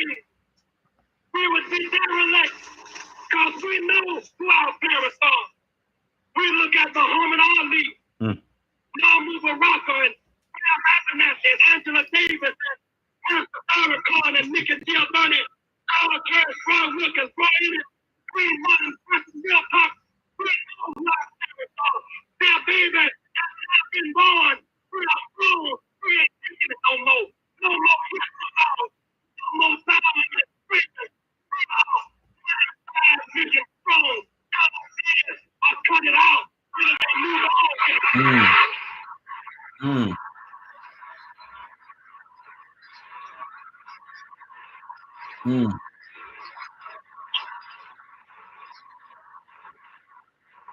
There is a bomb in Gary today. That bomb lifts my black family above the crucifixion by white racism. Live in the spirit of love and the comfort of mercy. There is a bomb that reaches down into the windows of my soul. Assures me that one day, black men will sit in seats of power. Rooms that exist of compassionate love. There is love in Gary today, in Wood, in Fayette, in Richmond, in Pontiac, in Jackson, from the action of race hate, corruption and economic deficit. There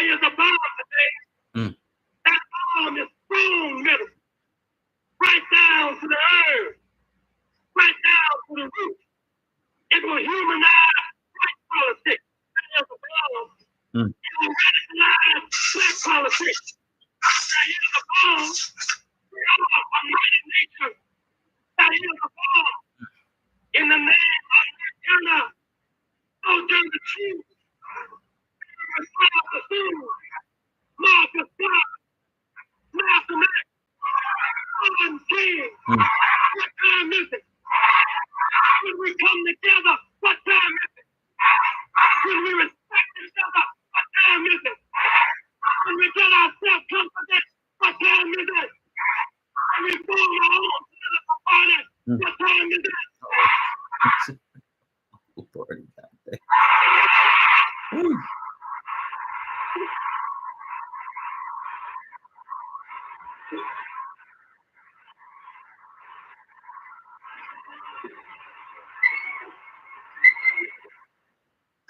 Okay, I figured I'll stop it there for y'all for a minute if you want to talk. But that's the famous Jesse Jackson Nation Town speech at the National Black Political Convention in Gary, Indiana, in 1972. Wow, yeah. So, man, so let me say this. It's very clear why and how his cadence and his ability to capture an audience, a really good performer. Like that was an amazing performance. And I could imagine being a Black American during that time period, you know, kind of like, wow, this is the next guy up. He's the obvious successor of a lot of people who were taken away from us. You know, Miss Betty Shabazz, God bless her, and her family. Um, you know, and all this is retrospective, and it's like, damn, to have her introduce him. It was very short. You know, she was nice, but the way she kind of was like, kind of passed the mic to him. I kind of felt like she was there, but didn't necessarily want to be there. I kind of got that impression a little bit. Now, she was the vice president of the original Republic of New Africa, which is an amazing nugget that we pulled out a week ago. Because Malcolm was intimately involved in some of the original plans for the Republic of New Africa as well. And it turns out that they were all connected. All of those leaders during that time period, regardless if they had any public disagreements or seemingly they were in all these different factions. That word actually came up. I use that word a lot. They were in constant communication with each other and working and building and organizing with each other in the back channel, as we say today. But and then let me go back. So before Betty Shabazz came up, there was a woman who was, I guess, in the crowd, and she mentioned reparations multiple times.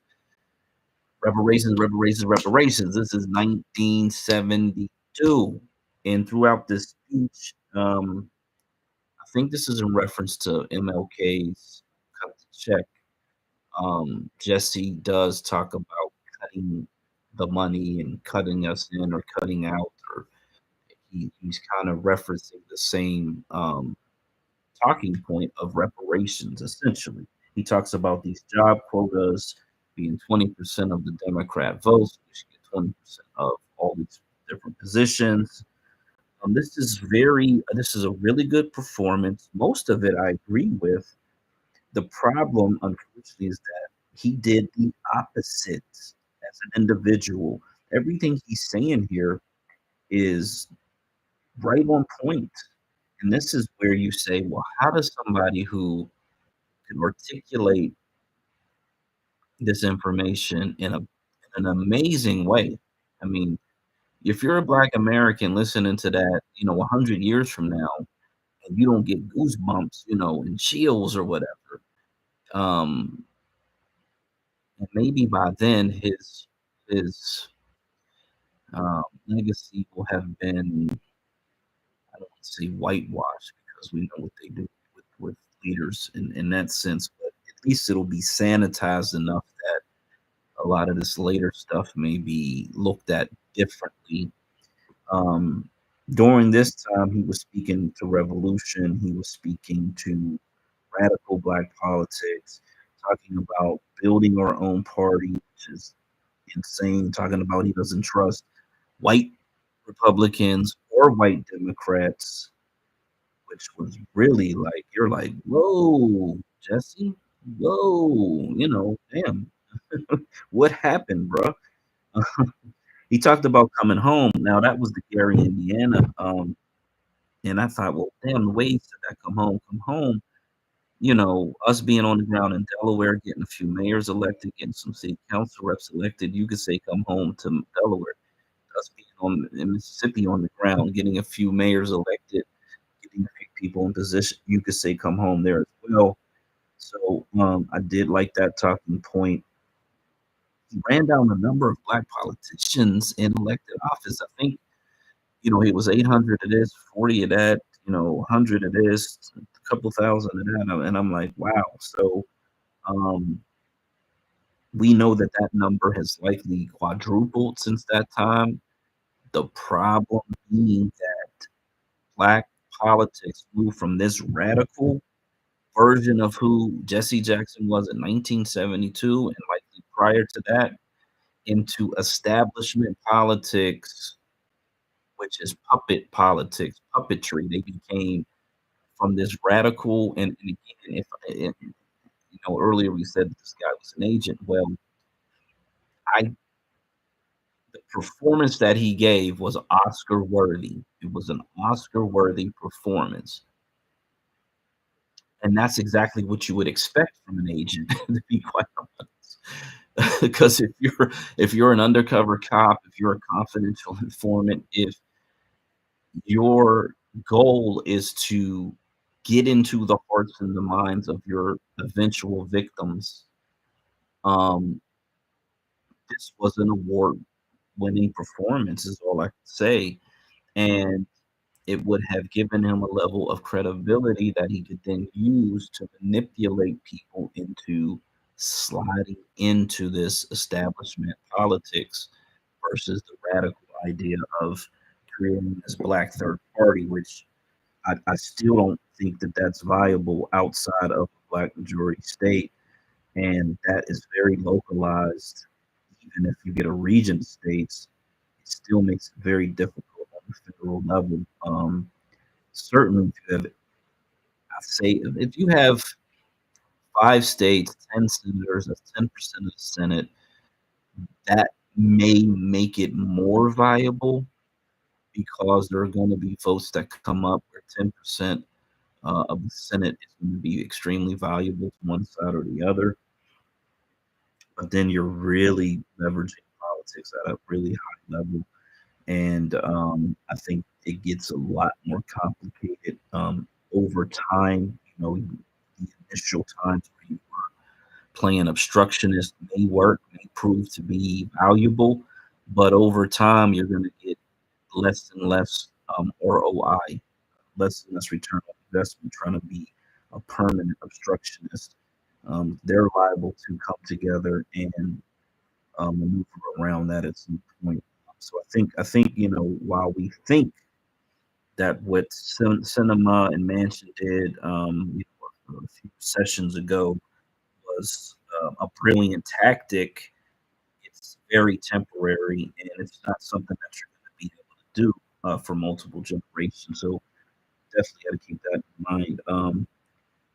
He talked about us being the largest, or whatever, third largest black nation, whatever the number was, the richest black nation, which is still the fact, still the case today. I think he said we were the 15th wealthiest nation today. I think that's somewhere around the 8th, 7th, or 8th on the planet Earth today. If we were a separate nation, so there's a lot of those numbers that have improved. Our population has improved. Our standing in the world has improved, but our organization has suffered dramatically.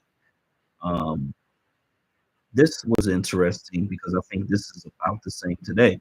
He said 7.5 million registered voters and 6 million unregistered voters. I believe that there is roughly 38% of unregistered voters today, unaffiliated unregistered voters. And so those numbers are pretty much the same today as they were then. It's just that there's more people today than they were then. And that's actually kind of sad, to be quite honest. But I think voter apathy, black voters not being willing to be registered to vote and participate in the system kind of shows that there is this population that never really bought into establishment black politics. They've essentially said, "I'm going to survive, on my own as an individual or as a family, and will not really participate or pay any attention to this." Um, and that's really sad because even if they were registered, even if they did vote as a scattered population, there's really not a whole lot of benefit that you're going to get there. 20% of the Democrat vote in 1972 is nearly the same as in 2020 when Biden got, and this is from a black think tank, 22% of the Biden vote was from Black Americans. So that number and that percentage has not really changed that much. I think that those numbers were inflated. I believe they were inflated. I believe I can prove they were inflated, but that 20% of the Democrat vote is still pretty consistent. And that is a sad statement on the black Democrat voter. There's no way we should be voting for Biden at that rate today, under any circumstances. He had this whole analogy about the black baby being born and the water was broken and all of that. And that was like a really good analogy. However, as a reverend, and they didn't refer to him as a reverend here, so maybe he hadn't yet gotten his reverend. I don't know if it's a license or certificate or whatever he got. I know he didn't go to seminary. That's a point that another black reverend made. The Reverend Jeremiah, as a matter of fact, from Chicago, the world famous Reverend Jeremiah, made the point that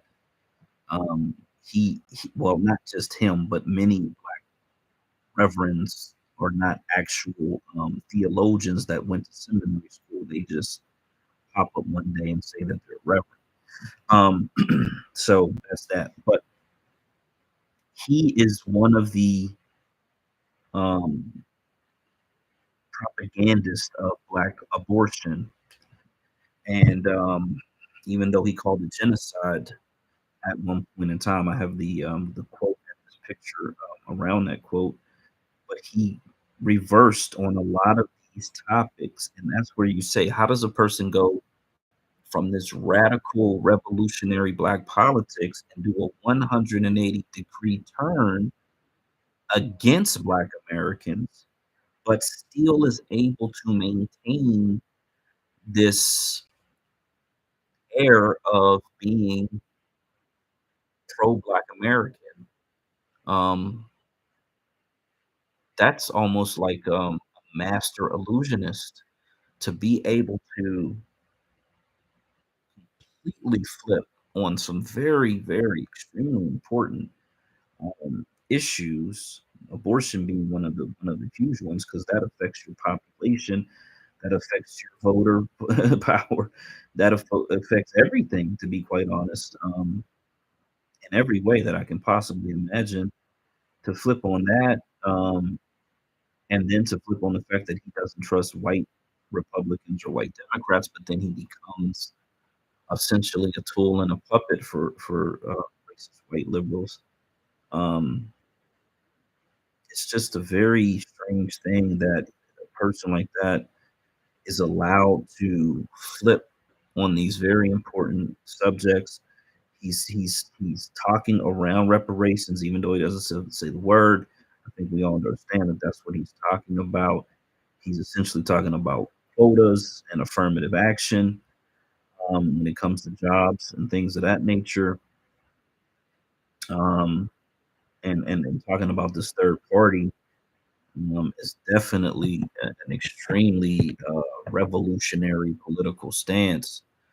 So he turned on all of the core principles of what he talked about there, and was still able to stay in the public eye, was able to get 7 million votes in 1988, which damn near matches the number of registered voters in 1972. Not that he got all black votes in 1988, but still, it's an interesting duality in terms of the number of votes that he did end up getting and the number of registered black voters in 1972. I just it's almost like how is it that as a people we are so forgiving to our people and others, but definitely to our people, and that if they are on TV, 'cause back then, it was like 3 or 4 channels back then. But if they're on TV, they're put out there as a leader, they're given the microphone, they're given the camera, um, they're filmed and photographed next to white people often who are we're told are these important people that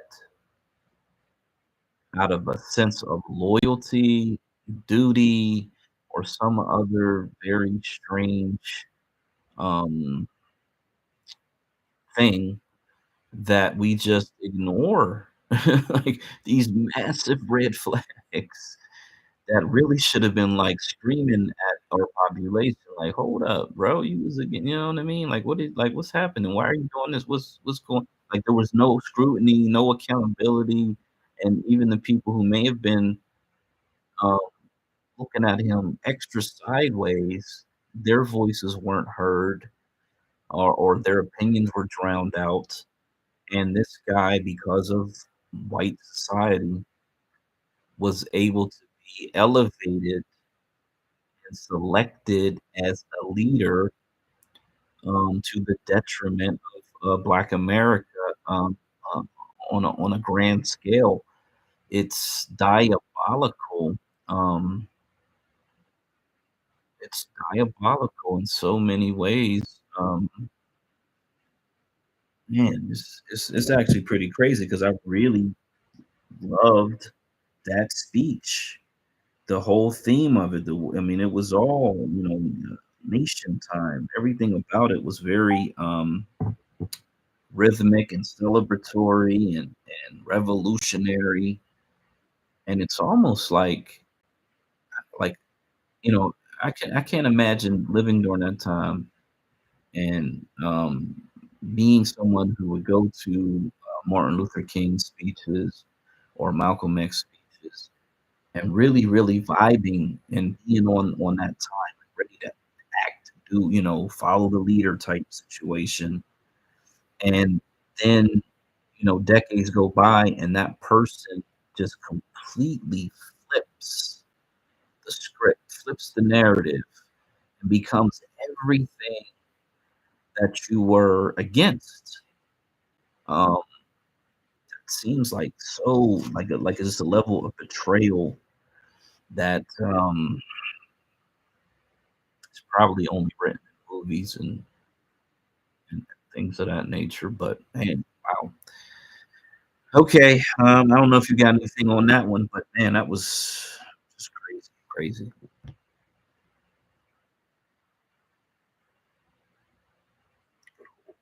me just see. Yeah, I was just going through the rest of the video. Yeah, there's other speeches in here. If y'all want to listen to it, it's up to y'all. But let me know. Yeah, so did because they mentioned Coretta Scott King, and then I know Amira Baraka speaks towards the end. I kind of fast forwarded through that, but I don't know if I saw Coretta Scott King when I fast forwarded through it. She's there. Okay. So yeah, how much more time is left on it? Well, about 30 minutes. It's just like just little side interviews. Dick Gregory up and he says Oh yeah. Mary Baraka says The Queen, Mrs. Scott came through. You know what I mean? Carter Scott. Excuse me. What is this right here? You know, you're just taking little segment points from it, like, you know, the rest of it don't have the whole full speeches or whatever. You know what I mean? It's just like little segment. Yeah, that's cool. I mean, if it, what is it, like 30 minutes left or whatever? Yeah.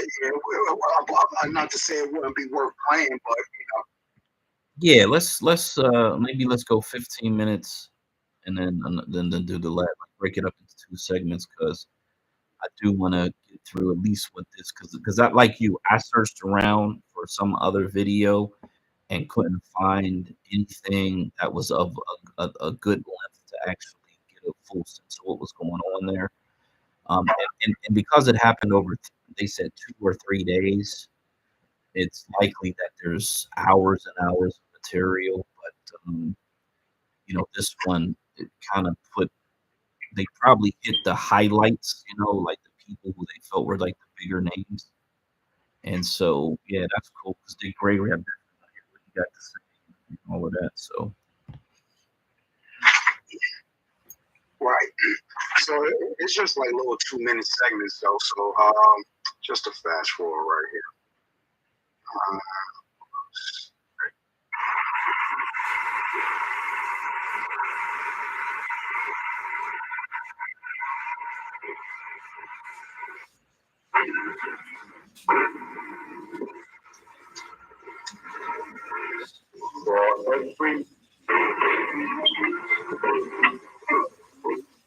For every million martyrs, 500,000 have come to take their place, and our spirit remains unconquered.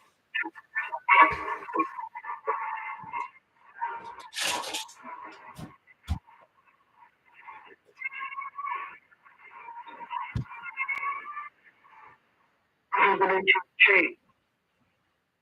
I seem jagged and convulsed remain the smooth speed of universal wisdom. You will not meet ready. Stronger another way, to the real one, 10 feet ago.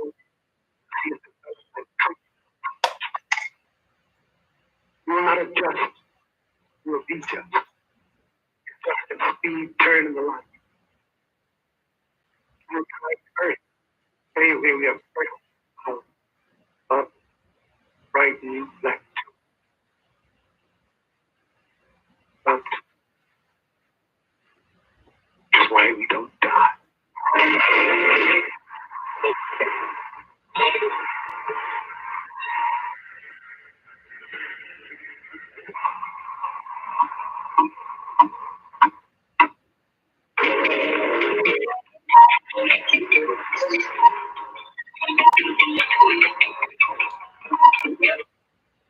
Rest in peace, Harry Belafonte. He just showed up in the building. Chum, chum, chum, chum.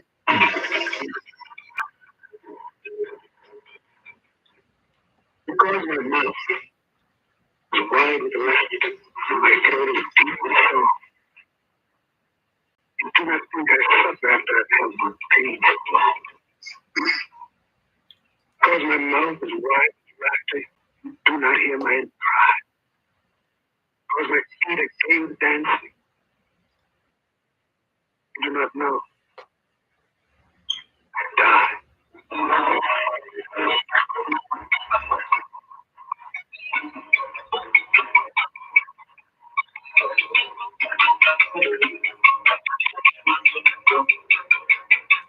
Our talented artists, our talented musicians, they all came, and through their art, they gave their heart. Through their heart, they touched more than once the spirit of this Arab day.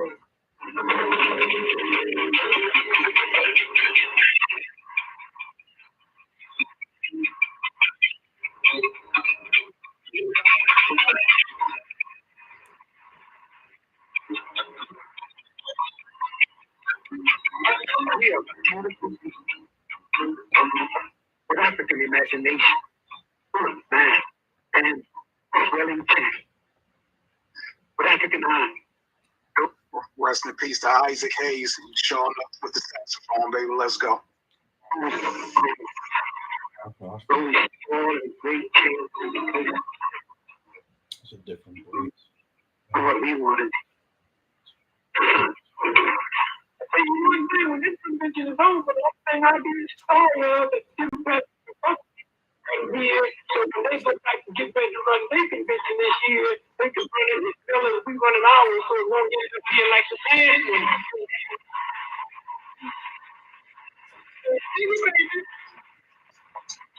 We can bring more black folks together in Gary, and they can bring radical white folks together, and we don't have to spend no $400 billion for the whole thing.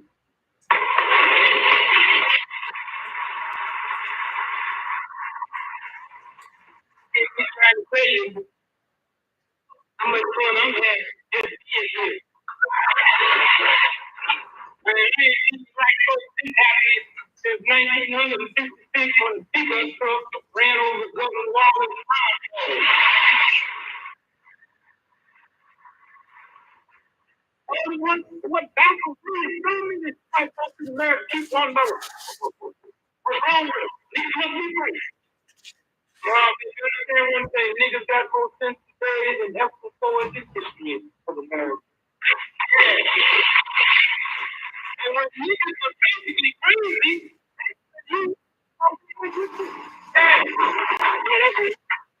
when you run around pushing me in the room, rubbing my head, come here, Diablo. Come on. I was basically crazy. Now we talking about getting our thing together, getting our family together. That's what it's all about. And when I was crazy, once you get your mind together, baby, can't nobody deal with you. That's what this convention is all about, getting our mind. When we leave here, it's going to be a different place.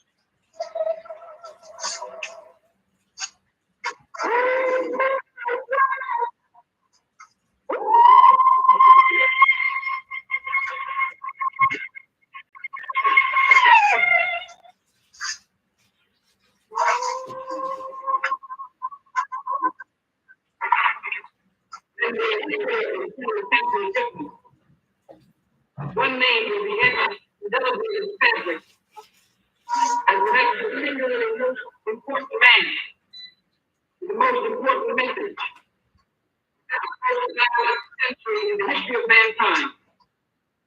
That man is Dr. Martin Luther King Jr. The first to have on the bed this afternoon, the voted white, and the Reverends King.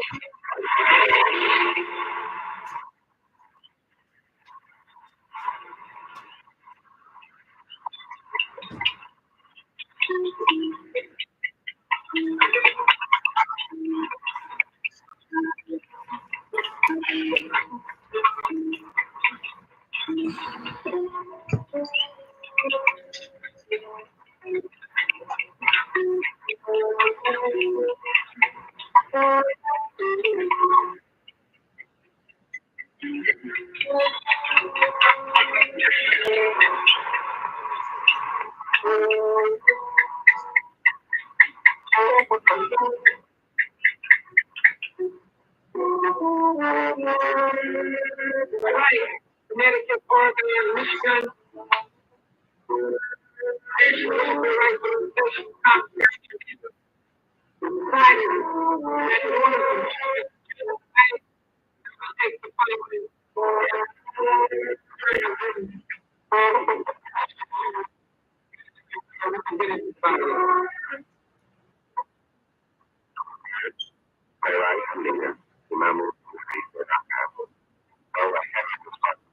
Supervising and coordinating When you was voted by that state body to bring back the corner, which is like the Republican bill,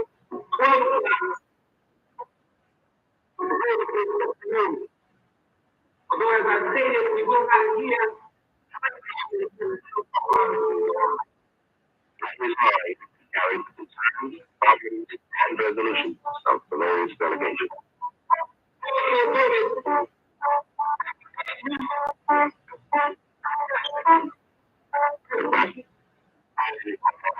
Morocco was servant of the various delegations.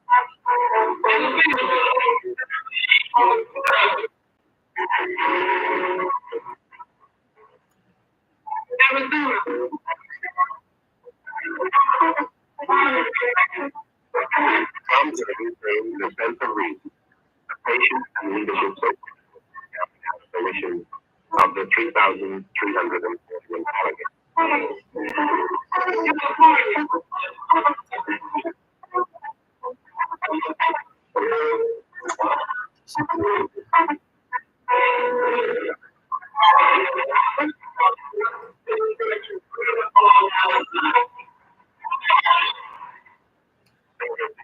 There were roll calls on matters related to the overall direction of the convention and the future of Black people in America.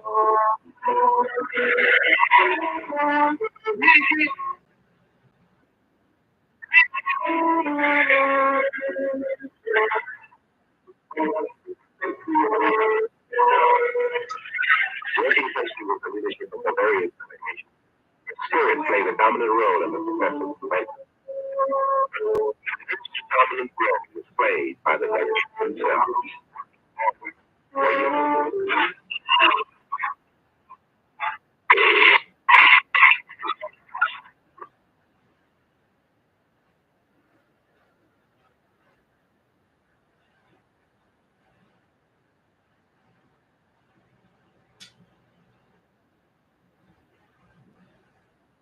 Oh shit. The whole fucking shit collapsed, of course, as usual. On my end.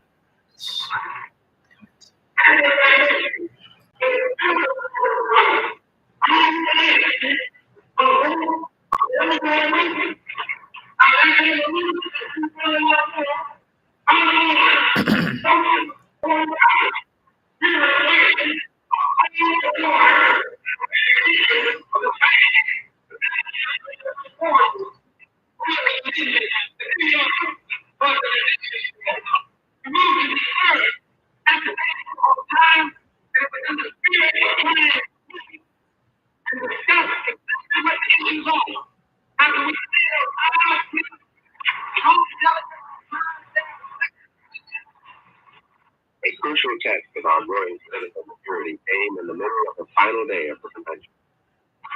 The dissenting Michigan delegate strongly opposed the convention accepting the Black agenda as first presented to the delegates and championed by the New York delegation.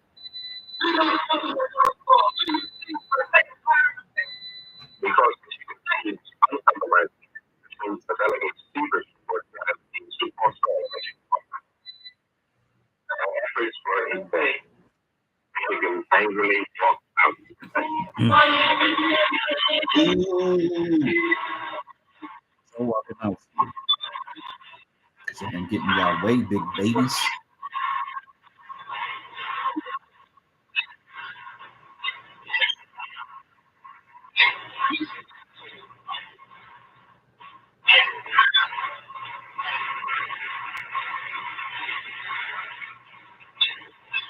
As it turned out, only part of the Michigan delegation had walked out.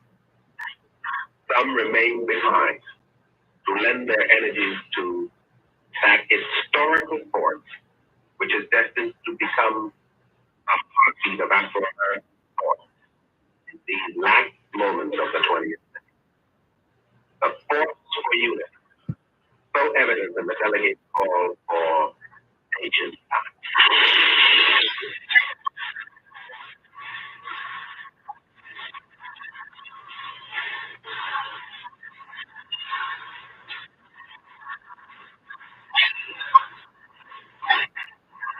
Wow, they wanted nation. They was talking nation time.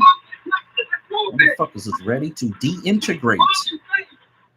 God damn.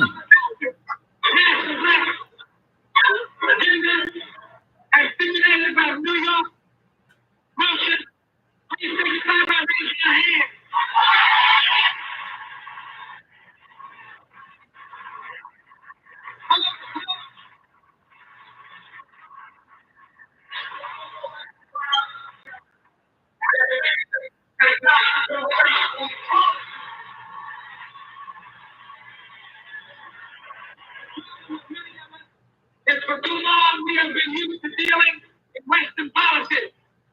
So we feel that if we lose the vote, that we must be permanently enemies.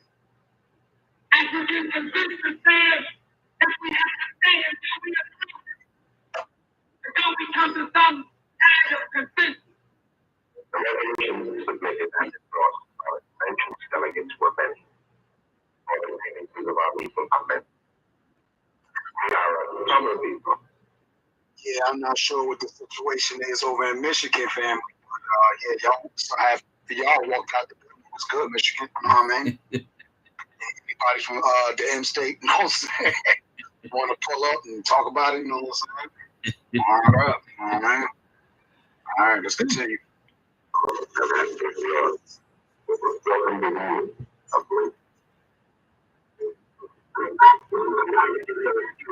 No truly basic change for our benefit takes place in Black or white America unless we Black people organize to initiate that change.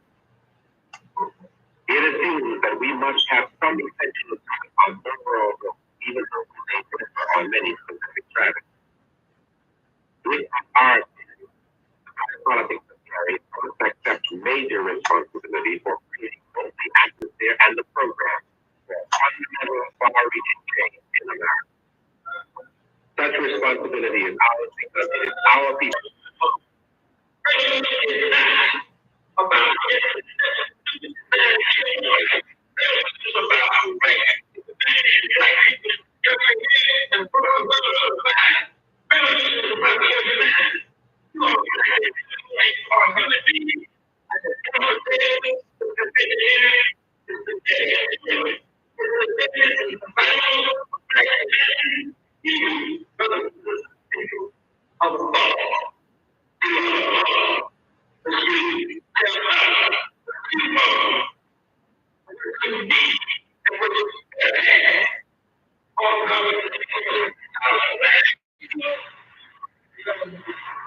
This means we recognize no differences between the political powerlessness and the Bantustans of South Africa and the Bantustans of America.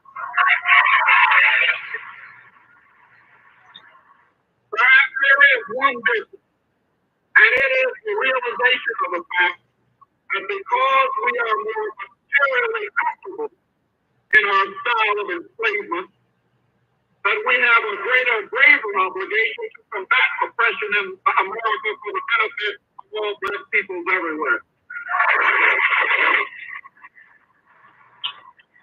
We will not accept the timid rationalization of American policy any longer. In short, America has had a fundamental role in making African peoples of the world into the footstool of white Western civilization. It is time now to demonstrate, to say that Black people in America understand that our African past is intimately bound up with our African future.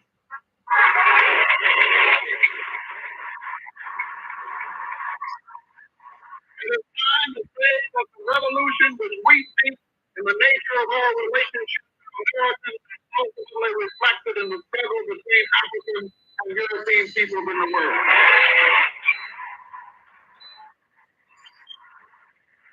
It is time now to sound the warning that no longer will the movement for justice and change in America stop at the war flag. It has taken us an increased length of time to understand the real meaning of our African heritage and teach us that the real Harambe means that we began to reach across the waters and work together on areas of a common survival agenda.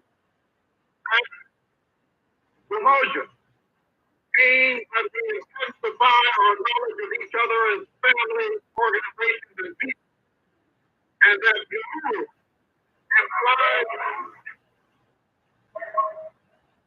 implies the discipline to take every opportunity to struggle for the freedom and security of our race.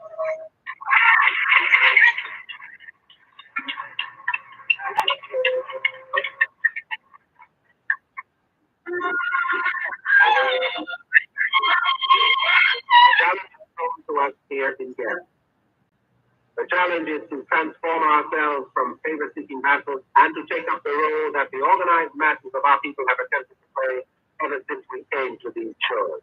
That of arbiters of truth and humanity, leaders in the struggle for liberation.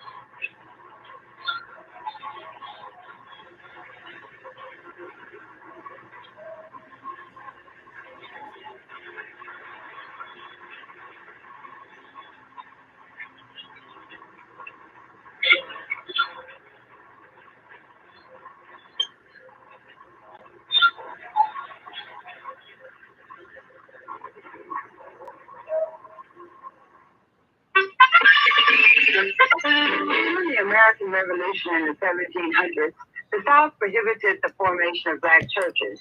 But among the Negroes in the North, religious groups were being formed. One of them was founded by the Reverend Richard Allen, who was tired of being attacked by the white Methodist Episcopal churches. So he founded the African Methodist denomination. Bethel AME was the movement's first meeting house church in Philadelphia.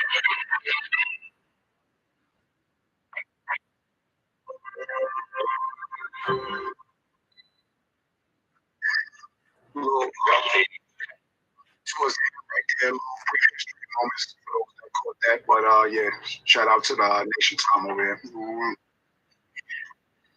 Word. So yeah, I wanted to get that in, and I've actually been wanting to listen to that for probably about a year now. I don't know when this guy uploaded that video, but the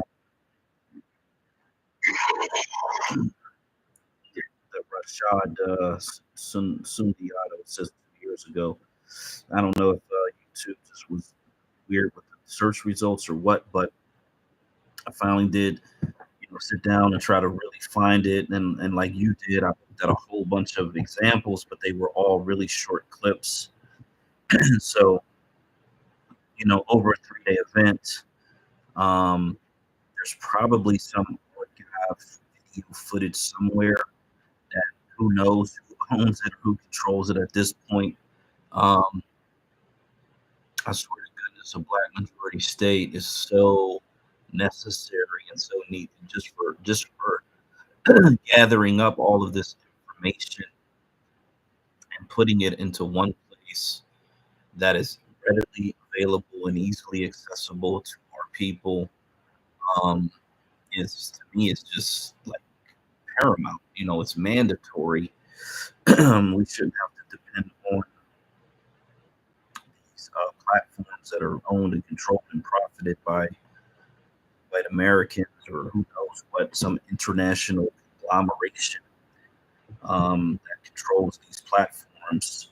Because if they decide to demonetize, remove, whatever, change the search parameters, change the algorithm, hide shit, there's just a lot of things they can do. And then there's all that information that sits in these universities that we just don't have access to. It's behind a paywall or some other that we don't necessarily have just easy access to. So I look forward to that as much as everything else with the Black Majority State movement.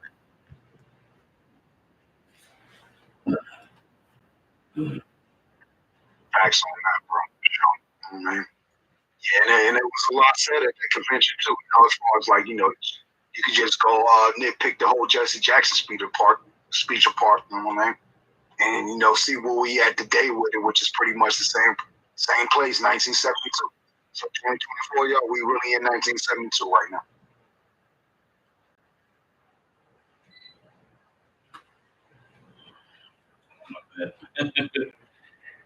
I missed that last part. My bad. No, I'm saying it's 2024, but we're really in 1972. Man, I'm glad you said that, and I love the way you said that, because that's kind of the point that I've been trying to make to SU, spaces, is that they said reparations back then too. They talked about a black agenda back too. They talk about independent black party back then too. Like there's really not a whole lot different in what they're talking about in terms of the reality that they were dealing with in comparison to the reality that we're dealing with. The only probably significant difference is there wasn't yet this massive immigration wave, although the reality is that they were kind of in the middle, because if you go back 50 years before them, it would have been the massive European immigration wave that was coming in, and you can find a lot of conversation about that in the early 1900s. So for the most part, it is a lot of the same talking points. And he did throw in that Afro-American. I heard that. I was like, oh God, here we go, Jesse. You gotta throw that in there. Yeah, and shout out to, the black celebrity class that showed up and showed out and was in support and wasn't afraid to get canceled, wasn't afraid to lose money. You look at Floyd Mayweather, like what is like, did this dude is he punch drunk? Like, he's flossing on the gram. And that's one thing, that's like, well, damn, just wasted potential, wasted resources. You filling up the pockets of these European, profiteers. But then he's got this whole thing with the small hats where he's lending them his private jet and doing a whole bunch of weird shit over there too. And it's just like, I it's going to come to a point in time where I hope nothing bad ever happens to him and his whole situation. I hope he continues to have these big fights, $100 million fights and all of that. But Mayweather? Yeah, it's just like, He's retired, bro. He's old. No, he got them. He does them exhibitions every couple years. Whatever. I mean, I'm not talking about real fights, but he's still $100 million. What was that one? Was it it wasn't Jake Paul, it was his brother, right? That he did. He did something with some Japanese fighter somewhere. He does a bunch of weird. I mean, this is, at least with Tyson, I feel like Tyson takes this shit legitimately serious. And I'm looking forward to this thing. But I think with Mayweather, it's like these are these exhibitions where he can, like I said, he can still bring home $100 million or whatever the fuck he makes out of these fights. Hey, yeah, exclusively on Netflix too. So if you ain't got that passcode, it's over now. The Jake Paul shit is on Netflix. Yeah, Tyson is supposed to be exclusively on Netflix, bro. Man, we need to broadcast that live on Funded Socially. Just screen mirror and fucking that's run why I it. said about the passcode. If you ain't got a Netflix passcode, because they changed that passcode shit up. So I got the Ultra account, my nigga. I can have 4 niggas watching this shit at the same time. Shit, we can have 4,000 broadcasting that shit live on. Get ready to log in, nigga. You know what I'm saying? Yeah. I mean, if that's a possibility, we can broadcast that shit live over there, man. Because you know what I mean. Hey, it's all for the family. This is all for the family. You know what I'm saying? Mm-hmm. Straight up. Let's go. Okay, so what's your thoughts on the Tyson training videos, bro? Yeah, he's sharp. He was like day one, and then I saw when he said 3 days in, and he now day one he was focusing in. By day 3, he's like, oh man, he's cursing. You see that anger, because if you ever watch those interviews where he talked about he don't like that guy, he don't like who he was when he was in the ring boxing, that person. But you can see that person coming out already after day 3. So yeah, there's no way I would get in the ring with that man. I don't care how much money was on the line. And it's not necessarily a fear thing. It's just that I don't want shit to be broken on my body like that. You know what I'm saying? I just don't want that punishment. But shout out to the people who do that professionally and go through that abuse and are able to, rise to the upper echelons of that combat sport. But yeah, I hope that the shit ends early, and he puts a lot of punishment and pain on that kid for even daring to step in the ring with him. Well, everybody calling Tyson the old man, though. So what's up with that? You know what I mean? And saying if Jake Paul were to win, well, you just beat up an old man. You know what I'm saying? And everybody's saying that. Like even some of the sports, peers or whatever that are Tyson peers and then above. You know what I'm saying? Like, Tyson just wrap it up. It's old. I fear for Tyson more than I do Jake Paul, even though it's going to be a good fight. You got these weird ass England boxers, they need to shut up too. You know what I'm saying? Just because Anthony Joshua got one on Ngannou don't mean shit. You know what I mean? Y'all learned all y'all skills from niggas over here. You know what I'm saying? So they talking shit too. Really to Jake Paul, but bad mouth and Tyson at the same time. So it's like, I don't know, bro. You know what I mean? And, it's all hype at this point. You know what I mean? Because boxing ain't what it used to be, but shit, if you put a person like Tyson who come from the L, listen, man, we from the heavyweight brawlers of Brooklyn, you know what I mean? Custom model dream and shit, all this other shit, bro. You know what I'm saying? So, Augusta model, whatever, that's his name, rather, the old trainer, the old man, you know what I mean? So, if you get a person like Tyson and one of these new knockers like Jake Paul, Tyson go harm him, yo. Like, really fucking harm him. You know what I'm saying? Like, I feel bad for Jake Paul. Yeah, you might get some shots in. That's warranted. You feel what I'm saying? That's warranted. But what did Ali tell, who is it, Frazier? I'm going to harm you for what you said and did to Ali. You know what I'm saying? You know what I'm saying? Yeah, you know what I'm saying? Like, yeah, I'm going to bust your ass. And that's what he did. You know what I'm saying? Get the hell out of him for the king. You know what I'm saying? So, Tyson's still a prince. You know what I mean? This shit, you know what I'm saying? There's only one king. You already know that. That's Ali, you know what I mean? Rope dope gang, you know what I'm saying? So all Tyson got to do is take the rope dope technique, like go ahead, Jake Paul wear himself out. You know what I'm saying? Go ahead, you can punch me 1,000 times. As soon as you get, you know what I'm saying?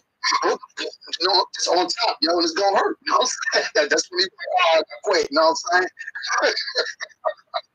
But I'm looking for that KO, fucking TKO. You feel what I'm saying? Let's go get that KO, you know what I'm saying? Knock his ass the fuck out, man.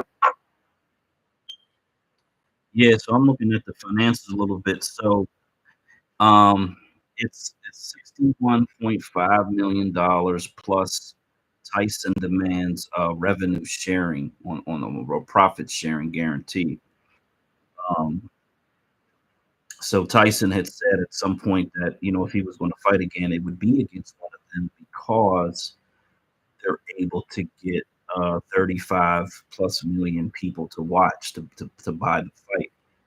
So Tyson, is very intelligent about his business at this point in his career, understanding where the money's at and who people are paying to see. So he says, yes, hell. He said, let me say, he says that is the fight for the money. Those were the money making fights. Those guys got 35 million people to watch. Tyson said last year, yes, hell, I would fight them. They would fight me. That would make a lot of money. And continue $100 million. They do anything. They don't mind getting beat up for $100 million. So yeah, Tyson, this is not.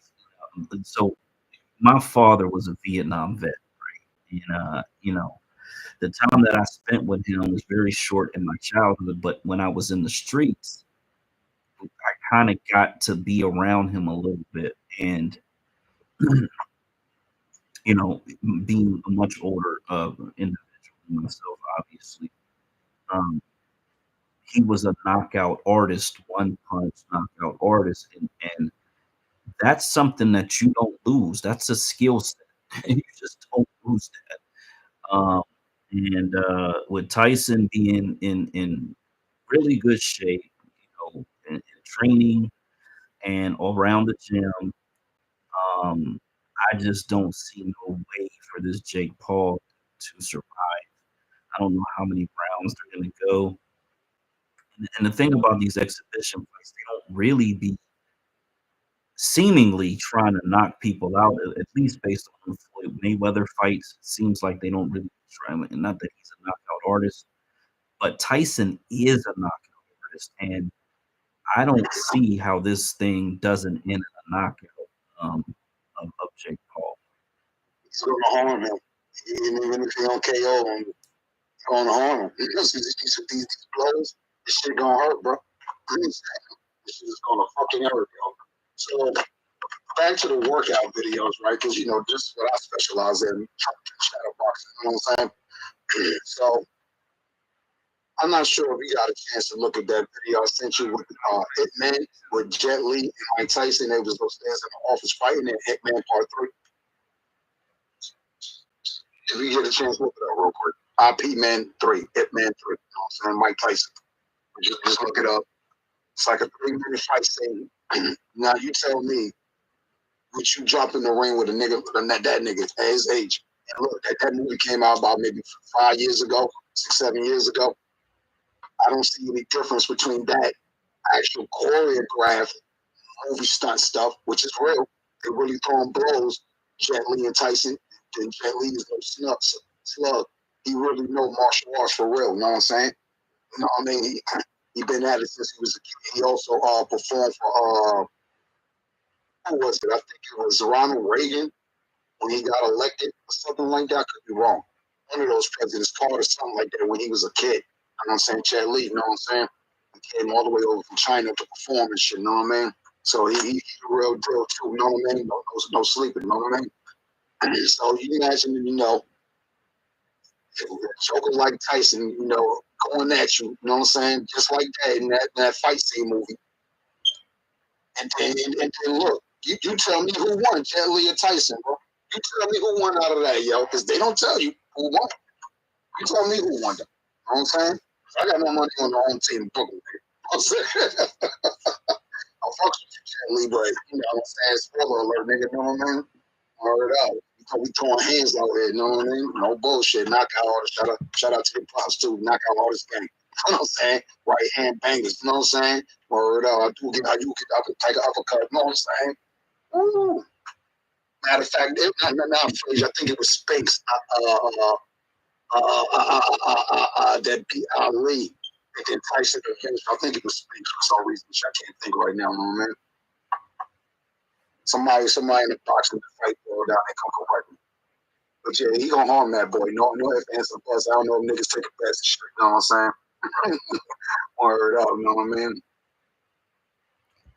Well, so I was like, okay, wasn't George Foreman like a little old when he won the belt? But I looked at the age; he was 45, and Tyson is going to be 58 by the time this fight happens. So that's a pretty big age gap in terms of that. But Foreman was fighting professional fighters, and not to say that Jake Paul hasn't gotten some skills, you know, trained his way up and all of that, but I still would not consider him as a professional fighter who's fought his whole life or anything like that. So, yeah, I mean, you know, it's just a matter of that first punch to the jaw, if he can survive that, and if he can survive the second and third punch to the jaw, you know what I'm saying? Okay. Hold on a second. This is easy shit. This is why you a fighter. I work on that footwork, man. So again, go look at the training, well, not the training video, the movie Hitman 3. Go look at it. Take 3 minutes off real quick. You know what I'm saying? Go look at that shit, bro. And you tell me who fucking won. You know what I'm saying? And it's two different fighting styles. So if you putting up the same fighting style, now if you pay attention to those fighting scenes, or that fight scene rather, you know what I mean? Tyson and Jet Li, and you look at the new training video, do you see any different of a motherfucker that's just a straight fucking savage, bro? You know what I'm saying? I know it's the person 100 million. I don't know if I'm willing to take the piss for that bread though, yo. You know what I'm saying? That shit gonna hurt, bro. You know what I'm saying? You're gonna remember me, bro. You know what I'm saying? Even if I lose this shit, you know what I'm saying? Even if Tyson not gonna win, you know that shit. Knocking niggas Jake Butt, fuck out, but you know. You gonna remember me, bro. You know, it's gonna remember my name, man. You know what I'm saying? No bullshit forever, because I'm a scar you shit, you know what I mean?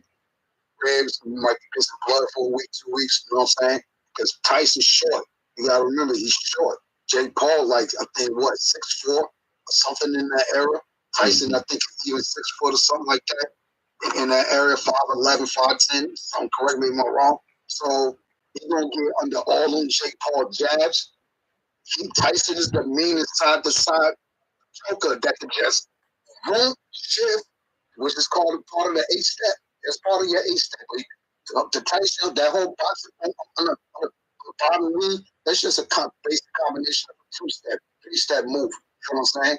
But Tyson, you know the 8-step combo, yo. Because you know niggas back then used to watch martial arts films. You feel what I'm saying? That's all we used to do. Watch martial arts, go outside and fight each other. You know what I'm saying? And practice them fucking moves and shit. Boxing, who knocked who out. You know, I'm faster than shit away, nigga, and me. I got the weeds jab. You know what I'm saying? So that's all Dripper's did back in the day. So if Tyson understand that shit, because custom model told him, custom model. That's Tyson, the old white man approach. He understood that shit. You know what I'm saying? Because if you go look at some of Tyson's old videos when he was young and he was in like the Olympics and shit, he was doing that 8-step shit then. You know what I'm saying? That's kind of where, you know, a lot of us picked that shit up. But all of us still come from like the Kung Fu type. You know, a lot of us picked it up from that. You know what I'm saying? From our understanding and shit. So that whole 8-step, but Tyson just is basic 2-3 step, yo. Oh my God, yo. It's like, you on the side of me, and the next thing you know, you in my face, yo. Fist already flying. You know what I'm saying? And it's nothing. You see it like Neo in the Matrix, but you know you have to move. I got you. You know what I'm saying? And if I don't catch you block it or carry my shot. The other hand is already coming at you. You know what I'm saying? So it's like, is your mind sharp like that, Jake Paul? You know what I'm saying? Compared to a person that you said been doing his whole life. And it's just used to the shit. And yeah, day 3, you still want to fuck with me? You know what I'm saying? You know what I'm saying? Come on, man. You know what I'm saying? There ain't even no need to put your money up, Jake Paul. You know what I'm saying? You got to get this work and shit. You know what I mean? And look, Tyson working out, get your ass in the gym back, and there you go. You know what I mean? Yeah, I can't imagine that anybody would be foolish enough to bet against Tyson in this fight, but that's where the whole, you know, fixed fights and all of that come in. Where is there somebody willing to pay him $50 million to go down, and would he be willing to do? You know what I'm saying? That's that whole other conspiracy theory, I guess. But I don't see that in him. I don't think he needs the money necessarily. I mean, we all need money, but at the same time, I think he said, "Look, I'll fight these guys if it's a fight that's going to approach 100 million, and if the purse is at 61.5 plus revenue sharing or profit sharing, whatever the case, then that does sound like something that could get to 100 million. They probably will sell a couple 100 million in tickets, unless Netflix just put the money up, depending on how that works. So yeah, I mean, I could see it being a situation where he's just like, you know, this might be the last time I do this, and so I'm not willing to take a dive and try to set up a trilogy or whatever that BS is that they do in boxing. But I just think that, and I've seen white boys like that, where they just think, wow, they crazy, and they'll do anything. They'll jump off a fucking building. They'll jump off a cliff, and daredevil type, mentality. I think that's really what led him and his brother into what really is like this huge fucking payday.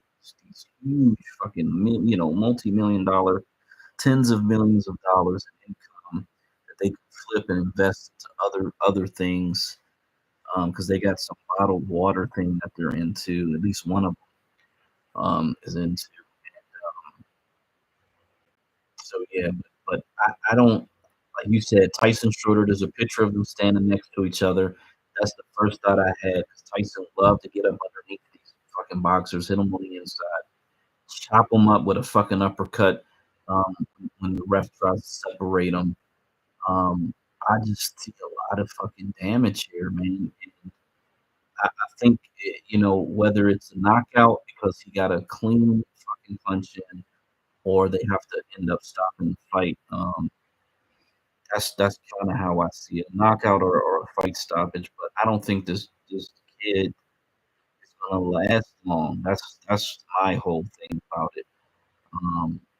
And I don't, and now we think about it, the brother is the one who fought Floyd Mayweather, right?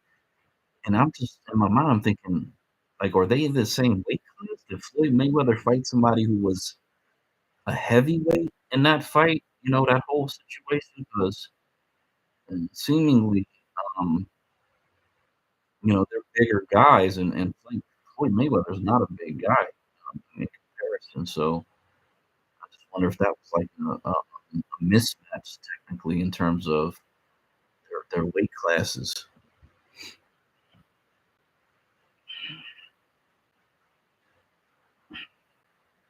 Yeah, I'm not really sure on that. Yeah, I have to check the stats because I fell out of love with boxing back in the 80s and the 90s when like the heavyweight division just really went to shit, and it was just really only Tyson and like a Buster Douglas or Holyfield or whatever. It was just that was it, and there was nobody else and shit. You know what I mean? But I guess that gave rise to all the other lower weight belts. You know what I mean? Super featherweights and all that other shit. So now we here, MMA, but you fuck with what you call it?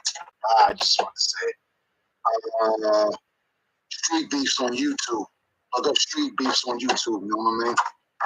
That's fire right there too. It's better than MMA in my opinion. You know what I mean? Yeah. So here's the tell of the tape on the Mayweather in this picture is fucking hilarious, because he had mutton chops and shit. Oh my god, Mayweather looks like a fucking old ass man, but he was 44. Logan was 26. He was 155, and Logan was 189. So that was definitely a mismatch weight class. 5'8" to 6'2", 72-inch reach to 76-inch reach. That was Logan's one and only fight. It looks like he's or either no, maybe that was his second fight, so he was 0-1 already at that point. Where Jake Paul, who I think is the one who's fighting Tyson, he's made a lot of money fighting NBA, like the NBA dude, and then other MMA fighters who people I think are confused. And I think this African dude that just fought the British boxer proves this fact that these MMA fighters, they're fighting with smaller gloves, right? And it's a different sport altogether. Even though you're in the ring, you're punching each other, yada, it looks the same, but it's not the same at all. It's totally different. And that's what I think Paul dude has been successful fighting those MMA fighters, because it's a different sport. It's a different skill set. Right. Yeah, with that being said, though, I still think Jake Paul gonna get his ass whooped. You know what I mean? Right. Sure, yeah. Make sure y'all sign up for social too. So come look at this article that I'm posting up inside of the Black Movies and Entertainment Room. If you got hopefully this thumbs up. If you got the social app on your platform, aka Mighty Networks, you signed in social, you should be getting a ping right now because I'm hitting the notification button at 3 in the morning. You know what I'm saying? We're going to have to stream this live on social, you know what I mean? Word up, you know what I mean? So look at that article right there, read it real quick. So, yeah, I got that Ultra Netflix account, and I don't even be using that shit like that as far as anyone else use the password because it was a family plan that I had. So, I didn't know. Yeah, I'm about to be streaming that shit somewhere else. So, I might let three other folks use the password, you know what I'm saying? So y'all can have a Netflix party in case you ain't got no Netflix, my knacker. You know, DJ got you, my knacker. It's bootleg life over here. Everybody gonna have fun. You know what I'm saying? For the next 2 hours at least, you know what I'm saying? Keep it real, 2 hours, yo. That's the time I live. It's a lot of us on social for a lot.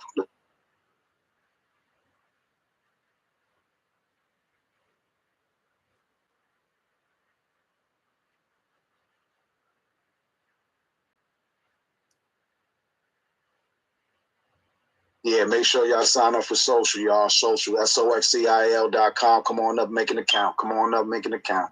All right, up. And look, you know, I put a post up because we was talking about this the other day.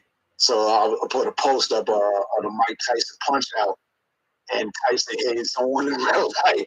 Look, you know, he thinking I could beat Tyson and reverse reality. Yeah, knock the fuck out, smoking. You know what I'm saying? No lie, yo. That Negro jamming was good, man. You know what I mean? Who come up here? Who you think gonna win, Tyson or Paul, bro? Let's go. And did you got Netflix? Did you got your Netflix together, my neck? You know what I'm saying? Word up. Is you paid up? You know what I mean? Word up.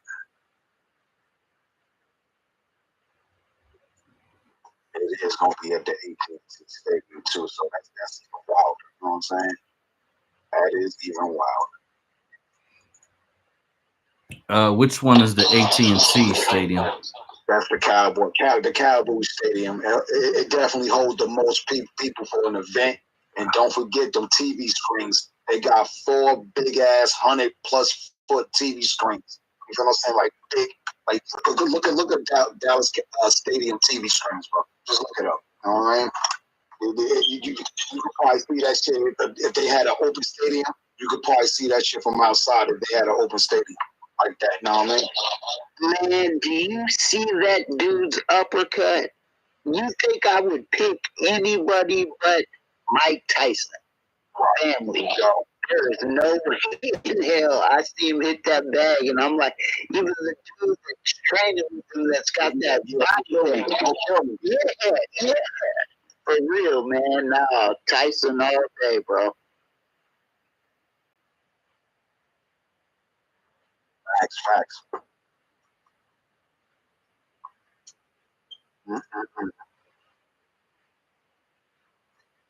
Hold on, let's get entertainment. Social. Let's see. All right, yeah, come up on social, y'all. Get in our Black Movies and Entertainment Room. Yeah, we're gonna have to stream this live on social. You know what I'm saying? I'm about to put that call in to Netflix. What's good, nigga? You know what I'm saying? How much? You know what I'm saying? How much, nigga?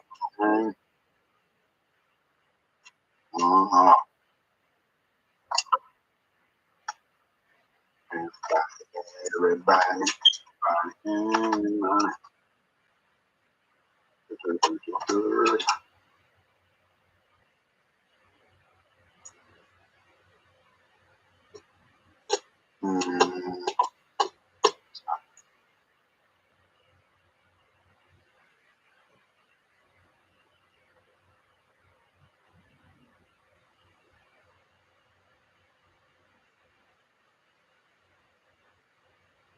Yeah, man. Hold on, let me go back.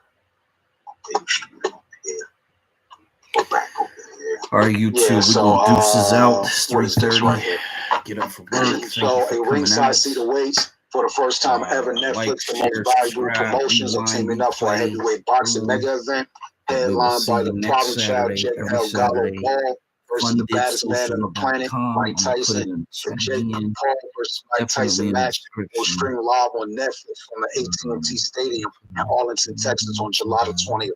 Known as Iron Mike had a staggering run of 37 victories in his professional career, with 33 of those wins achieved by knockout. He also is the youngest boxer ever to win a heavyweight title, which we already know that. Right. And he's an Olympian even before he won a heavyweight title. So let's go. You know what I'm saying? People forget Mike Tyson won the Olympics. You know what I'm saying?